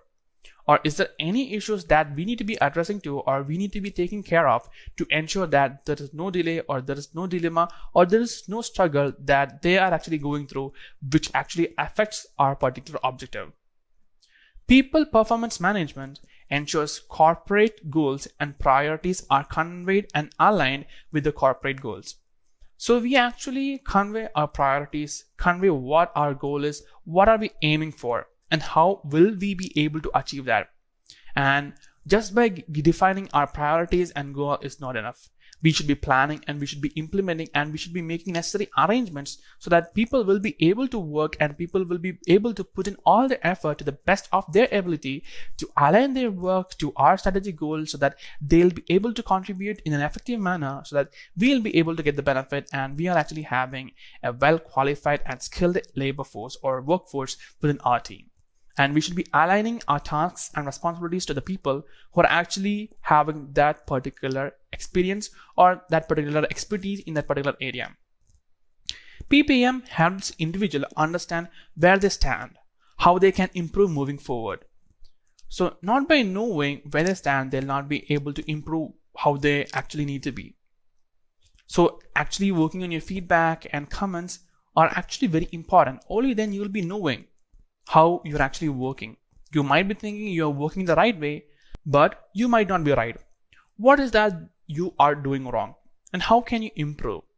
So only by knowing where you stand, you will be knowing how to reach what you're actually expecting of. And how can you reach? That realization is the key part here. Only by realizing that you are not performing well or you are not in the particular area which you thought of, that realization is what you need to have in the first place. And people performance management helps us achieve that, helps to evaluate the performance of each of the employees and guide them in the right way so that they are not demotivated, they are getting motivated, they are getting encouraged, and we are actually upskilling them and giving them the certain trainings and capabilities in which they'll be able to bring in value to themselves, thereby bringing value to our company as well. PPM engages tools like awards, recognition, appraisals, and personal development plans. So these are the things that we'll be able to guide or we'll be able to aid our employees with. Appraisals, rewards. So if they are performing well, if they are actually able to attain the targets and they're actually bringing in value to our company, we should be recognizing them. We should be applauding and appraising them. We can be giving in promotions or any other certain things that we'll be able to make sure that they are feeling valued. And personal development programs and upskillings and trainings can also be given to all the employees to ensure that they are getting better on a daily basis. So that's all about PPM, that is People Performance Management, in this particular module. Let's now talk about the various performance management programs that we are having to inculcate to our workforce so that we'll be able to evaluate, measure, and get a higher performance and manage the performance effectively to our needs and desires. So that's exactly what we'll be seeing here right now. So these are the various performance management programs that I have got for you. Starting off with aligning activities with the company's goals. Next goes developing specific job performance outcomes, creating job development plans, conducting regular meetings, evaluating the overall performance. So these are the 5 various performance management programs that I have put forward. Starting off with the first one, which is nothing but aligning activities with the company's goals. So we are so certain that there are a lot of aspects that we need to be taking care of and we need to be looking into. So first of all, understand what are those? What are those activities or tasks or things that we need to be inculcating and we need to be understanding and we need to be focusing on? So after that, after understanding what are the various aspects that we are having into picture, then we should be aligning our tasks, our responsibilities with the goals so that we are actually aiming for it and we are actually getting closer on daily basis to our goal or objective which are assigned or planned accordingly by the management. So how well are we be able to doing that? So that can be done only by assigning all the tasks and activities that we are held with, matching or aligning with our objectives or goals that the firm has put forward. And the next one would be developing specific job performance outcomes. So what is the kind of outcome that is being expected out of you? And what is the designation you are into? And what is the kind of responsibilities, tasks, and in the job description itself, it will be given to you while you are joining any company. And while hiring the particular candidate itself, we need to be knowing what this candidate is to be doing and what would be his role and what would be the kind of tasks which he would be involved in. And only then we'll be able to evaluate the particular employee even when we are actually hiring them. And in that particular process itself, we should be having a clear idea what would be his particular role and what would be the kind of outcome that we are expecting out of him. So developing specific job development or job performance outcome and planning how to be doing all these things are also one of the most important thing or the programs which you will be able to involve or inculcate to your organization so that you will be able to get the maximum benefit out of it. And the next one would be creating job development plans. How can you be improving? How can you develop yourself in terms of professionally and also personally? Because if you are developing professionally and not personally, you would be having certain issues here and there which should not be actually making you much efficient in your professional arena. And in order to be professionally developed and professionally performing very well, the first thing or the primary most important thing is that you need to be personally developed as well. Because if you're not having your communication skills, soft skills, and other skills which you need to possess on personal basis for your personal development, then how do you expect the employers to trust in your professional arena? So developing yourself personally and giving them the opportunity to develop and upskill is also one of the most important tasks which are held with the employer to make sure that he is capable, he is upskilled, he is actually updated with the market trend, and he is the person who is actually being able to add value to himself and thereby to the organization as well. Next one would be conducting regular meetings. We need to be knowing what is the progress, what is happening within the team, and where have they reached on understanding or on implementing the tasks which were assigned to them. And is it actually going according to the plan? Is there any differences, or are they well ahead, or are there something which we need to be stepping in and helping them out from the management point of view? So that can be understood by only conducting regular meetings and taking updates from the employees or from the members who are actually directly involved with the particular project and the ones who are answerable and accountable. So it is them with which we are actually needing to conduct a meeting, and we need to be also often connecting with the employees or the team members completely so that we'll be able to get the feedbacks, the benefits, the kind of ideas and novelty that we'll be able to bring into our workforce to make a better place for the employees so that they'll be able to perform well, and thereby we'll be able to get the most perfect outcome or the output. The last one would be evaluating the overall performance. As I've already mentioned, there will be a lot of aspects that we need to be looking into. So taking the case of a bike or a car which you are actually buying, how much is the power the engine is offering? How much is the mileage that you are getting? How much distance would we be covering if it's charged completely in one charge, if it's an electric car? So all these things are the various aspects. So what is the kind of drivability? What is the kind of turning ratio? What is the kind of cornering ability? What is the kind of comfortness that you are getting while traveling this particular vehicle? So all these things are the various aspects in an automobile. So when you're working for any company similar to that, or similar to any kind of field, you will be needing to face all such aspects as well. So depending upon the sector you are into, depending upon the category you are into, you will be facing different tasks or different responsibilities or different specifications of features you should be looking into. So based on all these things, you should be knowing how well are you performing, in what category you need to be improving, what category are you having the most perfect strength and value. So all these things are the various programs that I have put forward for you so that you will be able to manage your team efficiently and effectively, so that you will be able to manage the performance, measure the performance, and also bringing in the most valuable output to your organization. Now let's move on with our performance management cycle. Let's have a look at that, or let's have a look at what are the various phases that we are having in performance management cycle. The 4 phases that we are having here in performance management cycle are planning, monitoring, reviewing, and rewarding. So these are the various 4 phases or stages that we are having in performance management cycle. So without much delay, let us get going with each of these one by one and understand what exactly these words mean in performance management cycle. Starting off with our first phase or first stage of performance management cycle, which is nothing but planning. So what exactly is planning?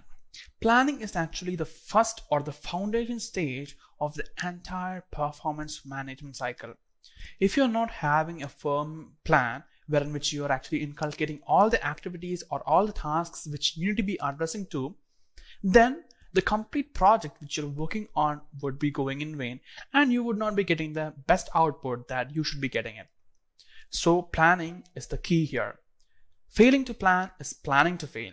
So that is the important key thought that you should be keeping in mind while you are in your planning phase, because if you don't give the complete attention to everything, every detail, then the complete project can be turning into a failure. Team leads and managers help develop an overall strategic plan for the business in this particular phase. So the team leads and the managers would be knowing what exactly is the objective or what exactly is the ultimate goal that we are trying to achieve, and what would be the obstacles or hurdles or challenges that we will be overcoming or we needed to be overcoming, and all these things needs to be addressed too. So in the planning phase itself, if we are actually having an idea on all the struggles that we should be going through or we may be going through, then we can include all those things in the plan and we'll be able to have an alternative and we'll be able to have a solution well ahead whenever we are actually in the phase or actually facing all these particular issues. So that is the key reason why planning is necessary and important, and why team leads or managers deal with this.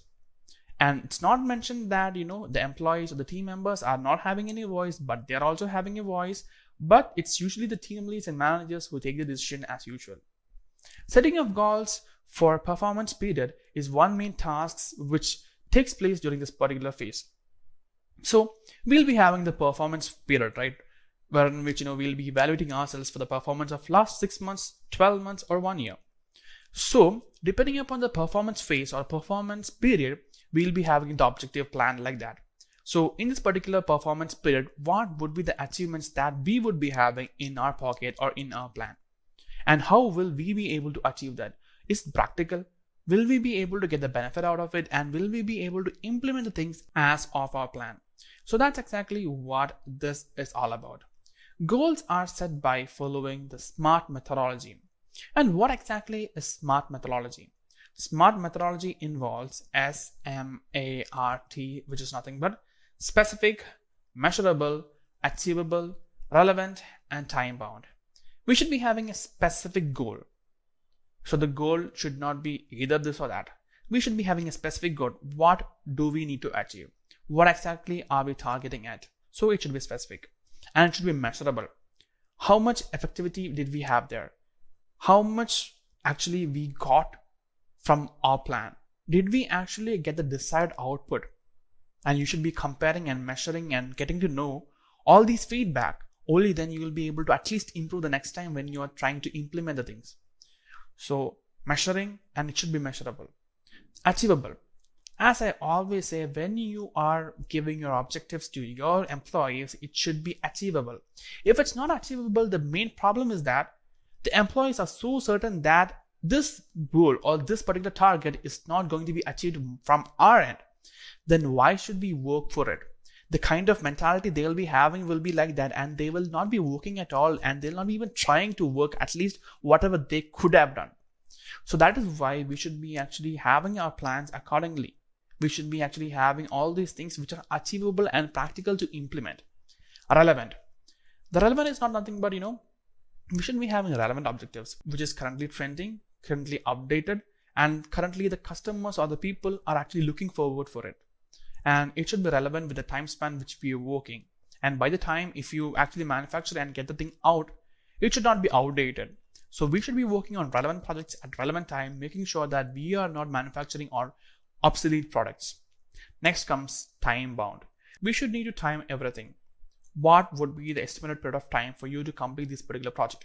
Whenever your client is giving you a project, the client expects you to follow the particular desired quality and also submit this particular project or relieve this particular project to them by the period of time which you have mentioned, which is a feasible time, which can be provided to you by the time, and also it should be done. All the activities, all the tasks, all the responsibilities, and the complete finishing of the project should be done by the time which you have mentioned while accepting this particular project from your client. So that's all about planning things. Next, move on to our next phase, which is nothing but monitoring. Now let's move on to our next phase, or the second phase of our performance management cycle, which is nothing but monitoring. Monitoring is a crucial phase which helps us in achieving the goal set in the planning phase. In the planning phase, we saw what are the things that we need to be implementing and how we should be implementing, and what is the kind of mindset that we should be having, and what is the kind of approach that we should be following to get the particular things done in the proper manner so that we are getting the desired output. So we have made a complete plan on those, and in monitoring, it helps us to achieve these particular goals which were set in a planning phase. So that's exactly why monitoring is important in the performance management cycle. Monitoring needs to be done in frequent intervals to analyze the progress at each stage. Whenever we need to implement something, it is very often that we actually divide the entire task into small tasks or small activities which we need to be implementing. So here in monitoring, we actually monitor and we actually analyze whether the things are going according to our plans. So we can have a great idea on understanding how the things are being implemented. So we'll be having to monitor and make an analysis and also come to an understanding whether things are going at frequent intervals of time, and also understand how the progress is actually going, whether it is going in the desired direction or whether something needs to be implemented or something needs to be followed so that it can be even made better. Monitoring helps in offering help if needed, assistance in solving any problem, and even to adjust the set goals accordingly. So when we are monitoring or when we are seeing things when it is actually happening, we'll be able to know whether the things are actually happening according to our plan. Is it actually a feasible plan? And while implementing the things which we actually had in our mind, is it actually going according to our plan? Or there was some actually a struggle or a hurdle that we didn't foresee while in the planning phase. So in such cases, we'll be able to offer help. We'll be able to provide assistance in solving any problem. So if the team or if the team members are actually coming across any problems or troubles while implementing according to the plan, we'll be able to pitch in and help them out or sort them, help what can be done or how to solve a particular problem which they are facing. At times, there might be certain circumstances that we'll be able to set or adjust the set goals according to our convenience so that we'll be able to get the particular thing out in the most perfect way manner. So here and there, we'll be able to slightly adjust according to our needs, wherein which we'll be able to make necessary changes towards the set goal which we actually had planned in the initial phase. So here, when these particular struggles or when these particular hurdles which we didn't foresee are happening, we'll be able to adjust our goals which we actually set so that we'll be able to implement the things in the right proper manner, even though we are actually making some adjustments here and there. Breaking the goal into monthly sub goals can smoothen the functioning of the team. So it is so sure that when you are actually focusing on something, when you're preparing for exams, when you're doing any project or any task which is assigned to you, it is so certain that we'll not be able to complete it in one go. We need to be focusing on it, studying upon it, doing the research, trying implementing it, taking the advice from your mentors or the people who are actually familiar with the particular topic or actually experienced in the particular domain. So various stages and various activities and processes need to be done while implementing this. So here in monitoring, we can divide each of these activities into several groups or several sub categories of projects or sub stages, wherein which we'll be able to look into each of them separately, and also it will help us to function in a much more smoother way when compared to looking at the particular project or particular task as a whole. So breaking down the things into smaller chunks will be helping us to monitor and also to perform in the most effective way possible. Now moving on to the third phase or the third stage of performance management cycle, which is nothing but reviewing. In order to reach reviewing, we have to pass the first two phases, that is nothing but planning and monitoring. And then comes reviewing. And what exactly happens in reviewing? Reviewing is the phase where the employees and the managers sit together and evaluate their performance during their performance period. So it is not just the employees who sit together, or it is not just the managers of several departments who sit together. It is both the employees and the managers sitting together with their team and discussing or evaluating their performance which they had performed or they had achieved during that particular performance period. The performance period can be varying, maybe 1 month, 3 months, 6 months, or even 1 year. So depending upon what is your performance cycle or performance period, and how well did you perform during that particular period, how well did your team perform, and what were the kind of evaluations and the feedbacks and the kind of learnings that you came across by reviewing your performance for the particular performance period. That's exactly what is happening in the phase reviewing of performance management cycle. The phase allows collaboration within employees, bringing in new ideas and building a solid bond within the team. So it is not just that through one person or through one manager that the particular meeting or the particular reviewing is done. It is through getting all the ideas, bringing in new values, new methodologies, their inputs. We'll be able to inculcate all those things in such a manner that we'll be able to make all these things to the advantage of the particular company, the particular team which you're working for, and bring in more benefit and better output by working in the most efficient way, right?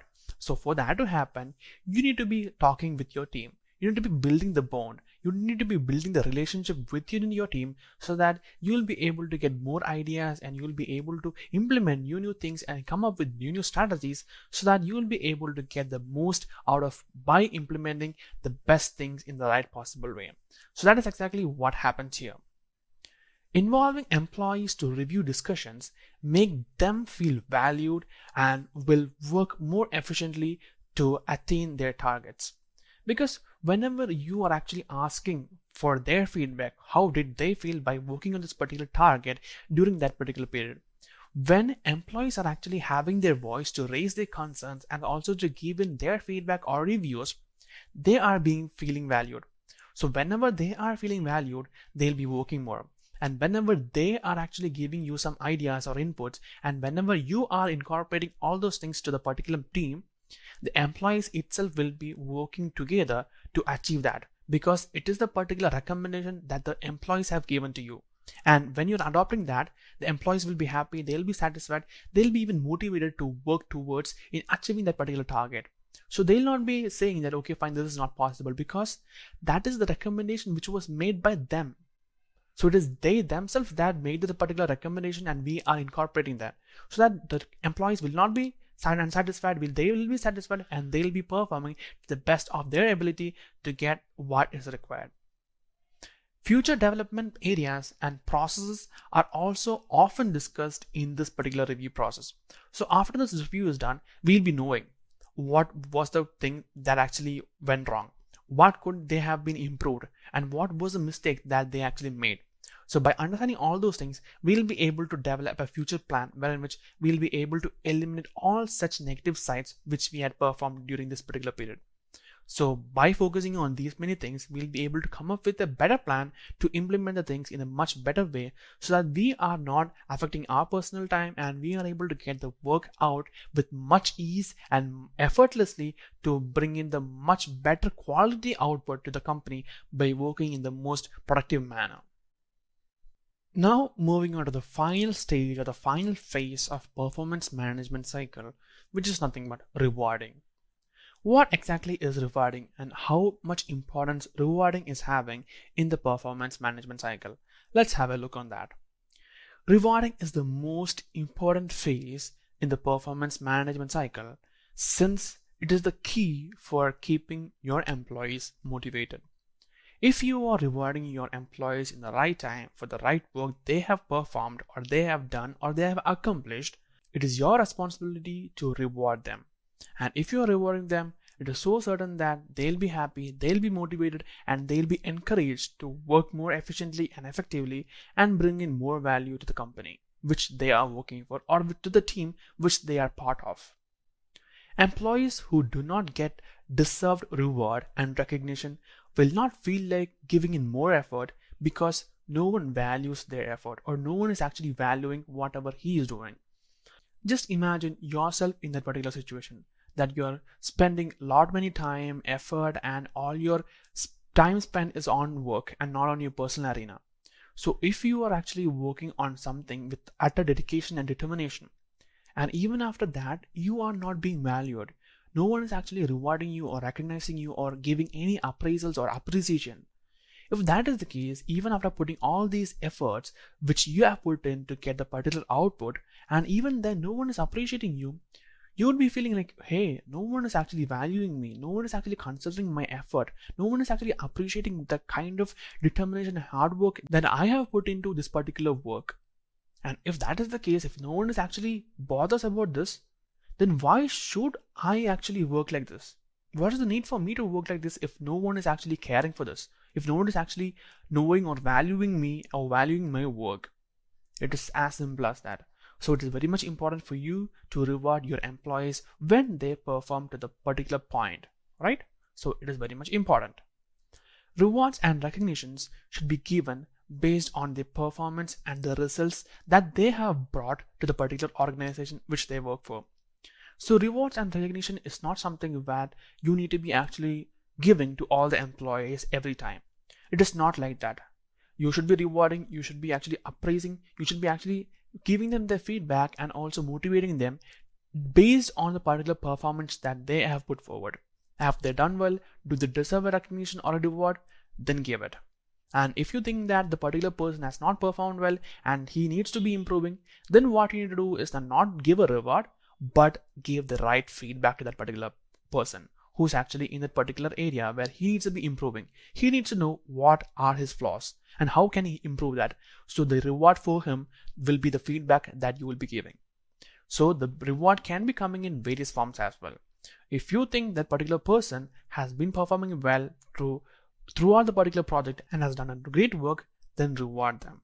Or else the reward would be feedback. Help them know what they are lagging in and how they can improve and how they can bring in value to the organization which they are part of. One-time bonus, increase in compensation, vacation, promotion can be all various forms of rewards that you will be able to give to your employees who are working with you or in your team. So it is not just that, a reward can be just increase in compensation. It can be as adding on a new promotion. Maybe you are actually assigning him on a new particular project which is of high importance and valuable project which will be an asset for him in his professional career. So all those things can be considered as a reward. If you're performing well, you'll be getting the best project out of the particular company which you're actually working for. If you're not performing well, the particular projects that will be assigned to you will be of that grade only. So it is not just that increase in compensation, vacation, or any other sorts of appreciation. So it is not mandatory that an increasing in your compensation or a vacation or a promotion is not just what is a reward. So all these things comes into picture when you are actually thinking of a reward, of an appraisal or an appreciation for the work which you have done. All right. Now let's have a look at the definition of compensation and compensation management. So we'll be understanding in detail here what exactly is compensation management. So as you can see on the screen, the actual meaning of compensation is to counterbalance, which means to compensate. In HRM, compensation is the remuneration given to an employee in exchange for their services or contributions to the company. It includes both traditional salary and non-cash incentives. So whenever you talk about the human resource department, they are the ones who are actually responsible for compensation management. Now you talk about any organization. There is always some vision, some mission, some objectives of the organization that the human resources or the employees of the organization are supposed to meet. They are supposed to accomplish those goals, those organizational goals. So in order to make sure that it is balanced from both the side, from the organization side as well as from the employee side, we have to give them something as well in order to counterbalance whatever work they are doing, whatever work is done by the employees or by the human resources of the organization, some monetary and non-monetary benefits are given to them in order to make sure that everything is counterbalanced and it is compensated. And that is actually the origin of the word compensation as well. So it simply means giving salary or any other maybe variable salary or fixed salary or any other non-cash incentives to the organizational employees who are working towards meeting the goals, objectives, vision or mission of the organization. Now, definition of compensation management in human resource management. Let me tell you about that as well. So, compensation management is the discipline for the establishment, formulation, and implementation. These are the three important words. For the establishment, that is establishing the sound policies and whatever practices are there for employee compensation. It can again depend upon the country. If you are talking about India, the rules, regulation, laws about compensation will be a little different. But if you go to some other country, the rules may be a little different. So it is about the labor laws, understanding those laws and then making the sound policies and practices in order to make sure that the employees' needs are met and at the same time the budgeting of the organization is also not getting disturbed.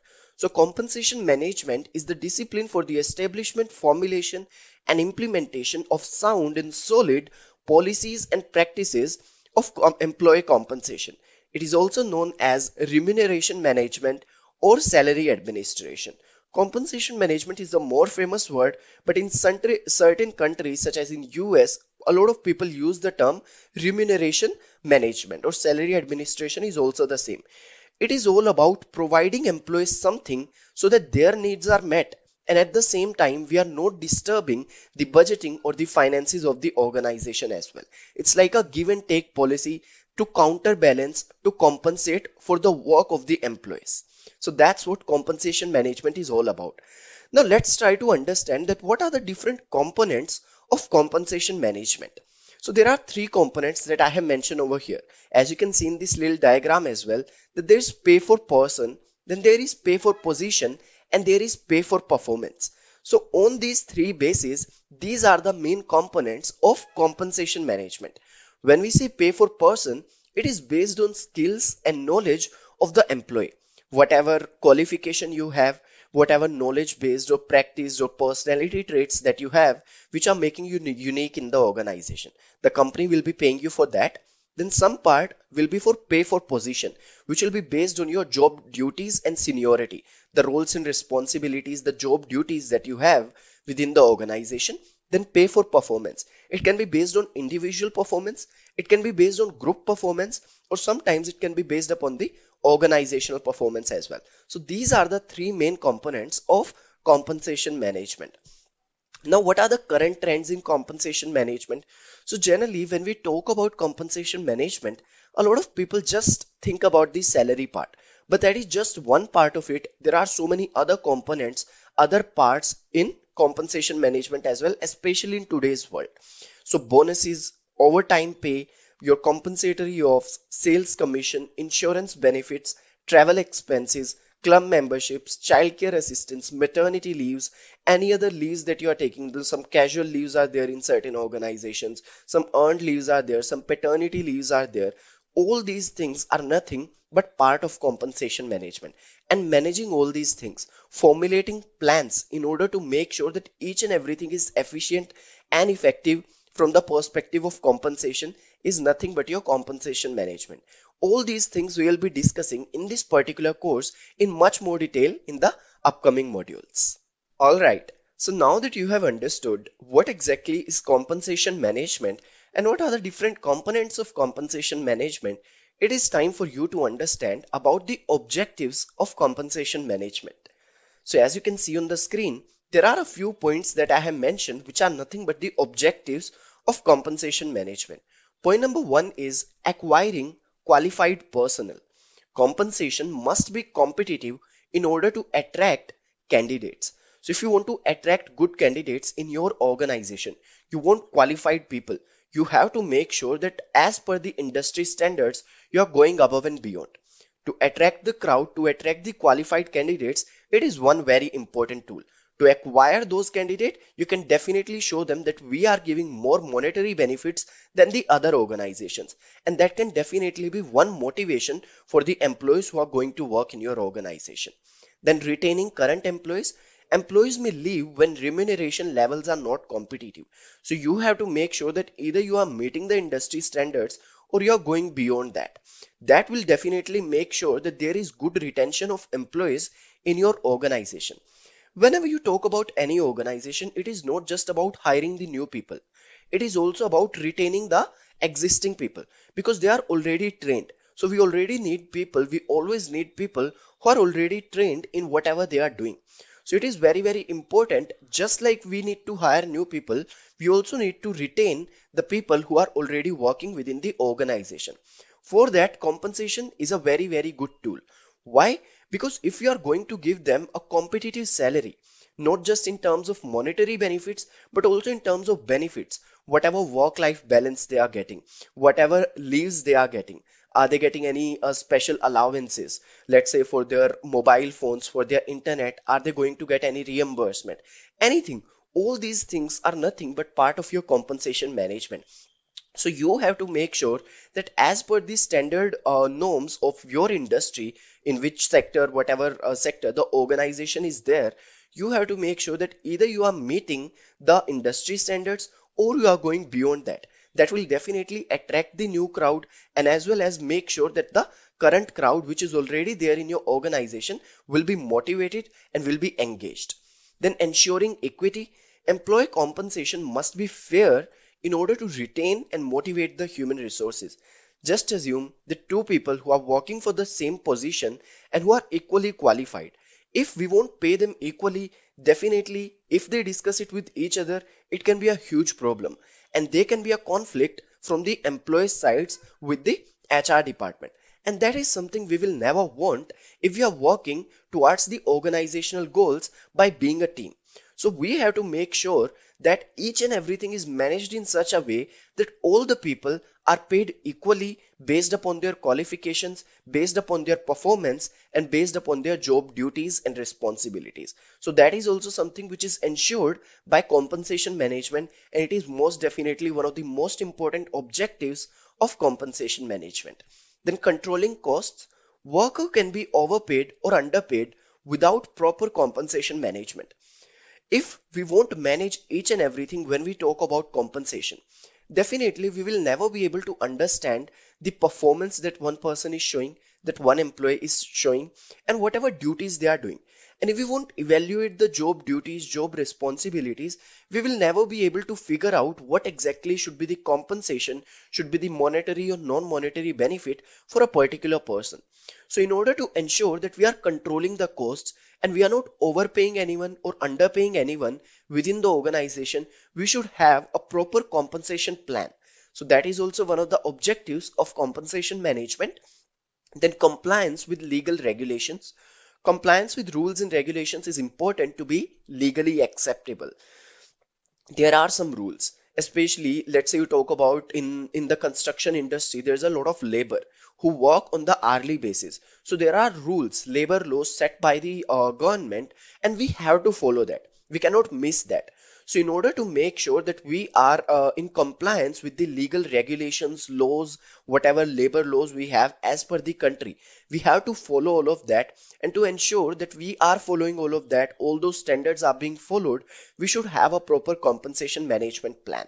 That's why compensation management is extremely important, and all these objectives can be met easily if we'll plan for compensation, if we'll manage compensation.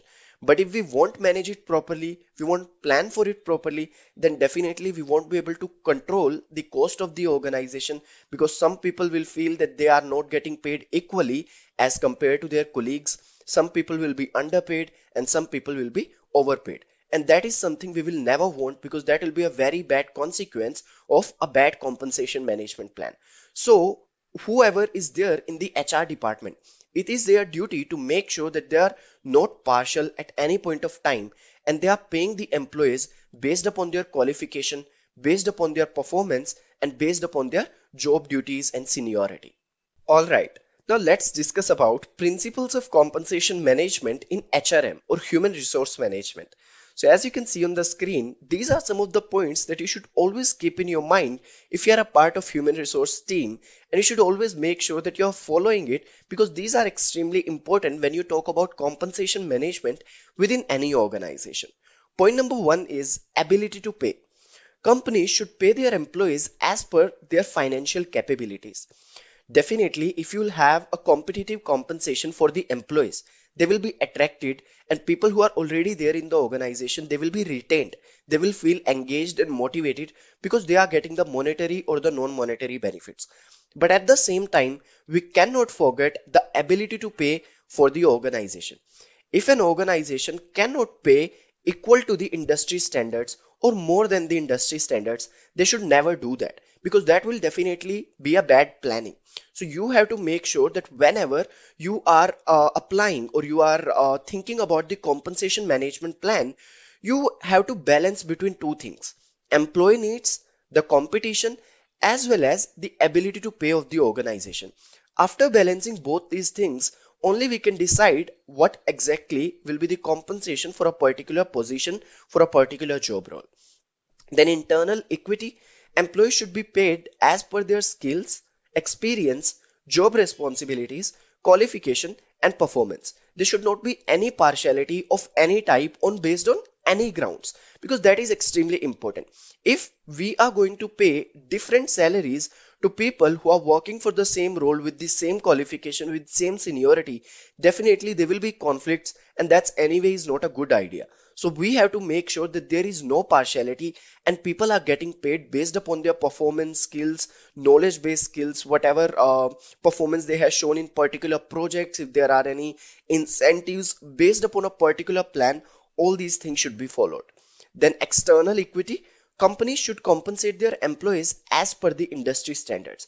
We can't say that, for example, let's say in the e-commerce industry, for a particular role ABC, if the salary is 3 lakhs per annum, we cannot make it 2 lakhs per annum as well, because in that case nobody will be attracted to apply to that particular position. We have to make sure that we are close to the industry standards, and at the same time we are thinking about our ability to pay as an organization as well. Then performance orientation: performance linkage with compensation is extremely important for creating a performance driven work culture. If you study in detail about this, there is a subject called performance management in human resource management, where people are given appraisals and promotions based upon their performance. So that is also managed as a part of compensation planning. Then non-discriminatory: this is something that we have already discussed, that there should not be any discrimination on any grounds. Then simplicity: compensation plan must be simple to design, understand, and implement, because all the people who will be coming in your organization, they will not be very well equipped with all these terms. Let's say taxation, let's say salary part, variable salary, fixed salary. So whatever planning you are doing, whatever management you are doing, you have to make sure that it is simple and easy to understand for a layman also. So all the employees who will be working in your organization, for them it should be very simple to understand that what exactly is the compensation planning and how are actually they going to get the monetary or non-monetary benefits out of it. Then last one is legal compliance. Relevant laws and regulations must be followed. That is also one important thing when we talk about compensation management, because it is not just internal to the organization.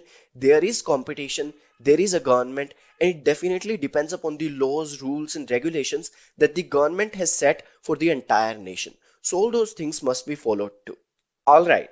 Now let's try to understand that why is compensation management important? So we have understood each and everything, that what exactly is compensation or compensation management. We have also seen the objectives and principles of compensation management. Now we have to understand what exactly is the importance of compensation management. What will happen if we do not follow the compensation management plan, and if we do not have everything organized when we talk about compensation? What can be the consequences of that? And what are the benefits of having a compensation management plan? All these things we'll be discussing in detail in this particular module. So as you can see on the screen, the first point is increase in employee engagement. As per so many theories, employee engagement is the best thing. There is an happy employee, Now, after the happy employee, there are satisfied employees. But after that, the best one is employee engagement. That means people who are working in your organization will be fully invested in their job and they will go above and beyond to work for the goals of that particular organization. And that's always a very profitable and a very good situation for any organization. Whoever is working in your organization, any employee in any department, they are working so hard to achieve the goals of the organization, to fulfill the mission and the vision of the organization. In order to compensate for that, you have to give them some monetary or non-monetary benefits. That is your compensation management. So if that proper entire thing will be managed properly and they will be getting proper compensation for the work that they are doing, and that will be balanced, in that case definitely there will be some increase in employee engagement, because if they will be getting proper monetary and non-monetary benefits, they will be motivated to work, they will have the driving force, and overall they will be engaged in the job much more. Then increased employee productivity, that is also extremely important. If the employees are not satisfied, they will never be productive, because so many things will be going on in their mind at the same time and they will not be able to focus on their work. This is a very psychological concept, but it is true. There are so many research and theories done on that. So in order to make sure that the employees are engaged, motivated, and they are feeling productive, they have to get proper monetary and non-monetary benefits and a proper work-life balance, which is also a part of compensation management. Then increase in profitability. Definitely, if the employees are engaged, if they are invested in their job, and overall the profitability will increase because they are more productive and the things will be done more efficiently and more effectively. Then attracting top talent. So if you have a competitive compensation and you have good plans, let's say you have a good work-life balance, the good leaves policies and everything, you can definitely attract the top talent, and you can attract the qualified candidates who can apply to your job, and you can retain them as well with this thing. Then increase in employee retention. So these two are the same points. So if you want to hire new talent, you want to hire qualified talent, in that case also compensation can be a very good tool. And at the same time, if you want to retain the people who are already working in your organization, then also compensation can be a very good tool, because definitely if one employee is working in your organization, they also need something in return. That can be monetary for some people it can be non-monetary. It always depends what is the driving force for that particular person. For some people, work is a social identity. For some people, it is nothing but money. For some people, it is a form of social relationships. Every person will have a different perspective about this thing. So we have to make sure that we have a proper compensation management plan in place. We can ensure that all these needs are met to some extent, and we can retain the people who are already working in the organization. So all these things are nothing but the benefits of compensation management. All right. So in this particular module, we will be discussing about the types of compensation in HR or human resource management. So as you can see on the screen, there are two types of compensation. One is your direct compensation and one is your indirect compensation. Now, when we talk about direct compensation, it is a financial form of compensation. The word here is financial. That whatever monetary benefits you are getting from any organization in return of your work, as a counterbalance of your work that you are doing in order to accomplish the objectives of the organization, that is nothing but your direct compensation.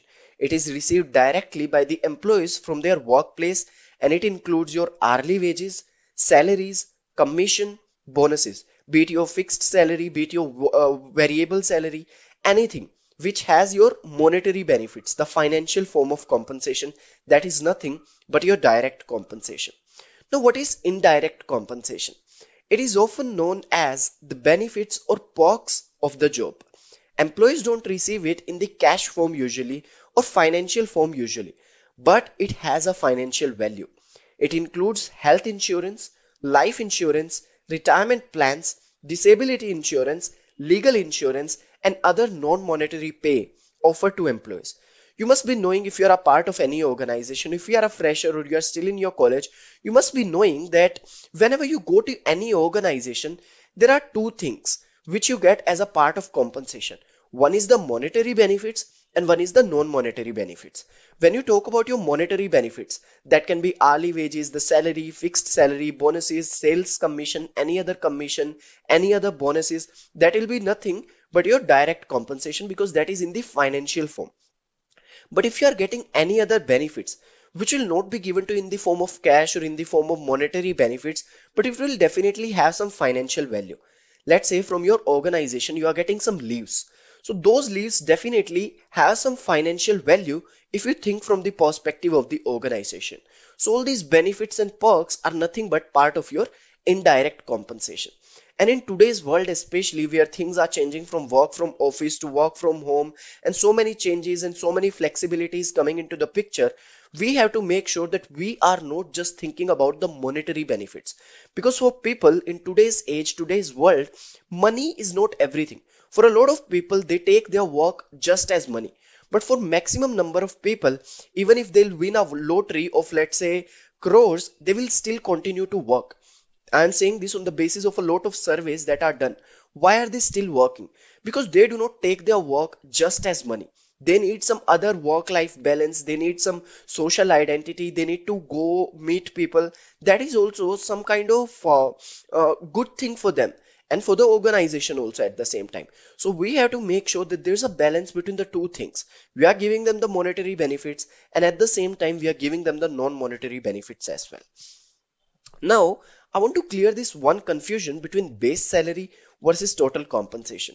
When we talk about salary, that this is my salary per month or this is my CTC for this particular organization in this particular role, that is not entire compensation. It is just a part of compensation. In fact, the part of direct compensation. There are so many other things which are included in compensation. So base salary is the money paid to employees for their contribution to the organization, or you can say organizational goals, and for performing their jobs. That is your base salary. However, total compensation includes more than just the salary paid to an employee. It covers your base salary, but also the additional benefits and perks you receive as a part of the organization, be it your leaves, be it your health insurance, be it your life insurance, be it your any other kind of insurance, any other kind of leaves, compensatory of maternity leaves, casual leaves, paternity leaves. All these things are also part of total compensation along with your base salary. But when we talk about your base salary, that is most of the times we are referring to the monetary benefits that you are getting per month or per year. So you have to understand that compensation is not just limited to the monetary benefit, it includes non-monetary benefits as well, which are known as your bonuses or maybe your perks and maybe your benefits of the particular job. So you have to understand everything and accordingly you have to plan, because whatever benefits and perks the employees are getting, those things also hold a financial value. Now let me tell you what exactly is a compensation plan. So as you can see on the screen, compensation planning is the formulation of a compensation strategy that supports the business strategy and the needs of the employees. So whenever you're talking about compensation in general, there are two things that you have to keep in mind. Point number one, employees. Point number two, the organization. There will always be some ability to pay according to the financing and the budgeting of the organization. That is one thing that you should keep in mind. And second thing is that whatever the specified needs of the employees are, those also you have to meet. So there should be a good balance between these two things, the ability to pay for the organization and the specified needs of the employees. And if there is a good balance between these two things, and a proper planning for that is nothing but your compensation plan. That's exactly your business strategy, the compensation strategy. It is a comprehensive strategy for rewarding employees for their efforts and ensuring that they stay with you, that is, they retain, that is nothing but your employee retention for a longer period of time. If the employees won't be motivated to work because they are not getting, let's say, monetary benefits or non-monetary benefits, and there is no good work-life balance, definitely the employees will not be engaged in their job. In order to make sure that the employees are invested in what they do and they actually love what they do, because they are getting time, they are getting monetary benefits, they're getting non-monetary benefits, and there's a good balance between their life and their work, and whatever they are doing is valuable. So definitely they will be engaged, motivated, and they will retain in the organization for a longer period of time, which is only going to help the organization. Then the full process of deciding on an employee's compensation package, delivering it, and modifying salaries and incentives over time is a part of the compensation plan. So based upon your performance, based upon your promotions, whatever increments you are getting, let's say yearly you are getting some hike. Now planning for that, plotting for that, how to calculate your performance, what will be the metrics for that, KPIs, KPRs for that, all those things are also should be part of your compensation planning, compensation management plan. Then a compensation element must include the strategy and performance measures. As I was telling you, there are two things that you should keep in mind. Number one, the strategy. How are you going to pay? And the performance measures as well. That what will be the KPIs? How are you going to measure the performance? And based upon those KPIs, key performance indicators, how are you going to calculate the bonuses, the commissions, the variable? All those things should be there, and it should be easy to understand, not just for the HR department, but also for the employees of the organization. Now, what are the steps to formulate a compensation plan? There are 5 steps that I have mentioned over here. Number one is the incentives should be aligned with the organizational objectives. There should be proper guidance that the employees should get, and they should know that, okay, this is something that they're going to get if they'll achieve this much. So that clarity should be there and should definitely be aligned with the organizational objectives. Then determine the mode of payment. How are you going to make the payment? What will be the processing? What will be the accounts team doing in that? All of that should be there, should be properly planned. Then ensure the laws and regulations are being followed. Whatever laws and regulations are there, specific to the country or maybe specific to that particular job, those must be followed.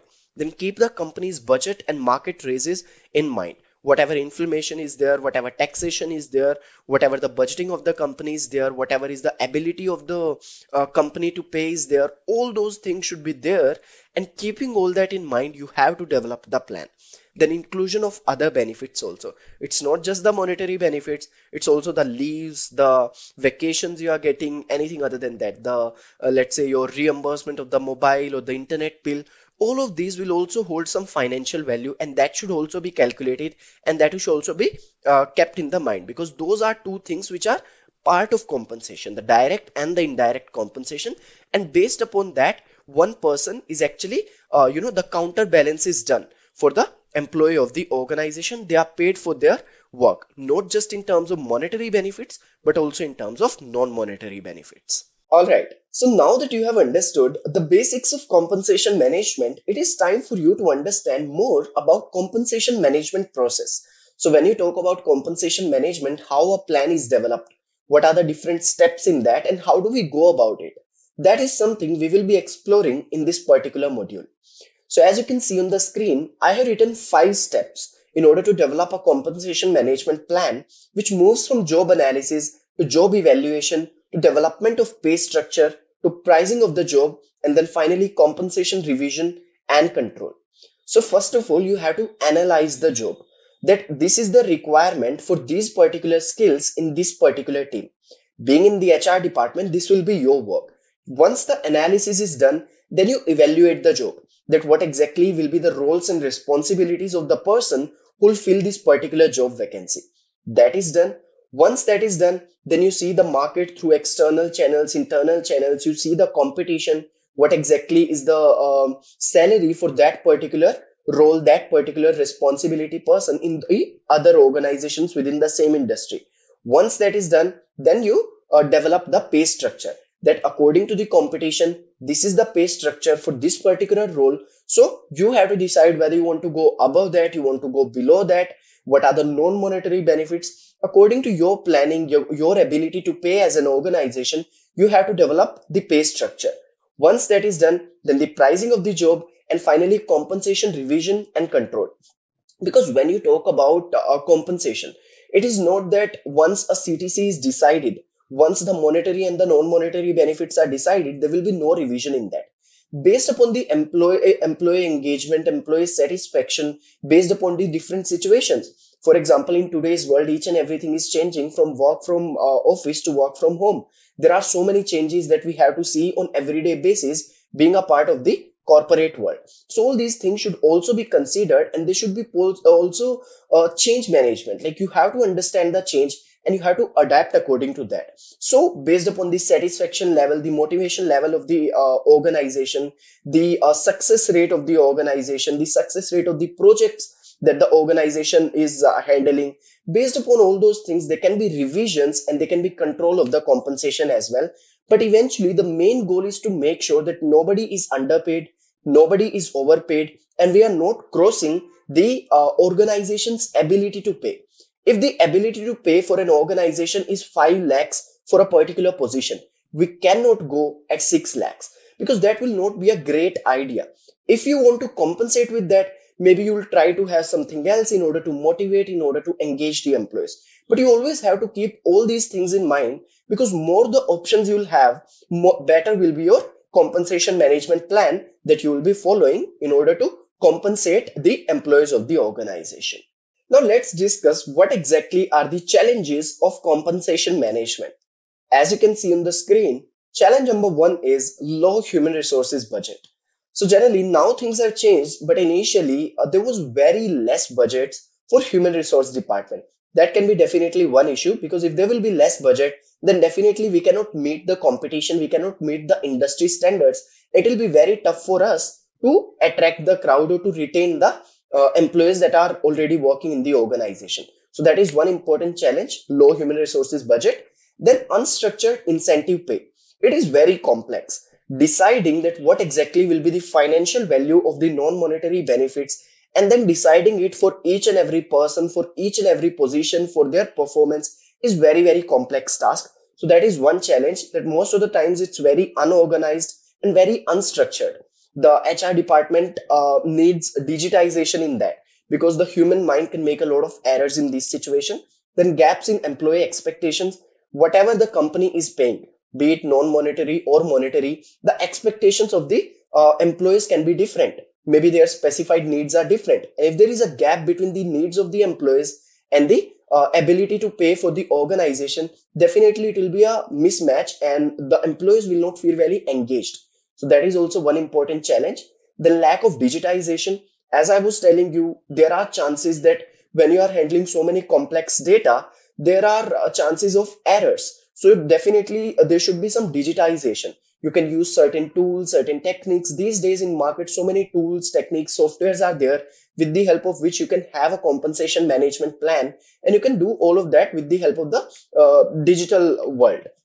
But in so many organizations, there is lack of digitization, which is one great challenge in compensation management. Then staying current in a changing market. As we were discussing in the previous module as well, that in today's world, each and everything is changing and we have to be adaptable. We can't do anything about it. Initially, we used to work from office. Now we are working from home. In general, each and everything is going to change on everyday basis in today's world, in today's age. But we cannot be irrelevant. We have to be relevant at all points of time, and we have to be current in this changing world, in this changing market. So that is very, very important and very big challenge. So for that, we have to have proper change management in place in compensation management too. We have to make sure that even if the market is changing, even if the specified needs of the employees are changing, everything is going to change, but you should have a proper planning in place so that you can meet the specified needs and you can make sure that you are attracting the crowd, you are attracting the qualified candidates, the top talent, and at the same time you are retaining the candidates who are working in your organization. They should also feel valued, engaged, and motivated to do the work in order to accomplish the goals of the organization. Now let's discuss about executive compensation and how it is different from the regular compensation. As you can see on the screen, what is executive compensation? Executive compensation refers to companies' reward packages for business leaders, senior management, and executive level personnel. That is the only difference. Salary, perks, bonuses, and insurance are all part of executive remuneration or executive compensation. It is basically the reward packages for business leaders, the senior management, or the executive level personnel. Now, how is executive compensation different from other compensation? Point number one is there are offered benefit alternatives or options available to executives that are not available to lower class employees. For example, let's say due to some work and you have to go to some other place. Let's say you have two offices in India, one is in city A, one is in city B, and you have to go from city A to city B regarding your work. So if you are not in the senior management, maybe you will get a normal flight ticket. But if you are in the senior management, you may get a first class or a business class flight ticket. So these small benefits, small things can be there, which comes under your executive compensation. Then executive compensation is subjected to greater scrutiny both publicly and legally. That is a given, because definitely if you are getting more benefits, the scrutiny along with that is also going to increase publicly as well as legally.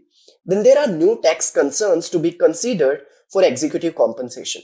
So when you talk about the general regular compensation, it is same for all the employees of the organization. But if you talk about senior management, the taxation will be a little different than the regular compensation. This is a small difference between regular compensation and executive compensation. To understand it in the simplest words, you can just say that when you use the term compensation, that is for regular employees who are working in order to accomplish the goals of the organization. But when you talk about executive compensation, the word executive is for executive level personnel or senior management or business leaders. Whatever compensation plan that is developed for them, that comes under executive compensation. Now let's try to figure out what exactly is conflict. So before we get into the depth of what are the important skills that we need to learn before resolving a conflict and what are the approaches to resolve a conflict, the first thing that we should pay attention to is what exactly is conflict? How does it arise? What are the different levels it can occur at? All those things we'll be looking at in this particular module. As you can see on the screen, that conflict is nothing but a disagreement between people or group. It can arise whenever individuals have dissimilarity in their interests, thought processes, requirements, and are unable to find a middle way. We all know that conflict is a part of our day-to-day life. We end up having so many conflicts due to so many reasons. For example, let's say we have a lot of conflicts with our parents, and the main reason behind that conflict is the age gap or the generational gap. We try to say something in a certain way, they take it in a certain way, and then they try to explain their situation to us, and we just can't get it. And there's a conflict between us as their children and them as our parents. And you can also think of a lot of other examples where you end up having a conflict with your friends or with your siblings or anybody. It can be at your workplace as well. Now, there can be various reasons. The main thing is we all are different. Our belief system is different. Our upbringing is different. There are certain things that you believe in. There is a belief system that you have. You have your own thought process. The way you work, that is different. And the way I work is different. So we all have our own thought processes, our own belief systems, our own requirements. And according to that, our personality develops. We behave. So because of the dissimilarity between our thought processes and our personalities, we have these conflicts. We do not know how exactly to communicate that particular part about our personality to somebody else. And that's the main source of the conflict. Generally, with our parents, the main source, as I told you, is age gap, generational gap. And there can be various thousands of reasons that are there behind a conflict. Now, a conflict can occur at so many different levels, but we have categorized it into 4 different levels. As you can see on the screen, the first is intrapersonal level. Intrapersonal as in within a person. For example, there's one person, he just completed his high school and he wants to go for college. And he's confused whether to go for ABC college or whether to go for XYZ college. That's a conflict within that person. That's an example of an intrapersonal conflict. Now, conflict can be interpersonal as well. That is between two or more than two members, two people. For example, one person having a conflict with some other person because of some requirements or because of some belief system. Let's say the person number one wants to manage a team and the person two also wants to manage the same team, and they are having a conflict trying to prove each other who is the best rather than finding a middle way. That's a conflict between two or more than two people, example of interpersonal conflict. Now, it can be intra-group as well, that within a group, two or more than two people having a conflict. For example, let's say there's an organization, and within the sales team of that organization, two members or three members are having a conflict. That is within the same group, they are having a conflict. So that will be intra-group conflict. It can be intergroup also, that within two separate groups, people are having conflict. Now, it can occur at various levels and due to various reasons. But the main basic funda is the clash of interests. We all have different interests, different requirements, and because of which these conflict occurs. All right. So now that we have understood that what exactly is conflict and what are the different levels that it can occur at, let's move forward and try to understand what are the different types of conflict. So as we have already discussed that a conflict can have a positive outcome or a negative outcome. It completely depends upon us how we approach it. So if a conflict is approached positively, the results or the outcome is going to be constructive. But if on the other hand, a conflict is approached negatively, then the outcome is going to be destructive. That is a negative outcome. So on the basis of the outcome of the conflict, we can divide conflict into two types. As you can see on the screen that a conflict can be divided into two types, that is constructive conflict and destructive conflict based upon the outcome of the conflict. So a constructive conflict leads to a positive outcome and promotes creativity and innovation. But a destructive conflict leads to a negative outcome, and in such conflicts, the focus is on personalities and not on the issues. So if a conflict is approached negatively, it can lead to harassment, maybe discrimination, and so many other negative outcomes. So that's nothing but destructive conflict. But if due to a conflict, there's team harmony, there's creativity or innovation, that's nothing but constructive conflict. Now there's a very simple funda that whenever there's a conflict, if you try to focus on the personalities or the people involved, it is going to be a negative conflict. That is a destructive conflict. But on the other hand, if you do not focus on the people or the groups involved or the personalities of the people who are involved, and you focus on the issue, the actual dispute, or the sources behind that conflict, then the outcome is going to be positive and it's going to be a constructive conflict. All right.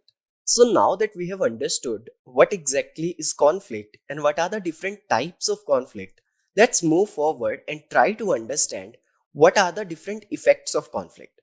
So as we have already discussed that if a conflict is approached positively, then the effects are going to be positive, constructive conflict. But if a conflict is approached negatively, then the effects are also going to be negative. That is your destructive effects basically. So we have seen that there are basically two possible outcomes of any conflict. Either the outcome is going to be positive or it is going to be negative. So in this particular module, we'll find out what are those positive and negative effects of conflict.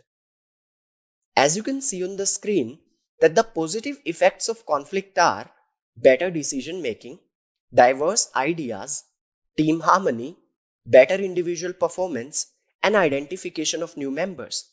Because when we say that a conflict is approached positively, it is always about finding some common interests. Let's say there's a conflict between two members or three members or two or more groups. It will always be about finding some common interest. There's always some why do we want something behind what we want. We want something, but there's always some goal behind it, some intention behind it. And a positive approach to resolve a conflict is always about finding that common goal, finding those common interests. And if we try to find out those common interests, the overall outcome is going to be positive eventually. So better decision making will be there, ideas will be more diverse because more and more people will be there. They have different backgrounds, different thought processes, and when they come on the same platform, the ideas are going to be diversified, which will help the organization and their individual goals as well. And overall team harmony will be maintained and better individual performance and overall better organization performance will be there. And there will be some identification of new members as well, because people who do not step up will also step up seeing the positive approach. But on the other hand, the negative effects of conflict are mental concerns, violence, decrease in productivity, job dissatisfaction, and absent-mindedness.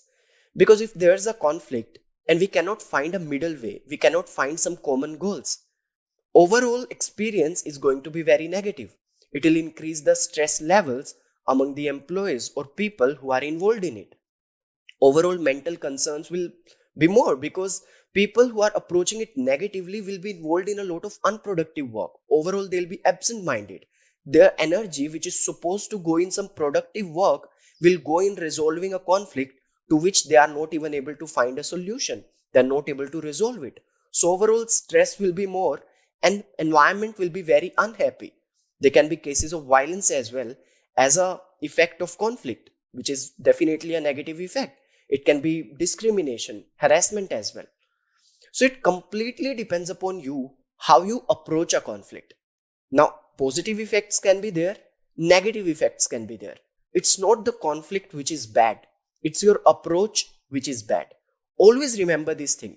When I say the word conflict, I know a lot of you will be getting these pictures of one team trying to dominate the other team, people fighting, or there's an issue. But conflict is not about all that. There's a bright side of conflict as well. Now, in this particular course, our main aim is to look at that bright side and see how exactly we can increase the positive effects of conflict. Now, in the next slide, I am going to show you some very important points that you should always remember before you try to resolve a conflict. The first point is that conflict is inevitable, but it does not necessarily have to be destructive. We have already seen it that it depends upon us. The effects can be constructive or can be destructive. Conflict is a part of our day-to-day life. We cannot really prevent it.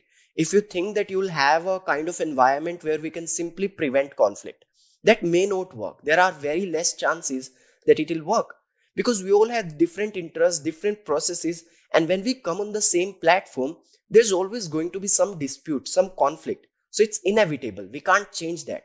What we can do is we can approach it positively so that the overall experience is not unhappiness. The overall experience should be constructive. There should be some positive outcome out of it.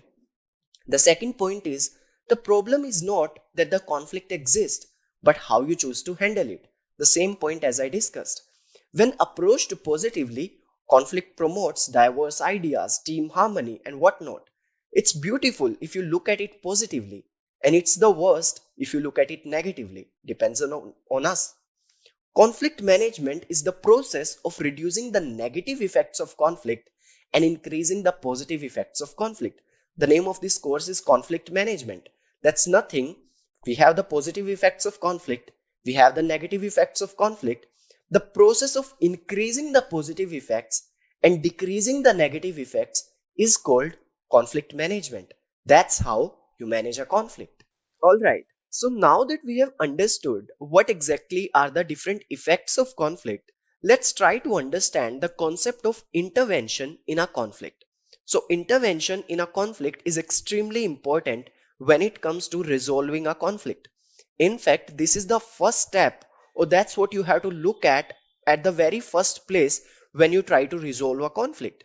Because if you intervene at a wrong time, the conflict is going to be worse and you are never going to resolve it. So you have to make sure that you intervene at the right time, at the right place, and make sure that you are going to make the situation better and not worse. So as you can see on the screen, that it can be very tempting to get involved in a dispute. But knowing when to intervene in a conflict is the first step of conflict management process. When you want to resolve a conflict, you do not want to increase the dispute. You do not want to worse the situation. You want to make it better. For that, even if it is tempting, you should know and ask yourself this question, that is it important for you to intervene? Can the two separate parties resolve the conflict on their own? You have to ask yourself these questions, and then only you will be able to figure out whether you are supposed to intervene or not. Generally, you should intervene if the workplace is being disrupted, if the productivity is being affected, or if there is any threat that is being posed to the employees. If any one of these three situations occur, definitely you are supposed to intervene. Other than these situations, if there is any random situation, you always have to ask yourself certain questions, and you always have to analyze the situation to make sure whether you should intervene or not. Always remember the 5 W's of intervention. When, that is when to intervene. Timing is extremely crucial when it comes to intervention. Why? Why are you supposed to intervene? Why can't they resolve it on their own? And why just you? Why can't somebody else be the mediator? Or why can't somebody else resolve the conflict being a third party? Why is it important for you to resolve the conflict? Ask yourself these questions before you actually try to resolve a conflict. Then where? At what place and at what time? What exactly are those parties which are involved? What exactly are those people who are involved in this particular conflict? Who? Who all you can include as mediators to resolve this conflict? So all these 5 W's of intervention, these questions you have to ask yourself in order to be able to resolve a conflict positively. Because if, let's say, there's a conflict between two members and you come there as a mediator, you want to resolve the conflict, but you intervene at a wrong time. Now it will become a conflict between three members, those two and you. That is nothing but increasing the worst part or the negative effects of conflict, which is not something that we want. So to make sure that you make the situation better and do not increase it or make it worse, you have to understand that timing is extremely crucial when it comes to resolving a conflict. All right. So now that we have understood the concept of intervention in a conflict, let's move forward and try to understand that what are the important skills that are required in order to be able to resolve a conflict positively. So whenever there's a conflict, now this conflict can be between you and some other party, or it can be between two separate parties where you are a mediator. How do you resolve this conflict? What are the skills that are required by you in order to be able to resolve this conflict constructively? That's what we are going to explore in this particular module. As you can see on the screen, that the first point, the first skill that is required by you is active listening. You always have to listen to the other party. If it's a conflict between you and some other person or some other group, go to that other group, ask them that why did they do something in the way they did, or why are they going to do something in the way they are planning. Ask them what exactly is the reason behind it. Get to know their common interest, their common goals, and then try to figure out, then try to set some rules and try to talk to them in that way. But listening is the first step. You always have to listen to the other party's story. You always have to get to know what they have to say. Then second point is open communication. You always have to communicate. If there's an issue at a particular point of time, communicate at the same time rather than avoiding it. Because if you'll keep avoiding, at one point of time, all these issues will pile up and then it will become a much bigger conflict that you won't be able to resolve probably. So make sure you keep the communication open. You always tell how you feel and what are the facts like. Always talk in terms of feelings and facts. Always communicate. Then patience. Patience is extremely important when it comes to resolving a conflict, because sometimes the conflict resolution process can take a lot of time and a lot of energy as well. But you have to be patient, because if you resolve a conflict, it is going to help you and the organization that you are a part of. So be patient and understand the concept of actual conflict resolution. That if you are going to resolve it, it's going to be beneficial for you in the long term. Then the last point is empathy. You have to be empathetic when it comes to resolving a conflict. Try to put yourself into the shoes of other persons, their emotions, and try to understand how they are feeling. When you say something, you always try to take things in a way that you have said it, but now you have to listen to the other party also. Try to understand them, see how they must have felt, and then try to resolve the conflict. So these are four very important skills that you should possess or try to possess in order to be able to resolve a conflict effectively. Now let me give you some tips and tricks on that, be it a conflict between you and some other party, or be it a conflict between two separate parties. These tips and tricks will always be useful for you. The first one is use yes and statements. Rather than saying, I disagree with you or I do not agree with you can use things like yes and. Because if there's a conflict, the other party maybe is already angry at you. They already are feeling that you are not understanding them. And then on that, if you'll say something such as I disagree or I do not agree with you, it can worsen the situation. And that is not something which we want. So to make sure that you be very polite, you keep your tone very calm and you use statements such as yes and what I feel is, like that. The second point is seek to understand before being understood. As human beings, we expect a lot from other human beings. We expect that they'll understand us, but at the same time, we forget that the other party is also expecting that we will be able to understand them. So realize this thing and try to understand the other party too. Focus on issues at hand and not on personalities or past disputes. Never make personal comments and never focus on the issues that have occurred in the past. Talk about the issue that is happening right now. Talk about only the issue and not the personalities or the groups or the personalities of the people who are involved in the dispute. Then maintain a calm tone, that's extremely important, and show willingness to collaborate. If you show willingness to collaborate, it's always going to be a positive outcome at the end. Because whatever thoughts you have, whatever words you choose to say something, it always comes from your core. And if in your core you are willing to collaborate, it will reflect in your words and in your thoughts. And that will make the other party feel that you are trying to understand them. And eventually you will be able to resolve a conflict. All right. So now that we have understood that the first step of conflict resolution process is to understand whether you are supposed to intervene or not. So if you realize that you are actually supposed to intervene in a particular situation, then the first thing that you should pay attention to is the reasons or the causes of conflict. If you know that you have to resolve a particular conflict, the first step is to make sure that you understand what are the sources behind that particular dispute. As you can see on the screen, that understanding the causes can create a more productive approach to conflict management. Let me explain this to you with the help of a very simple example. Let's say you have fever, so you will decide to go to the doctor. Now the doctor will try to figure out what exactly is the cause of that fever. Is it some kind of viral, some vaccination because of some infection? He'll have a lot of causes, then he'll see what exactly is the cause of your fever, and seeing that, he'll suggest you some medicine. Once you'll take the medicine, you'll be fine. Same is the case with conflict. Whenever there's some kind of disruption at the workplace or some kind of negative environment, you see that there's some kind of conflict going on. Then you have to figure out what exactly is the cause of that conflict. Once you'll see the cause, then you'll make a proper approach and you'll see how exactly you can manage it properly, and then the outcome will be positive.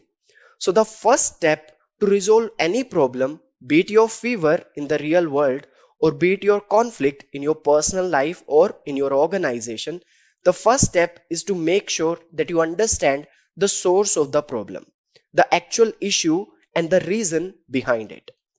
So generally there are two types of causes: interpersonal causes or your task system causes, which are generally in your organization, in your company. So if you see the interpersonal causes, the first one is age or generational difference. Definitely it can be a cause for conflict. Generally whatever conflicts we have with our parents, those are because of the age gap or the generation gap. Second is different priorities. We have different priorities, you have different priorities. As human beings, we all are unique and we have our own priorities. We like something, we dislike something. And when we come on the same platform, there are chances that because of dissimilarity in our priorities, there can be some kind of conflict. Let's say you are a very people oriented person and I am a very task oriented person. If we come on the same platform, there can be issues because of that. Then different core values and belief system can also be a cause. Differences between the personalities of the people who are involved. Let's say you are doing a project and different kinds of people are there. Because they have different belief system, different core values, different interests, there can be some conflict. Lack of cooperation.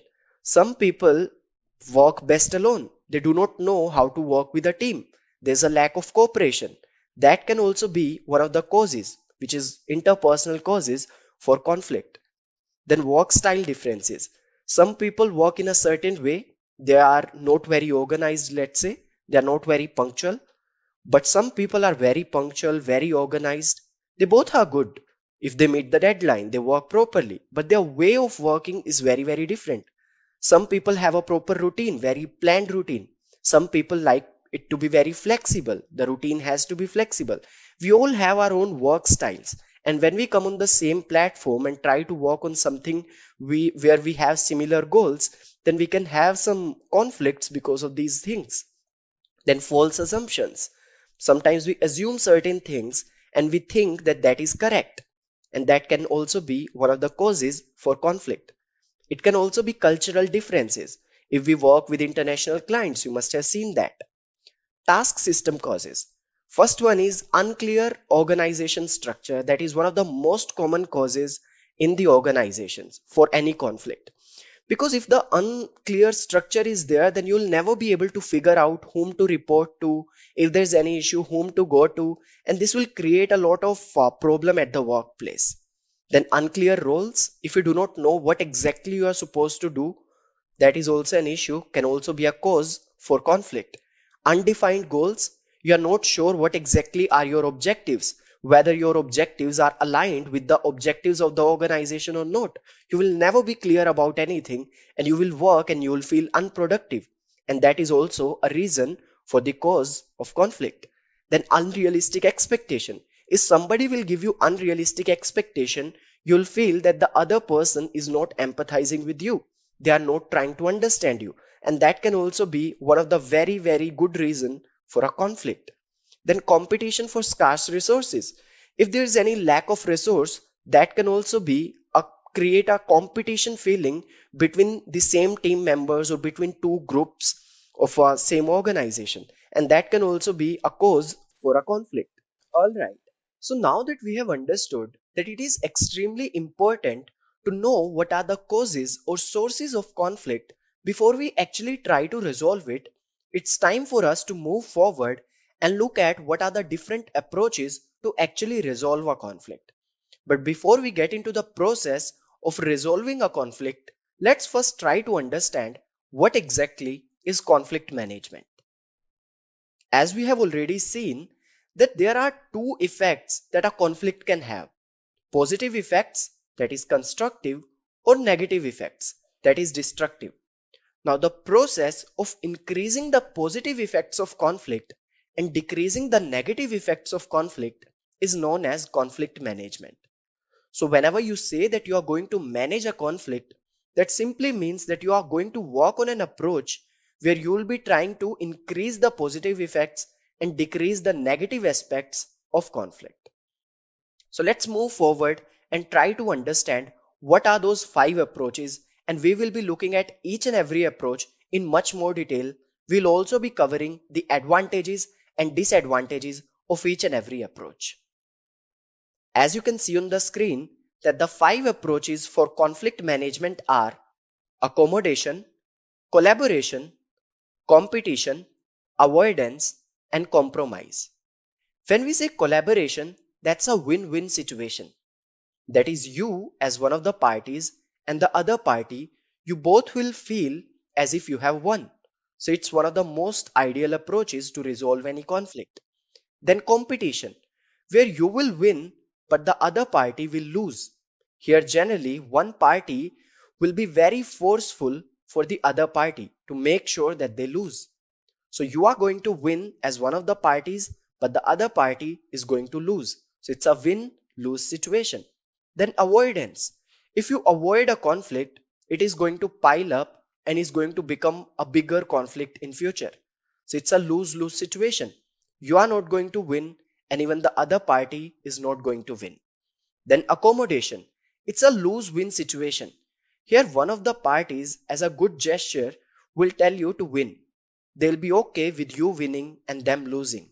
So it's a lose-win situation where you'll lose and the other party will win. Then in the middle of all this, there's one approach called compromise. where you will compromise on certain factors and the other party will also compromise on certain factors. So it's a win some and lose some situation. You'll also win some part and you'll also lose some part. Same goes for the other party. So these are the 5 approaches. Now let's discuss each approach in much more detail. So the first approach is collaboration. It's also called collaborative approach. In this approach, both the parties work together to create a collaborative solution. Let's say there's a conflict between two people. Now, if we try to find out some common interests, what are the common goals that both of them are having, then it can become a collaborative approach where both the parties will feel good and both the parties will win eventually. As you see, the major advantages of this approach are leads to a win-win outcome. Both the parties are going to win. They'll feel that they matter. So that's one of the major advantages. Then builds mutual trust and respect. Since no one is losing and both of them are feeling superior and confident, so they will build that mutual trust and therefore overall team harmony will be maintained. It leads to solving the roots of the problem. Since we are getting into the depth of it, understanding the causes, then finding the common goals, so it will completely resolve the problem. It will completely resolve the causes or the roots of the problem. And in future, there won't be any issue related to this existing conflict. But the major disadvantages are it requires more effort and time than any other approach. Since we are trying to resolve the root of the problem, we need to get into the depth and it will take a lot of energy and a lot of time. Requires a commitment from all the parties. If one party is ready to or willing to collaborate, but the other party is not, then it is never going to work. In this particular approach, both the parties have to be willing to collaborate. They have to be able to find out certain common goals and then they'll be able to find a common ground where they can build a foundation. That's how it actually works. So it's one of the most ideal approaches to resolve any conflict, but it takes a lot of time, a lot of energy, and a lot of efforts. Let's move forward and try to understand what exactly is compromise approach. So in this approach, both the parties make some concessions. You are going to compromise on certain factors and I am going to compromise on certain factors. So I am going to win some part and lose some part, and same goes for you. You are also going to win some part and lose some part. So the major advantage is that fast approach to resolve a conflict. The approach is very fast as compared to collaborative approach. It's much faster, lowers the stress level in both the parties. Since it is equal, it's not like one party is winning and the other is losing. So the stress level is going to be less, mental concerns are going to be less. Disadvantages: main cause dissatisfaction to both the parties and not a very good solution for long term. Since we are compromising on certain factors, we are not getting into the depth of the conflict. We are not trying to find out the root of the conflict. And since we are not resolving the root of the conflict, it can again appear in some other situation in future. And it's not a very good approach because both the parties can be dissatisfied at times because they are losing on something as well. Since both the parties are losing on something, there can be situation where both the parties will feel as if they have lost, even if they are winning some part. So it can cause dissatisfaction. Now the next approach is competition. So in this approach, one party uses force to resolve the dispute. It's very simple to understand. There are two parties, one group and one person, or two groups or two people. It can be any situation. If one person is trying to force the other party, the other person to lose, and they are going to win as a return of that, that is competition approach. You compete with the other party. The main advantage is that can provide very fast resolution to any conflict. If you are going to force the other party, definitely you are going to win and it is going to be very fast approach. But the main disadvantage is that it affects the relationship very negatively with the opponent party, and it can be very stressful and exhausting because being forceful in a conflict is not a very good idea, and the other party is not going to lose very simply. It is going to be very stressful. There will be a lot of anxiety, and eventually if you win also by competition approach, the other party will never be able to build that trust with you. If you work in the same organization, it's a very bad point for a long run. Then the next approach is accommodation. So in this approach, one party consents as a gesture of goodwill. So they will be like, we are okay to lose, you win. As a good gesture, they'll tell the other party to win. Now the major advantage is, just like competition approach, since one party is completely losing and the other party is winning, it's going to be very fast. Very less efforts will be required. But it gives a chance to both the parties to evaluate the situation again. Since one party is being very nice and they are telling the other party to win simply, it will give both the parties some blank space to go back and try to think about the situation again. And maybe they can come up with some better solutions. So that's one of the advantages, that it leaves some blank space where both the parties can work on. And it can eventually become a collaborative approach as well, which is one of the most ideal ones. But the major disadvantage in this particular approach is that it can affect the self-esteem of one party very negatively. Since one party as a good gesture is telling the other party to win, but at the same time they may feel very inferior as compared to the other party, which is not a very good example or a very good solution to resolve a conflict. Now, the next approach is avoidance.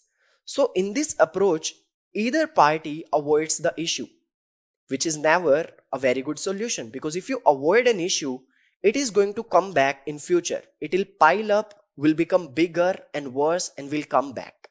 So, the major advantage is there's no stress and it's very quick, because it's not actually a resolution process, it's avoidance. You are just avoiding it.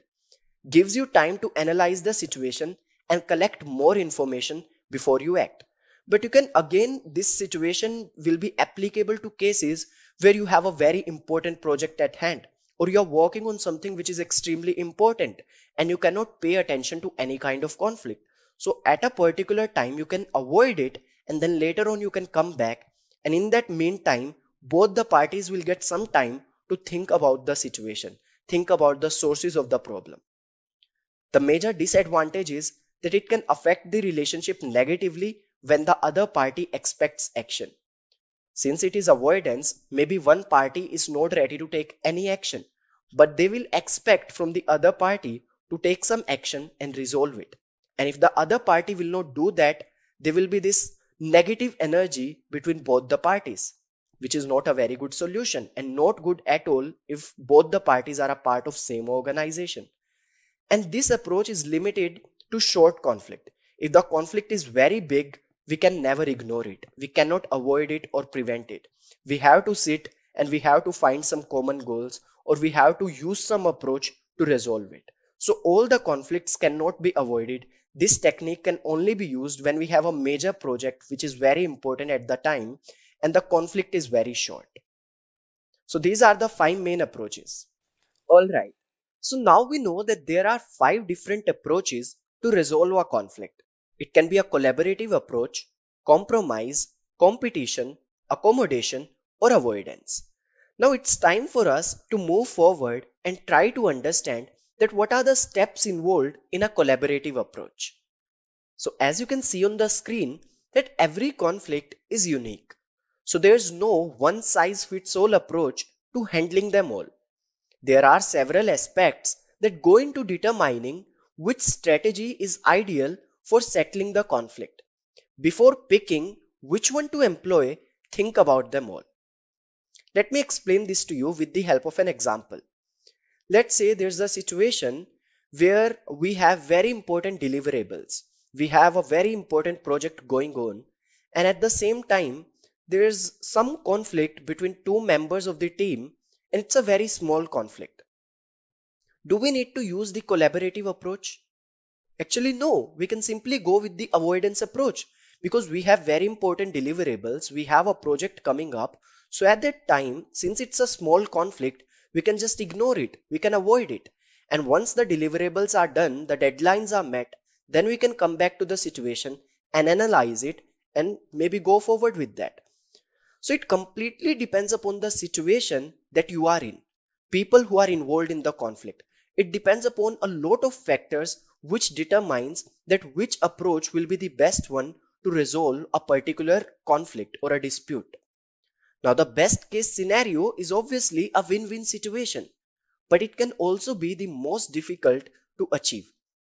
Before you actually employ a particular approach to resolve a conflict, think about the advantages and the disadvantages of that particular approach. We know that collaborative approach leads to a win-win situation, but at the same time, it is very, very complex because in this particular approach, we have to get into the depth of the problem. We have to understand the common goals. We have to understand the root of the problem. So it's about resolving the actual root, actual cause of the problem, which takes a lot of efforts and a lot of energy. So it is a win-win situation, but again, it's very complex in nature. Now, there are three main things that you need to remember in a collaborative approach. Step number one is you have to use your active listening skills. You have to listen. Let's say you are a mediator between two parties which are having conflict. There's person one, there's person two.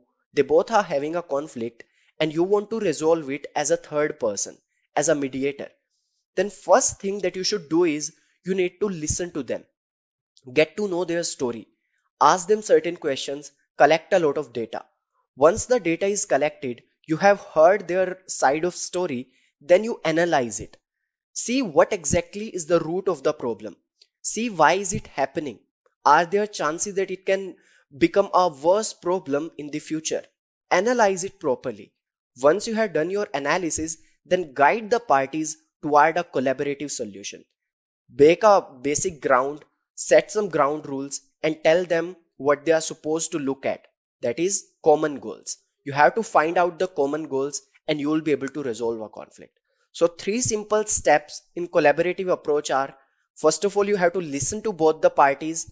Then whatever they say, you have to analyze that, and then accordingly, you have to guide them and tell them how they can actually have a collaborative ground, how they can actually approach it in a very positive way.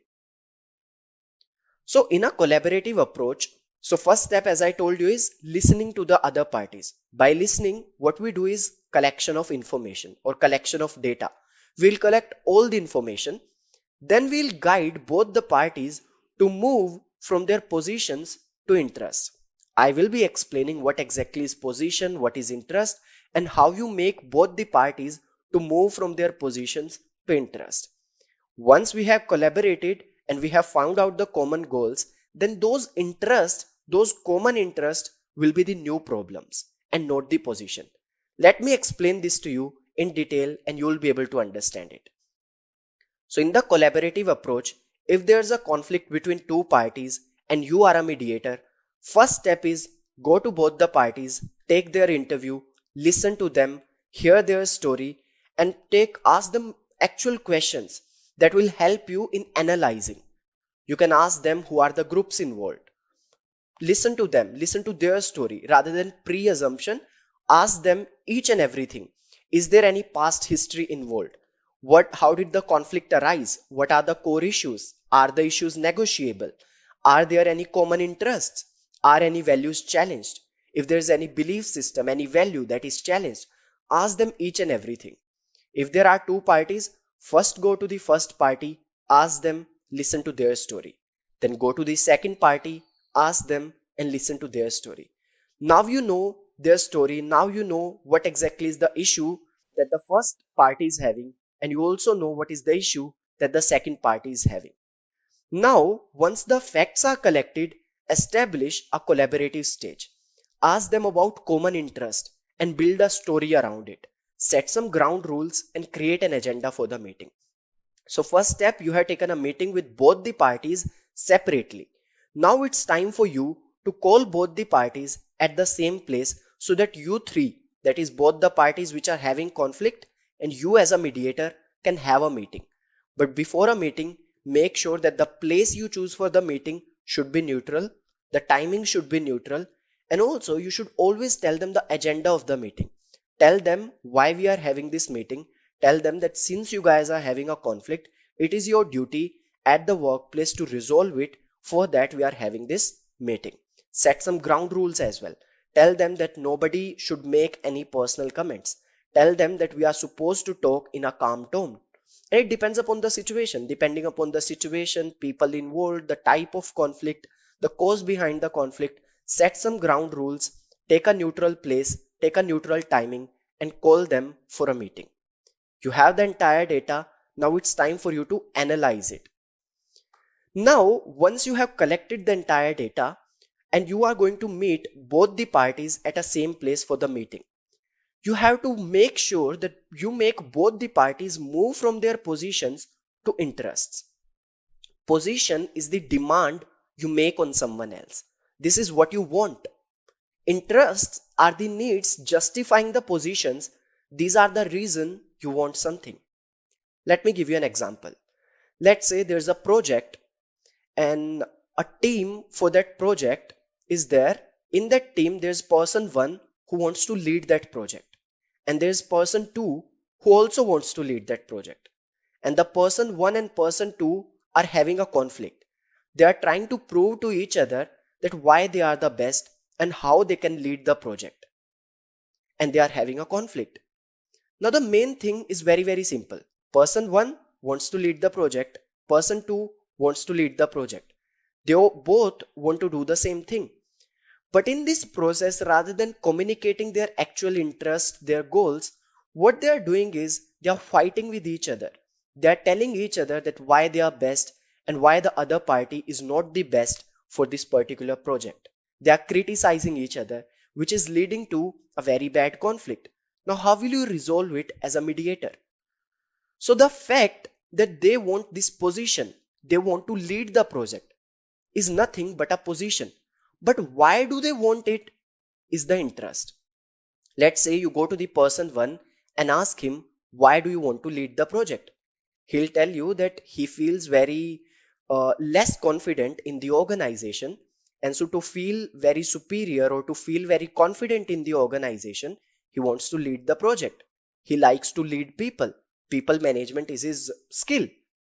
And then you go to the second person and ask him why he wants to lead the project. And let's say he tells you that the area of the project is completely aligned with his personal goals, his career goals. So this project will help him, his profile building. So both of them have their reasons. Now the reasons behind that particular position is interest. Person one wants to lead the project. That's the position. But why he wants it is the interest behind that particular position. Now, once you have completed the groundwork and both the parties have come to the table, then your goal is to guide the parties away from their positions and get them to focus on the underlying interests. You do not have to worry about the positions once you are meeting at a place. Once simultaneous meeting is happening, you don't have to worry at all about what they want. You have to worry about the fact why do they want something. You have to put the attention, put light on the interests and not on the position. That's your goal as a mediator. First, you collect the information, then you have a meeting with both the parties at the same place, a neutral place, and you guide both the parties to make sure that they move from their positions to their interest. So, the third and the final step in the collaborative approach is that whatever interests that you have figured out from those positions, now you have to portray those interests as the new problems. Forget about the positions and make these common interests as the new problems. Party 1 is having some interest behind the position. Party 2 is also having some interests behind the position. Now, out of those interests, what are some common interests? What are some common goals? You have to figure out those common goals and you have to encourage the involved parties to come up with creative ideas that satisfy as many combined interests as possible. You have to come up with several options and then establish which option will make the best solution. Let me give you the previous example. There were two parties, they both wanted to lead the project. Now, what we can do is we can tell the party 1 to lead some part of the project, and we can also tell the party 2 to lead some part of the project. So they both will be leaders of that particular project. and it will be a win-win situation. They got what they wanted. They wanted to lead the project. They both will be leading the project together. So that's one of the solutions. I'm not saying that this is one of the best solutions. It completely depends upon the situation. Maybe those people do not have the required skills to lead the project. But it is a hypothetical situation. Now, just like this, there can be various other solutions as well. So first of all, you have to make a lot of solutions like this, and then you have to see which one will be the best solution as per the situation. It completely depends upon the situation, people involved, and the organization that they are a part of. But as a mediator between two separate parties that are having conflicts, there are some don'ts that you have to always keep in your mind. Number one, a tendency to judge and prematurely reject an idea. Never reject any idea when you are a mediator. Because whatever they have to say, you have to listen. You have to try to understand them. What is obvious for you may not be obvious for them.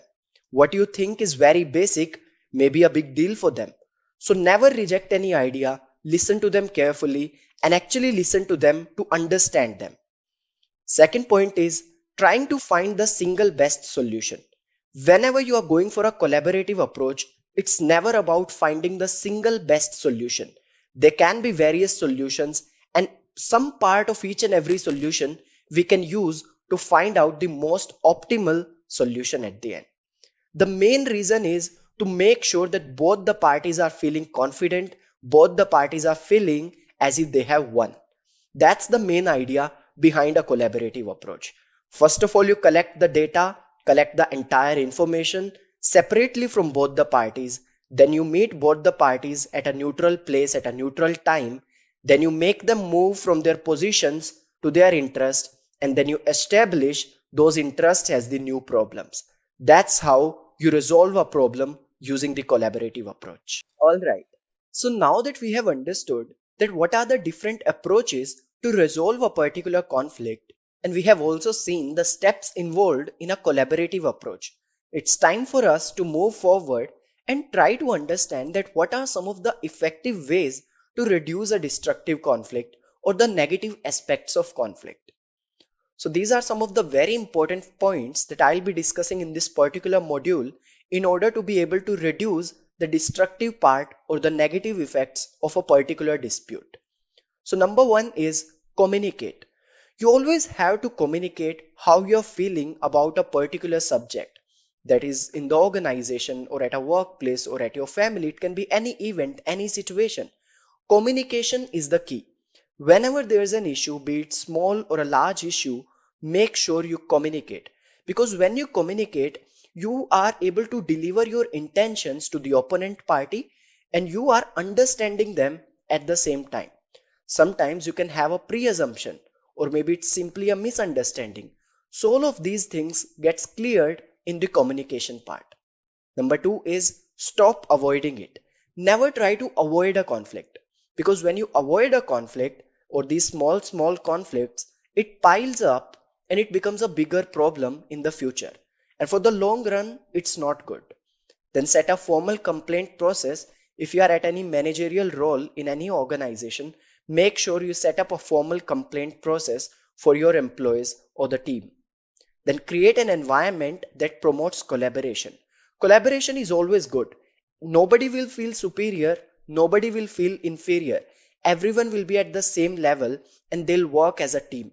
That's the best environment that you should try to create in any organization, workplace, or be it at your family as well. Then ensure everyone is treated fairly.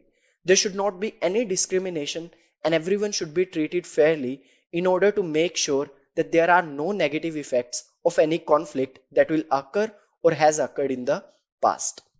Then listen to understand. Active listening is one of the most important skills. If you listen just for the sake of listening, the other party will always get to know. But if you listen to actually understand them, that's what is required in order to be able to reduce the negative conflict. Because if you listen to people, they'll be able to communicate and eventually there won't be any misunderstandings or pre-assumptions about anything. Then set clear expectations. You should always make sure what are the roles and responsibilities of people, what they are supposed to do, whom they are supposed to report to, what are your expectations out of them. If you have clear expectations, there's not going to be any mismatch, and overall conflicts which have negative effects will be reduced. What exactly is diversity management? But before that, it is extremely important for all of us to know that what does this term diversity and inclusion mean. Once we'll understand that, then we'll come to this concept of managing diversity, and we'll understand what exactly is diversity management. So as you can see on the screen, let's talk about diversity first. The presence of differences within a given setting is referred to as diversity. Now, differences on what basis? On the basis of race, gender, ethnic groups, age, religion, sexual orientation, citizenship, military service, mental and physical ailments, and other significant characteristics between people are all examples of diversity in the workplace. There's a male, there's a female. That's diversity. There are people from different communities, some minority communities, some majority communities, depending upon the countries. That is nothing but an example of diversity again. People from different religions. That is an example of diversity. Different generational gap. There are people who are 20 to 25 age. There are people who are 30 to 35 age. There are people who are 40 to 45 age. That is also nothing but an example of diversity. In very simple words, diversity is nothing but having difference, the presence of difference within a given setting. Especially in this particular course, we are focusing at an organizational level. So when we talk about employees from different backgrounds, different religions, different generation gaps, different age groups, that is nothing but diversity, having a diverse crowd. Now, what is inclusion? The practice of ensuring that people feel a sense of belonging and support from the organization is referred to as an inclusion. An inclusive workplace has a diverse workforce that is engaged, developed, empowered, and trusted by the company. Now, let me break it down to you and make it very simple for you. When we are talking about diversity, that means having a difference. But supporting that difference is nothing but inclusion. If we have people from different age groups, we have people from different religions, that is diversity. But providing all of them equal opportunity when they all come to the creative table, that is nothing but inclusion. You have to make everyone feel included. You have to make everyone feel seen, heard, in spite of all the differences that they have in terms of race, gender, ethnic group, anything. In spite of all those differences, providing equal opportunities to everyone and including everyone, and in making decisions, in making any relevant decisions. There should not be any difference in terms of age groups, gender, race, ethnic groups, religion, sexual orientation, in any of these things. That is nothing but inclusion. As the name suggests, by diversity, it means having the difference. By inclusion, it means including all the people in spite of all those differences.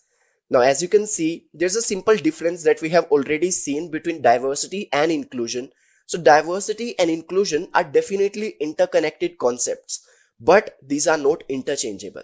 By diversity, we simply mean diverse teams. We simply mean having the difference, presence of the difference in any setting. By inclusion, we mean providing equal opportunity to all the people in spite of all those differences. So diversity is about the representation of diverse people in an organization. And inclusion ensures that everyone has an equal opportunity to participate in and to influence every element and level of a business. There's a simple note as well which defines a lot that diversity is a fact. It's a fact. There are people from different backgrounds. There are people from different age groups. There will be people from different genders, from different generations, and that is nothing but a fact. Diversity is a fact. We cannot change that. But inclusion is a choice. There are people from different backgrounds. That's a fact. But do you want to provide them equal opportunities or not? That is a choice that you will have to make. And what are the benefits of having a diverse and inclusive team? That is something we'll definitely be exploring. There are so many benefits, not just in terms of monetary benefits, but also in terms of employee engagement, how invested the employees are in whatever they are doing. We'll be talking in terms of statistics as well, which will give you a better idea about the benefits of having a diverse and an inclusive team. Now let's talk about what exactly is diversity management. We have got a clear idea about diversity and inclusion now. So diversity management is the act of building and managing a diverse team in an organization. When we are saying that providing equal opportunities to all the people from different backgrounds, different cultures, that is not going to be easy. There will be so many challenges in that. So we have to plan accordingly and we have to manage accordingly. Now, managing that diversity is nothing but your diversity management. It refers to organizational efforts that aim to foster better inclusion of individuals from various backgrounds into an organization structure by having right policies, by having right procedures that everyone will need to follow in order to ensure that there is no partiality in terms of the culture, race, age group, sexual orientation, or based upon anything. Any diversity is there, we have to support that. That is nothing but management of the diversity. So it is much more than just a multicultural issue. It's about embracing different types of people who represent different cultures, ideas, generations, and thinking. When we talk about diversity, there are people from different backgrounds. So definitely they have different experiences in life. And when they all come to the same table, they will have different points. They will have different point of views. There are chances there will be a lot of confusion. There will be a lot of conflicts between people because they have different mentality. But resolving those conflicts, resolving those problems, and still making a decision is something which we have to learn in diversity management. If you can manage a diverse crowd, definitely your team is going to achieve that you have not achieved till now without a diverse team. Because when we talk about diversity, there are points that will be made by certain groups, certain people who come from a very different background, and they have knowledge of that particular thing, and we will be able to attract the better crowd. When we talk about customers, let's take simple example of sales and marketing. If you have all the males in the team, they will never be able to understand what it is like to sell to a female customer. But if there are males as well as females in the team, they will definitely be able to have a balance between the male customers as well as the female customers. This is just one example of having diversity in terms of gender. When we talk about in terms of race, when we talk about in terms of sexual orientation, when we talk in terms of any other thing, maybe age gap, maybe generation gap, that's how we cover the maximum customers. So to do that, to have those monetary and non-monetary benefits in terms of managing a diverse team, that's all we are going to cover in this particular course of diversity management. All right. So now that we have understood what exactly is diversity management, it is time for us to discuss the types of diversity in the workplace. When you talk at an organizational level, there are four diversity types that we can easily see. Number one is internal diversity type. That means the diversity in terms of something that you are born with. Let's say the age that you have right now, the gender that you are born with. Those are certain things that you are born with. You cannot really change that easily. So that is nothing but your internal diversity type. When you talk about external diversity type, that is external, maybe based upon your educational skills, the knowledge based skills that you have. That is something that you can learn, you can be better at, or you can be worse at. Those will be your external diversity types. Then organizational diversity types.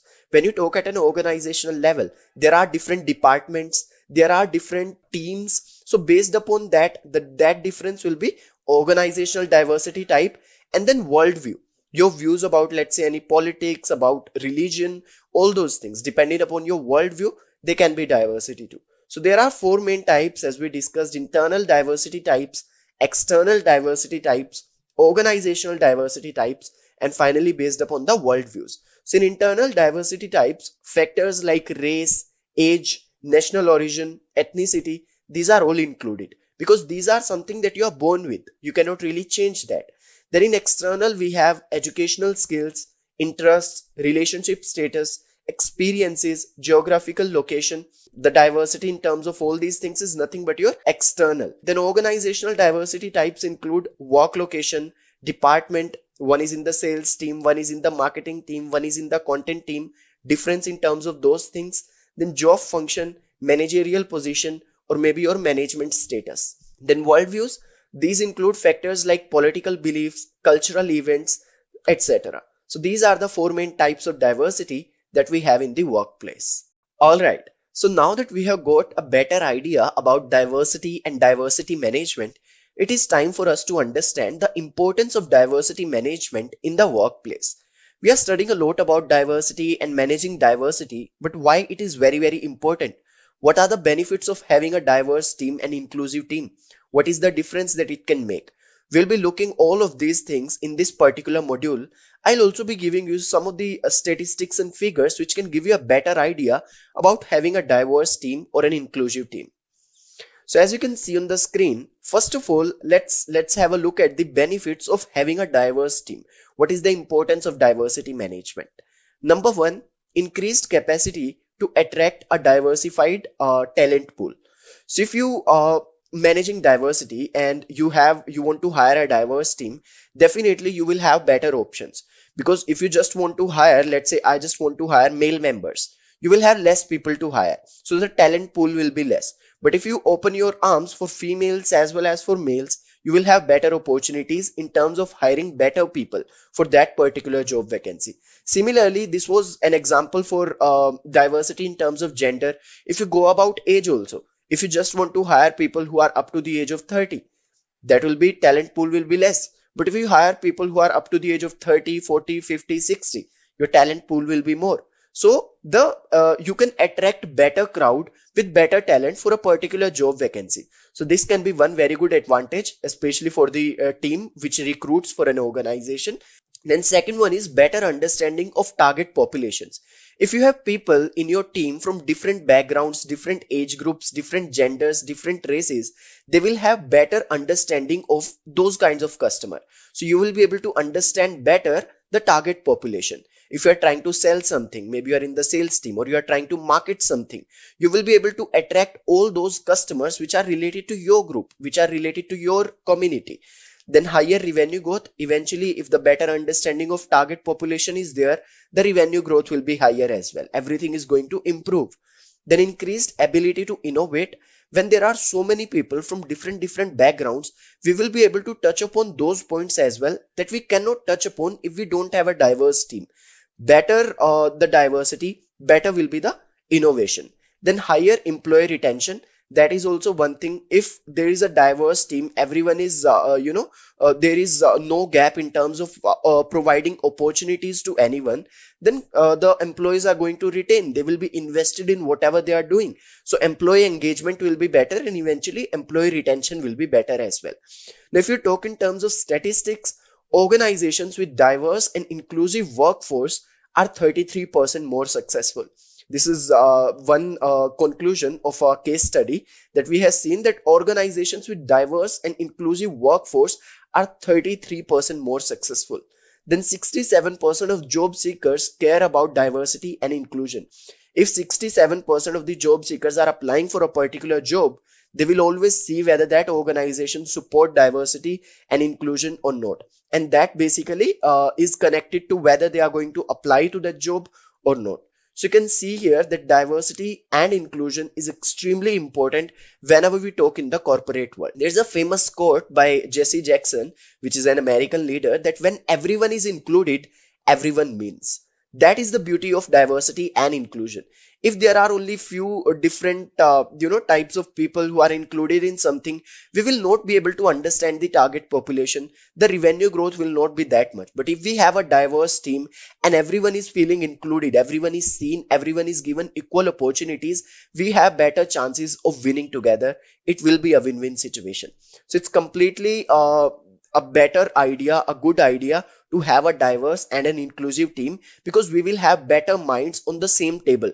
We will be able to attract better customers in terms of numbers, in terms of benefit that we will be getting. So that is only going to increase our chances of having better innovation, better creativity within the organization. All right, now let's try to understand the evolution of diversity management.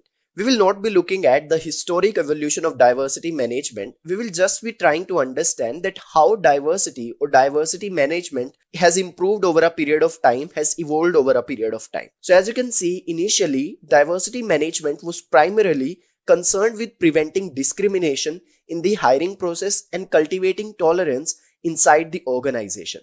But this has changed. Now it is not just about preventing discrimination. It is much more than that.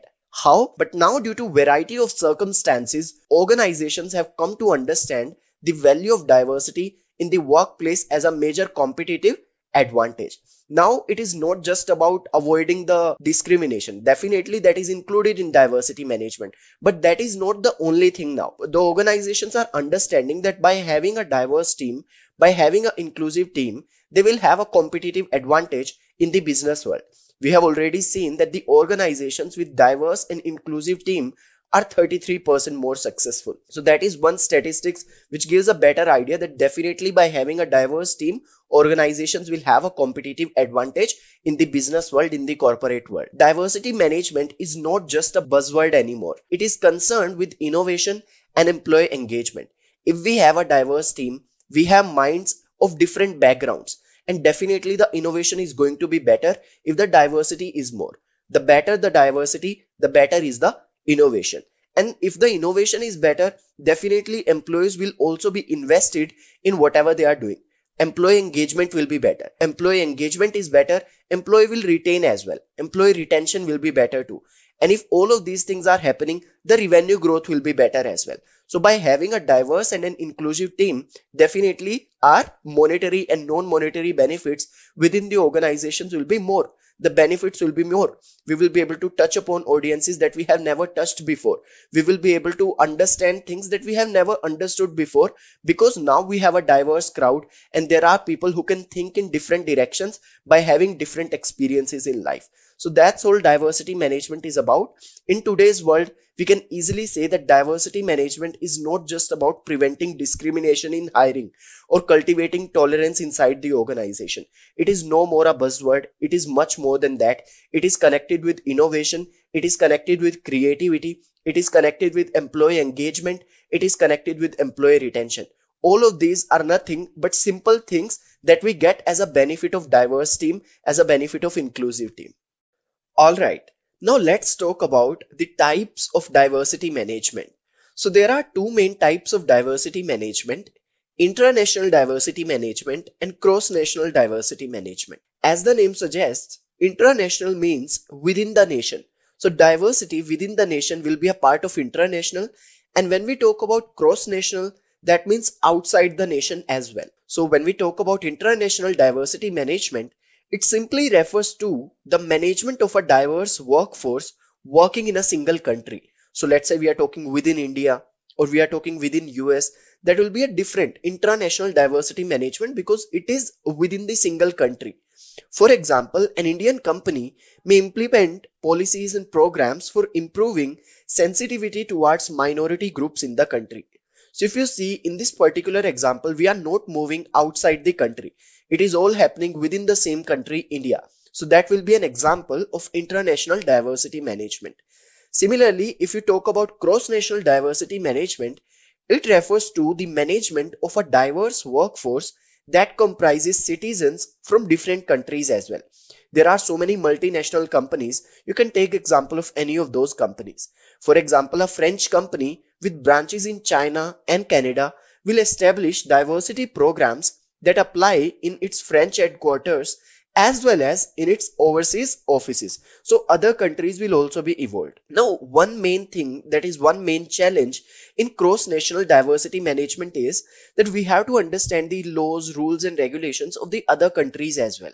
So if we are making some policies, some programs just within the same country, then that will be simple. We just have to understand the laws, rules, regulations, labor laws of the same country and we can implement those policies or those programs.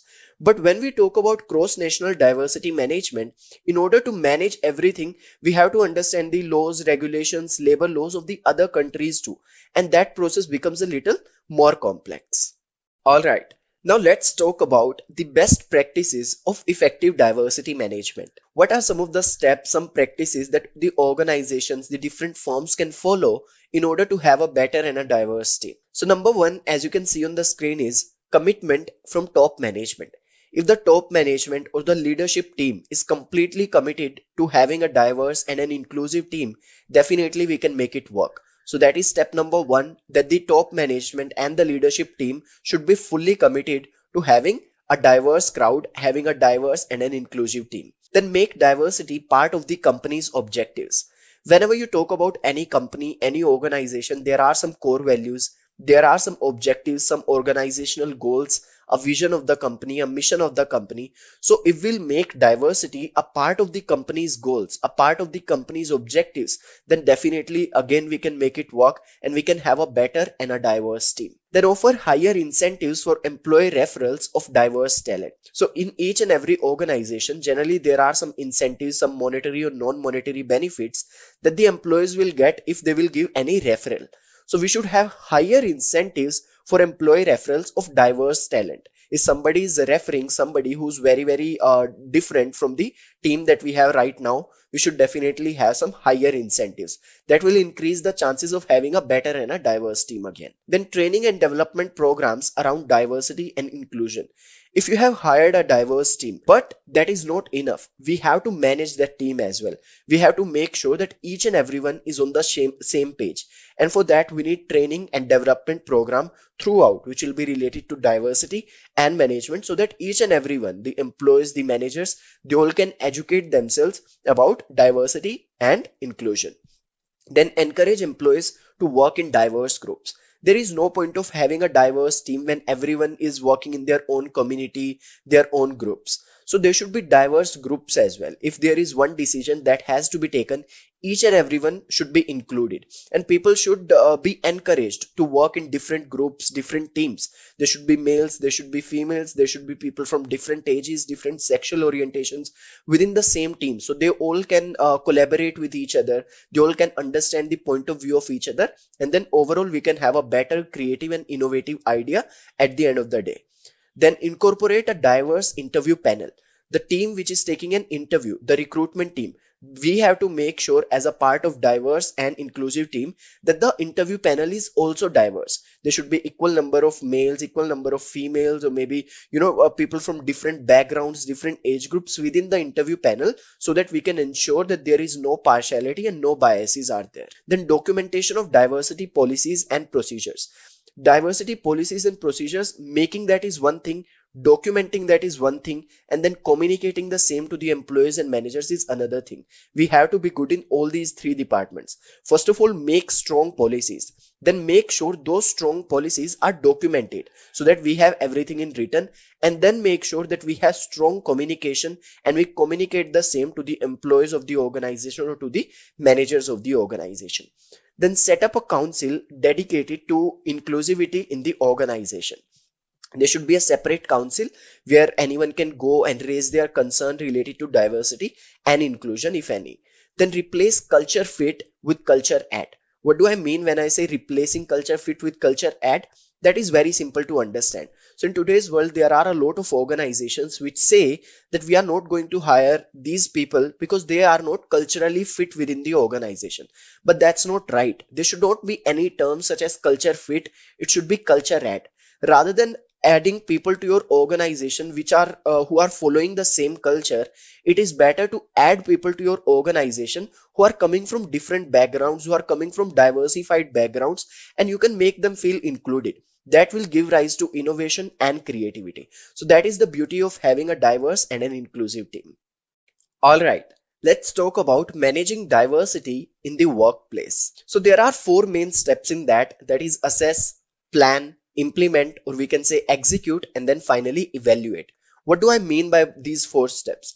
So the step number one, whenever you are planning to have a diverse team, you are planning to manage a diverse team, is assessing what you have currently and what is the desired position where you want to reach at.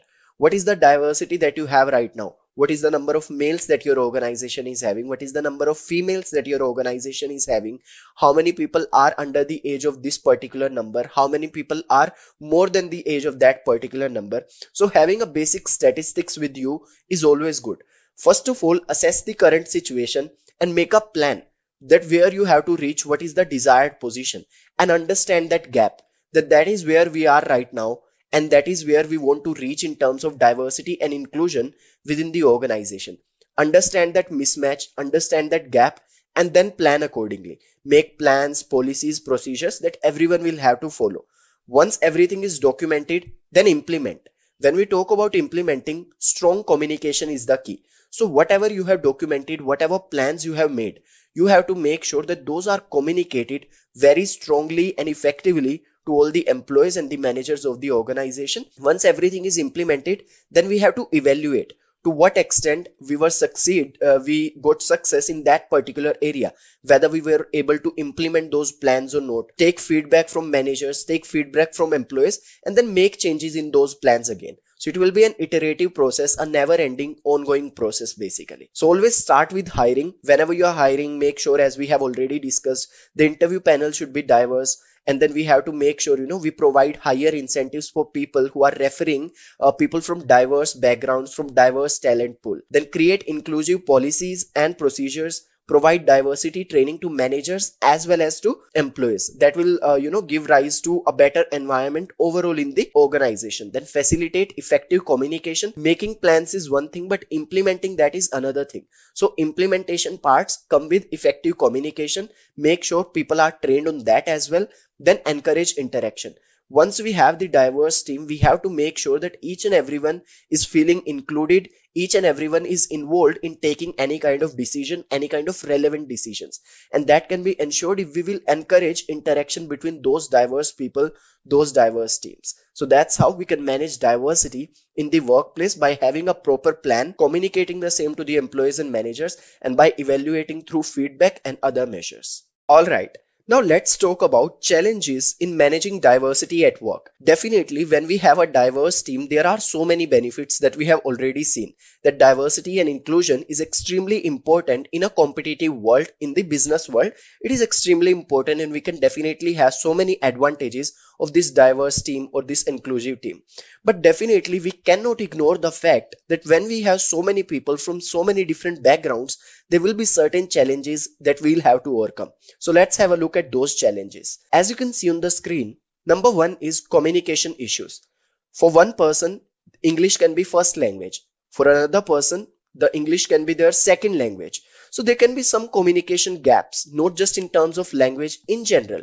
What the other person is saying, what the other person is understanding, there can be a mismatch between that. So there will be a lot of communication issues definitely. Then cultural misunderstandings. In certain cultures, certain things are assumed to be good, but same things in some other culture are assumed to be bad. For example, if you are in India, patting on the back is assumed to be a sign of bravo, but in some cultures that is assumed to be very offensive. So there can be some mismatches, there can be some misunderstandings in terms of understanding the culture of one another. Then slower decision making. If so many different people are coming onto the same table, they will be opinionated, they will have their opinions about everything. So overall decision making will be a little slow. However, the decision making will be better if we have a diverse team, but in general it will be slow. Then increased conflicts. Again, if there are so many people, there are communication gaps, there is cultural misunderstanding, there are very high chances that there will be conflicts between people, there will be disputes between teams.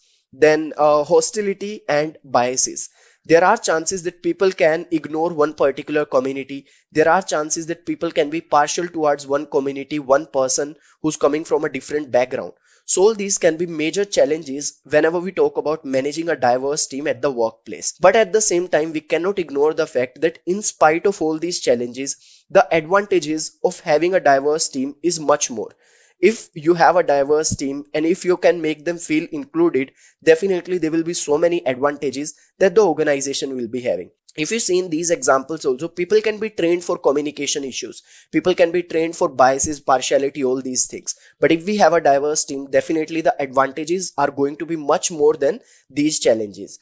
And if let's say there are conflicts increasing, having conflicts is never bad. It gives rise to better decision making. Not being able to resolve those conflicts is bad. So always make sure, in spite of all these challenges, we always promote, we always foster diversity and inclusion at the workplace. Now let us quickly summarize all that we learned in this session. Human resource refer to the workforce or people working in an organization. Human resource management involves the productive use of people in achieving organizational goals and the satisfaction of individual employee needs. Important functions of HRM includes manpower planning, job analysis, recruitment and selection, onboarding, training and development, performance management, compensation management, employee engagement, conflict management, etc. If you haven't subscribed to our channel yet, I want to request you to hit the subscribe button and turn on the notification bell so that you don't miss out on any new update or video releases from Great Learning. If you enjoyed this video, show us some love and like this video. Knowledge increases by sharing, so make sure you share this video with your friends and colleagues. Make sure to comment on the video for any query or suggestions and I will respond to your comments.